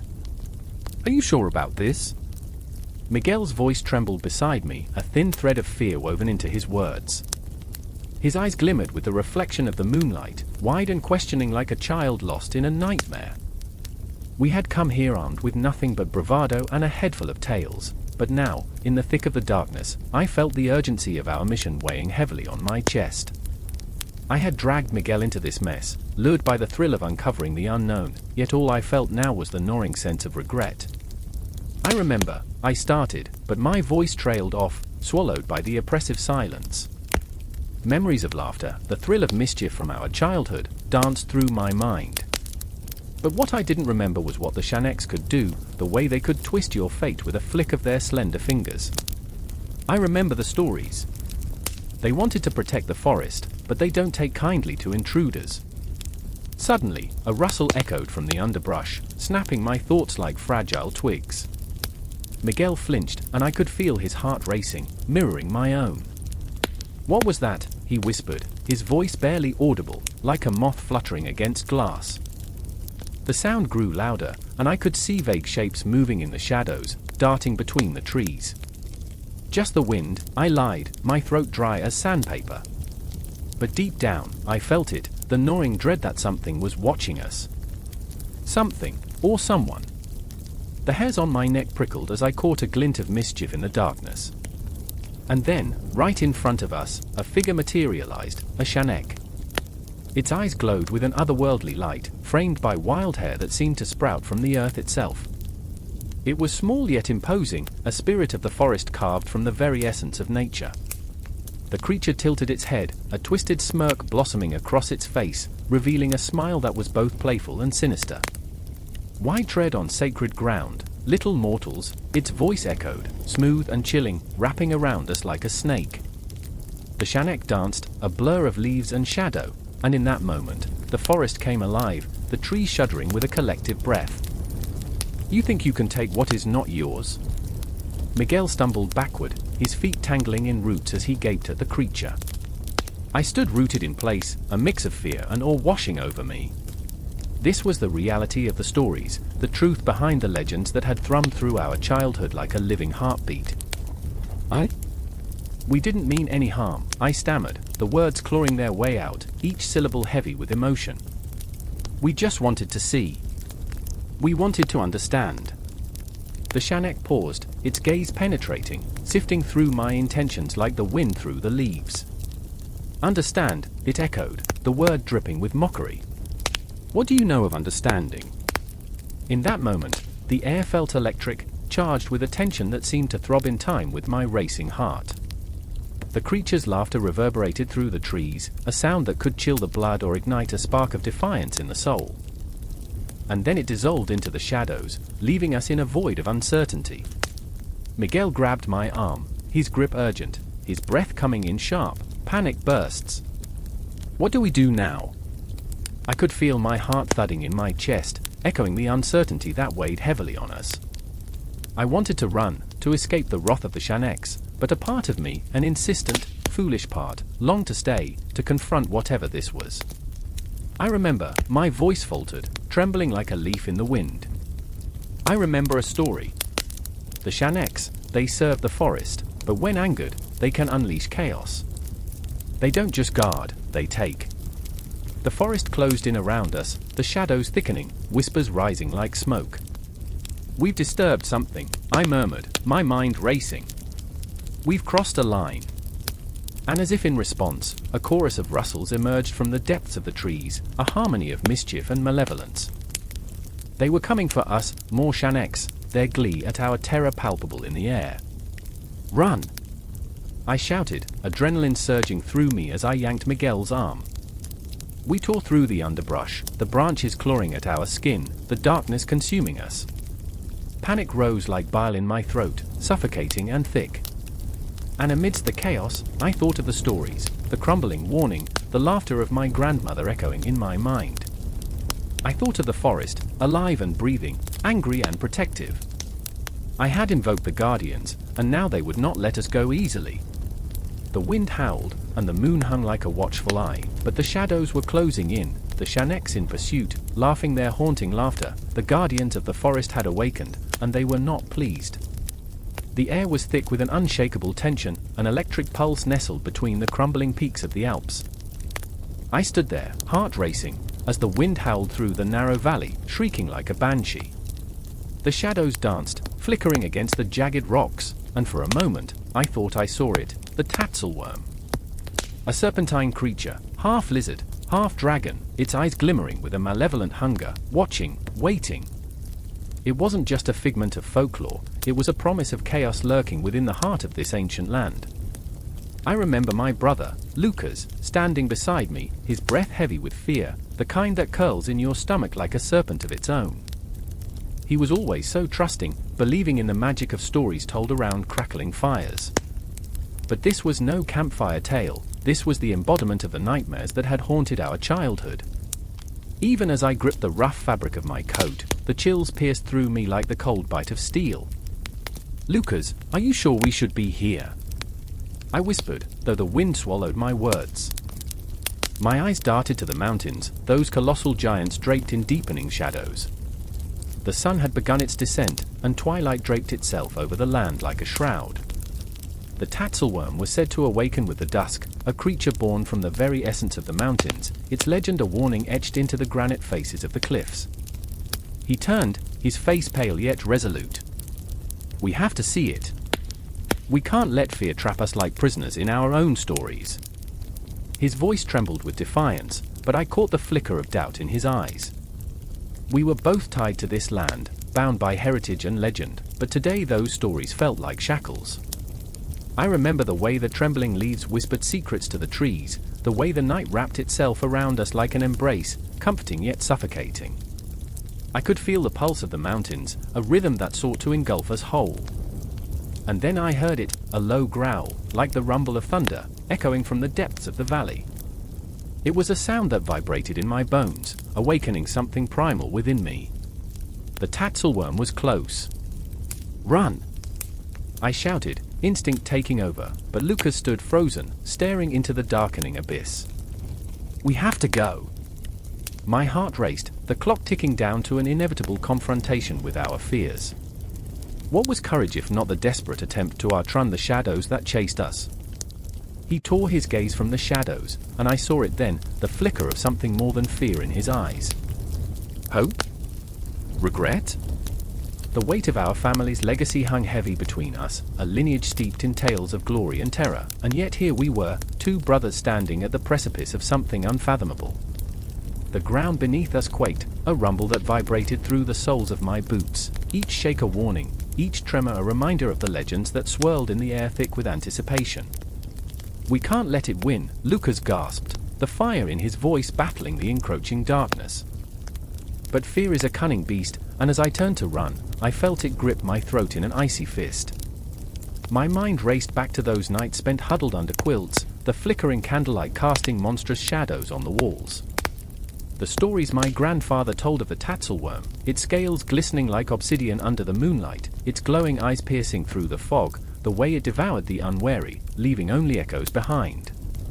I remember the stories, the way they wrapped around me, both a comfort and a curse.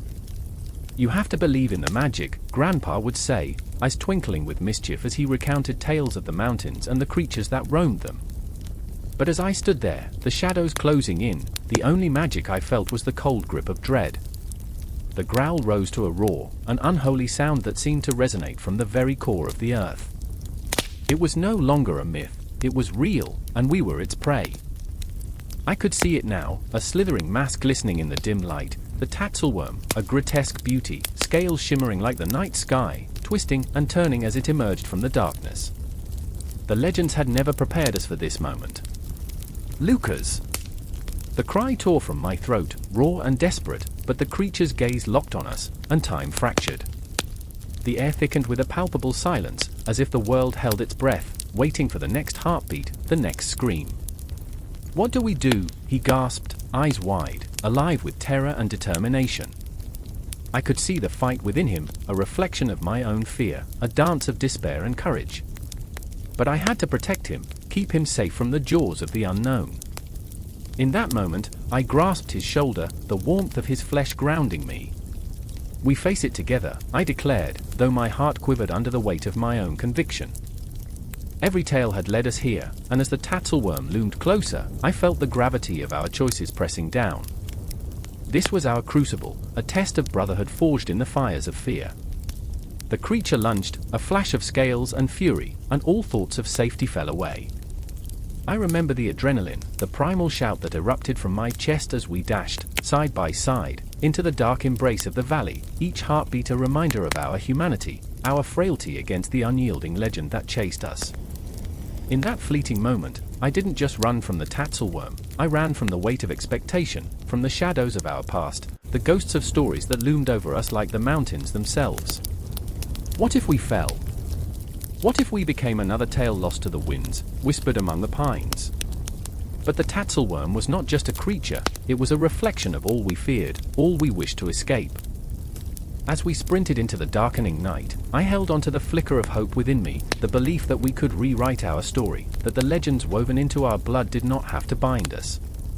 The confrontation was not just with the creature but with ourselves.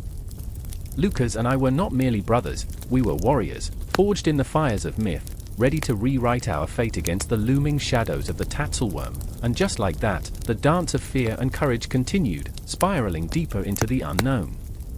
A chill settled over the town as the clock struck midnight, the kind of silence that holds its breath, waiting. I stood at the edge of the fog-draped woods, the air electric with anticipation. Shadows stretched and twisted, whispering secrets. I clutched the crumbling manuscript in my hands, a desperate search for answers, a plea for understanding. The ancient tales of the headless horse burned in my mind, igniting a fire I couldn't extinguish. It was a legend that haunted not only the landscape but, in a way, me. "Did you hear that?" Clara's voice broke into my thoughts, raw and terrified, a thread of panic weaving through her words.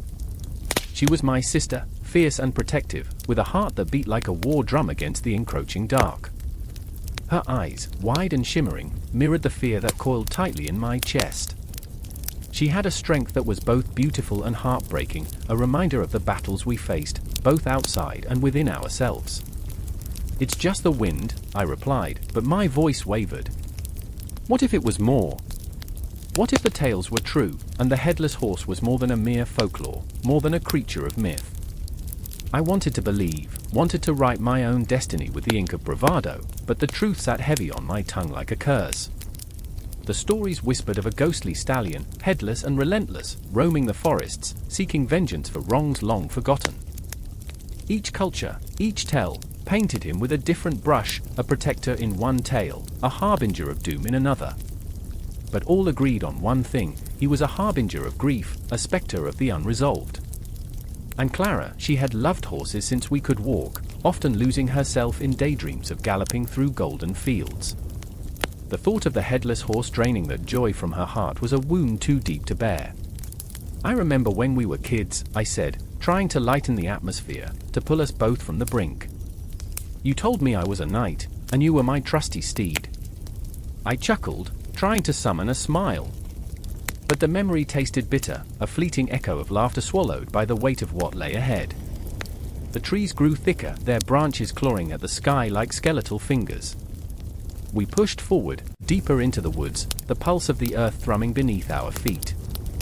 Every step felt like a countdown, a signal that we were close to something both wondrous and terrifying. The air thickened, and I could feel eyes watching us, unseen but palpable, remnants of the past, perhaps. My heartbeat quickened, a drum in the silence.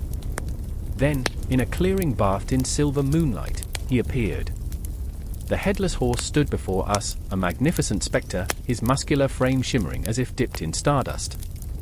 His neck arched, and though he had no head, I felt his gaze piercing right through me. There was sorrow etched into the air, a longing that resonated in the depths of my soul. I could taste it, like ash on my tongue. "Do you see him?" Clara whispered, her voice trembling, a fragile thread caught in the wind. I nodded, unable to form words. The sight was both horrifying and mesmerizing, a dance of power and loss. I thought of the legends, of how each horse carried the weight of the world on its back, the stories of soldiers fallen, of lovers lost, of journeys never completed.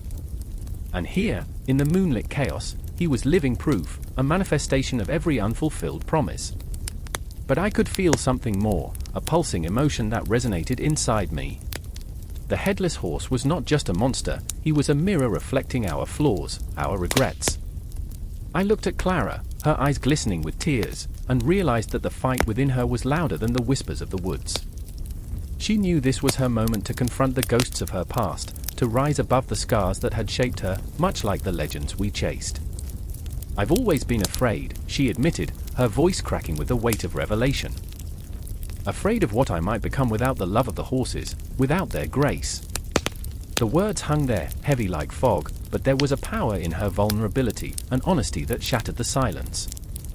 In that moment, we were no longer children playing knights and steeds, we were warriors facing our truths. And as the headless horse pawed at the ground, I felt the earth tremble beneath my feet, a pulse that echoed Clara's heartbeat, our interconnectedness palpable. It was then that I understood the essence of the legends, the stories woven into our very beings. The headless horse was not just a tale of horror. He was a catalyst, a reminder of the strength that arises from confronting our fears, our insecurities. Before us, the night shifted, shadows playing tricks on our minds, but the air crackled with potential. Clara took a step forward, her hand outstretched as if to connect with the creature that stood before us. I reached for her, the urgency coursing through me.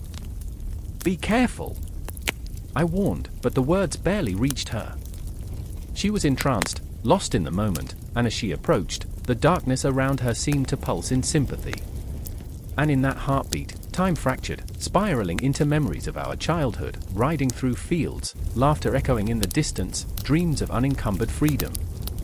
Yet here we stood, the weight of our burdens heavy, the lessons of the past screaming for acknowledgement. The headless horse was not just a creature of nightmares, he was a reminder of how we could release the shackles of our own making. As Clara reached the spectral horse, she paused, her fingers brushing against the air where a head should have been. The world held its breath. Would she flee into fear, or embrace the unknown? The choice hung in the balance, a fragile moment stretched thin across time. And then, with a sudden surge of emotion that felt like the storm before the calm, the night erupted into chaos.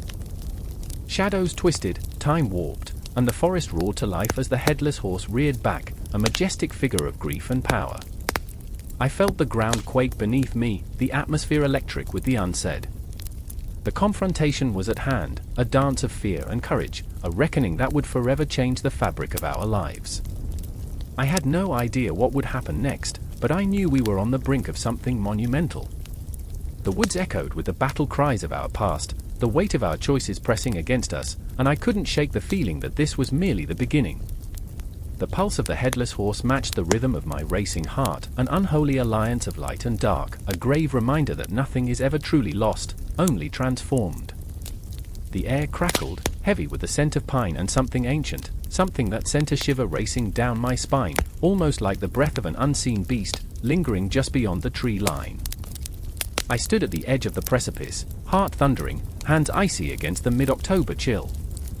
The mountains loomed like giants, shrouded in a veil of fog, whispering secrets of the earth's darkest corners, the kind of secrets that claw at your insides, making you question what you believe. "Are you sure you want to do this?" Jenna's voice quaked, her eyes wide and glistening with unspent tears. I could almost taste her fear, bitter and metallic, like blood on my tongue. She was the skeptic, the voice of reason, but in that moment, she looked desperately for a reason, any reason, to push past the doubt gnawing at her. "Just keep moving," I urged, steadying my own trembling breath. "We're close, I can feel it." But what did I really feel?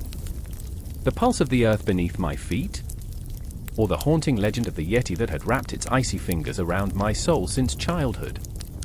I could see it in Jenna's eyes, that flicker of disbelief mixed with a yearning for something more. It was a dangerous mix, an intoxicating cocktail that blurred the lines between myth and reality. A twig snapped behind us, and I turned, heart racing into a frenzy. Shadows danced in the periphery, dark silhouettes that seemed to breathe with life. "Did you hear that?" Jenna whispered, her voice barely a tremor against the overwhelming silence. "Just the wind," I lied, though a part of me trembled with uncertainty. There was something out here, lurking, waiting. The Yeti, or maybe just the shadows of our own fears. In my mind, I saw another time, another place, a dusty library full of forgotten lore, where the librarian, her glasses perched precariously on her nose, had told me tales of the elusive creature. I remember how her voice lulled me into a trance, wrapping me in the warmth of ancient stories, warning me of the consequences of seeking the truth. "The mountains hold more than snow," she cautioned, "and some doors are better left unopened." Jenna's fingers brushed against my arm, pulling me back to the present. "We should turn back," she insisted. "This isn't worth it." But what did she know? The thrill of the chase surged through my veins, a rush that drowned out all sense of reason. What if the tales are true? I pressed, remembering the stories, feeling the weight of each word as if they had been carved into my soul. What if we find something amazing? Her eyes narrowed, and the tension thickened like a noose around our throats. The mountains loomed as if they were alive, echoing our fears, mocking our ambitions. Suddenly, a howl pierced the silence, a sound that wrapped itself around us like an icy hand. Both of us froze, the world slipping away until there was nothing but the howl reverberating in my skull. "Please, don't," Jenna began, but the words caught in her throat as the shadows coalesced around us, a swirling mass of uncertainty that sparked primal instinct. Was it just the wind, or was something watching? I could feel the pulse of the earth, a heartbeat of its own, thrumming beneath my feet. Time stretched and warped, memories flooding back like ghosts of the past. I remembered my father, wide-eyed and earnest, telling bedtime stories of the Yeti. "Some say it guards the mountains, protecting treasures unseen," he had said, his voice a soft lullaby. "Others believe it carries the weight of the lost. Do you think it knows?" I had whispered then, a child's innocent curiosity. "Know what?" he had chuckled, ruffling my hair. "That we exist? That we're searching for it." Now, standing at the edge of the abyss, I felt that same chill, the thrill of the chase, the desire to reach into the unknown. Jenna broke my reverie. "We need to go." Her voice was sharp, a delicate thread pulled tight, ready to snap. But I had already stepped forward, drawn by something I couldn't name. I remembered the tales, the urge to find the truth buried beneath layers of myth and media. The Yeti had become more than legend, it pulsed through modern culture like a heartbeat, the subject of documentaries, films, memes that danced across screens, whispering tales of its mystery and mayhem. But who was the real monster here? The creature that might lurk in the shadows, or us, man, forever chasing our own myths, foraging through the darkness for what we can never truly grasp. The wind howled again, louder this time, as if to answer my questions. Shadows thickened, swirling like storm clouds in a tempest, and in that moment, everything coalesced: the fear, the thrill, the aching need to know. Then I saw it, a flicker of white, a shape moving through the trees, a flash of something primal and fierce. My heart raced, a drum pounding in my ears. "Did you see that?" I gasped, turning to Jenna, but her face was pale, her fear palpable. "I want to go home," she trembled, and it felt like the final nail on a coffin, sealing our fate. But there was something in me that refused to yield, a stubbornness that clung to the hope that the encounter would not end in a scream, but in revelation. I stepped forward, propelled by an invisible force that compelled me to uncover the truth, to dig through the layers of myth, to confront whatever lay hidden. What would I find? The Yeti, a figment of folklore? Or something darker, bound by the threads of our humanity, a reflection of our desperate search for meaning in the shadows of the unknown? As I took another step, the world began to twist, time slipping through my fingers like sand, the mountains towering above me like ancient sentinels.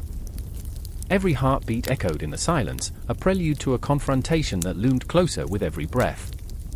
And I felt it, the weight of the past, the whispers of the stories that had shaped us, twisting around my mind, pulling me deeper into the abyss. I was not just searching for the Yeti, I was searching for myself, trapped in a loop of myth and reality, where the shadows and echoes of fears became a part of who we are, forever entwined in the fabric of existence.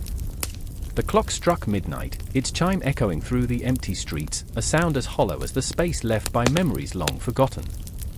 In the heart of the city, shadows danced under the flickering streetlights, hinting at secrets buried beneath layers of concrete and asphalt. I stood there, shivering, a cold sweat running down my spine, feeling the weight of the night pressing down on me like a shroud. The air was thick with a tension that prickled my skin, a sensation that whispered, something was coming. I remember the first time I learned about the myths, the dragons that soared through the skies, their scales gleaming like jewels, the sirens whose songs could pull even the most steadfast sailor into the depths of despair. Those tales were enchantments, but they were also warnings. My heart raced as I thought of Clara, her laughter echoing in my mind, a sound that now felt like a ghost haunting me. Ever since the festival last autumn, she had been obsessed with finding the truth behind the legends. "They're real, Jamie," she would insist, her eyes sparkling with a fervor I could barely understand. "The world needs to remember." But I recalled the look in her eyes when she grasped the tattered book, its pages yellowed and worn, detailing the history of mythical creatures. I could see her yearning, her desperation, a reflection of my own fears. Each legend was a fragile thread, ready to snap at the slightest pull. The weight of that knowledge hung between us like a taut wire, straining to break. The wind howled, carrying with it the scent of something damp and ancient. As I gripped the iron railing of the bridge, I felt the cold seep into my bones. "Clara," I whispered, her name a prayer on my lips, a flicker of hope. She had always wanted to be a part of the stories that swirled around us, but now I wondered, had we crossed a line? Then came the howl. It shattered the silence like glass, a sound so primal, so filled with raw emotion, that it rattled something deep within me. I turned, and there she was, Clara, standing at the edge of the water, the moonlight casting a silver glow over her figure. Her hair danced wildly in the wind, and her eyes, oh those eyes, burned with an intensity that made my heart stutter. But fear clutched at my chest as I noticed the tremor in her hands, the way they clenched and unclenched as if battling an invisible force. "Clara!" I shouted, but my voice felt small, lost in the vastness of the night. "What are you doing?" She turned, and for a heartbeat, I caught a glimpse of that childlike wonder I had loved so fiercely. "Jamie, don't you hear it? They're calling us." Her voice was a melody, laced with an urgency that made my pulse race. But all I could think of was the dark water below, the stories of those who had disappeared, drawn into the depths by creatures crafted from nightmares. I remembered the look in the eyes of my father when he spoke of the sirens, how they had sung until the ships were wrecked, and the sailors drowned beneath the waves. "Clara, no!" The words clawed their way out of my throat, desperate and pleading. And then I saw it, a flicker, a shadow beneath the water, slithering through the darkness with unearthly grace. My heart dropped, a stone plunging into an abyss, dragging every ounce of courage with it. "We need to leave," I urged, reaching for her, feeling the tug of some unseen force pulling her towards the edge. But she stood firm, her gaze locked onto the dark ripples. "They need us, Jamie. They're suffering." The desperation in her voice matched the wild beating of my heart. I could feel the pulse of something ancient in the air, a legacy of fear and longing woven into the fabric of her being. I remembered the stories that had shaped us, the myths that had become our truths. Were they merely tales spun to frighten children, or were they whispers of a world we had turned our backs on? "Clara!" I screamed, but the night swallowed my words. The shadows shifted, coalescing into forms that danced just beyond my vision. I could feel the weight of their gaze, ancient and knowing, and it made my skin crawl. They were watching, waiting for us to make a choice, to step over the precipice into the unknown. For a moment, there was silence, an intense, electric silence that hummed like the stillness before a storm. And then I saw it, a reflection in the water, a creature, scales shimmering like starlight, eyes like glistening obsidian, holding secrets older than time itself. It rose slowly, revealing a snarl that twisted my insides into knots. My breath caught, and Clara's hand slipped from my grasp as she stepped closer to the edge, her voice barely above a whisper. "Jamie, it's beautiful," my world shattered. The intensity of her yearning collided with my fear, creating a maelstrom of emotions that threatened to pull me under. I remembered the stories, the warnings cloaked in wonder, the allure of the unknown that had haunted our dreams. What would happen if we crossed that line? "Please, Clara," I begged, desperate, the weight of time pressing down as if the universe itself was holding its breath. "Come back to me. We can't face this. Not alone." But the shadows were alive now, swirling and curling around her like a lover's embrace, whispering promises I could not hear. I felt the ground shift beneath my feet, the pull of something vast and unfathomable tugging at the edges of my mind. The clock struck again, its sound piercing through the tension, and I knew this moment was a threshold, a choice that could change everything. And then, in the depths of the chaos, I saw the truth. The creatures of our youth were not just figments of imagination or fears to be cast aside. They were reminders of who we are, of the darkness and light that exists within us all. They were legacies waiting to be embraced, stories begging to be told. I could feel them, their presence lingering in the air like a forgotten song, waiting for someone to listen. In that instant, as Clara's gaze locked with the creatures, I understood. This was not just about facing the mythical, it was about confronting the very essence of ourselves, the parts we had hidden away in the shadows. My heart pounded heavily in my chest, the echoes of history reverberating in the night. I took a step forward, ready to reach for Clara, knowing that whatever awaited us would be intertwined with the legacy of the creatures we had once feared. The air crackled, the world trembled, and in that moment, as shadows engulfed us both, I knew this was only the beginning. The past, the myths, the very fabric of our existence were calling us home.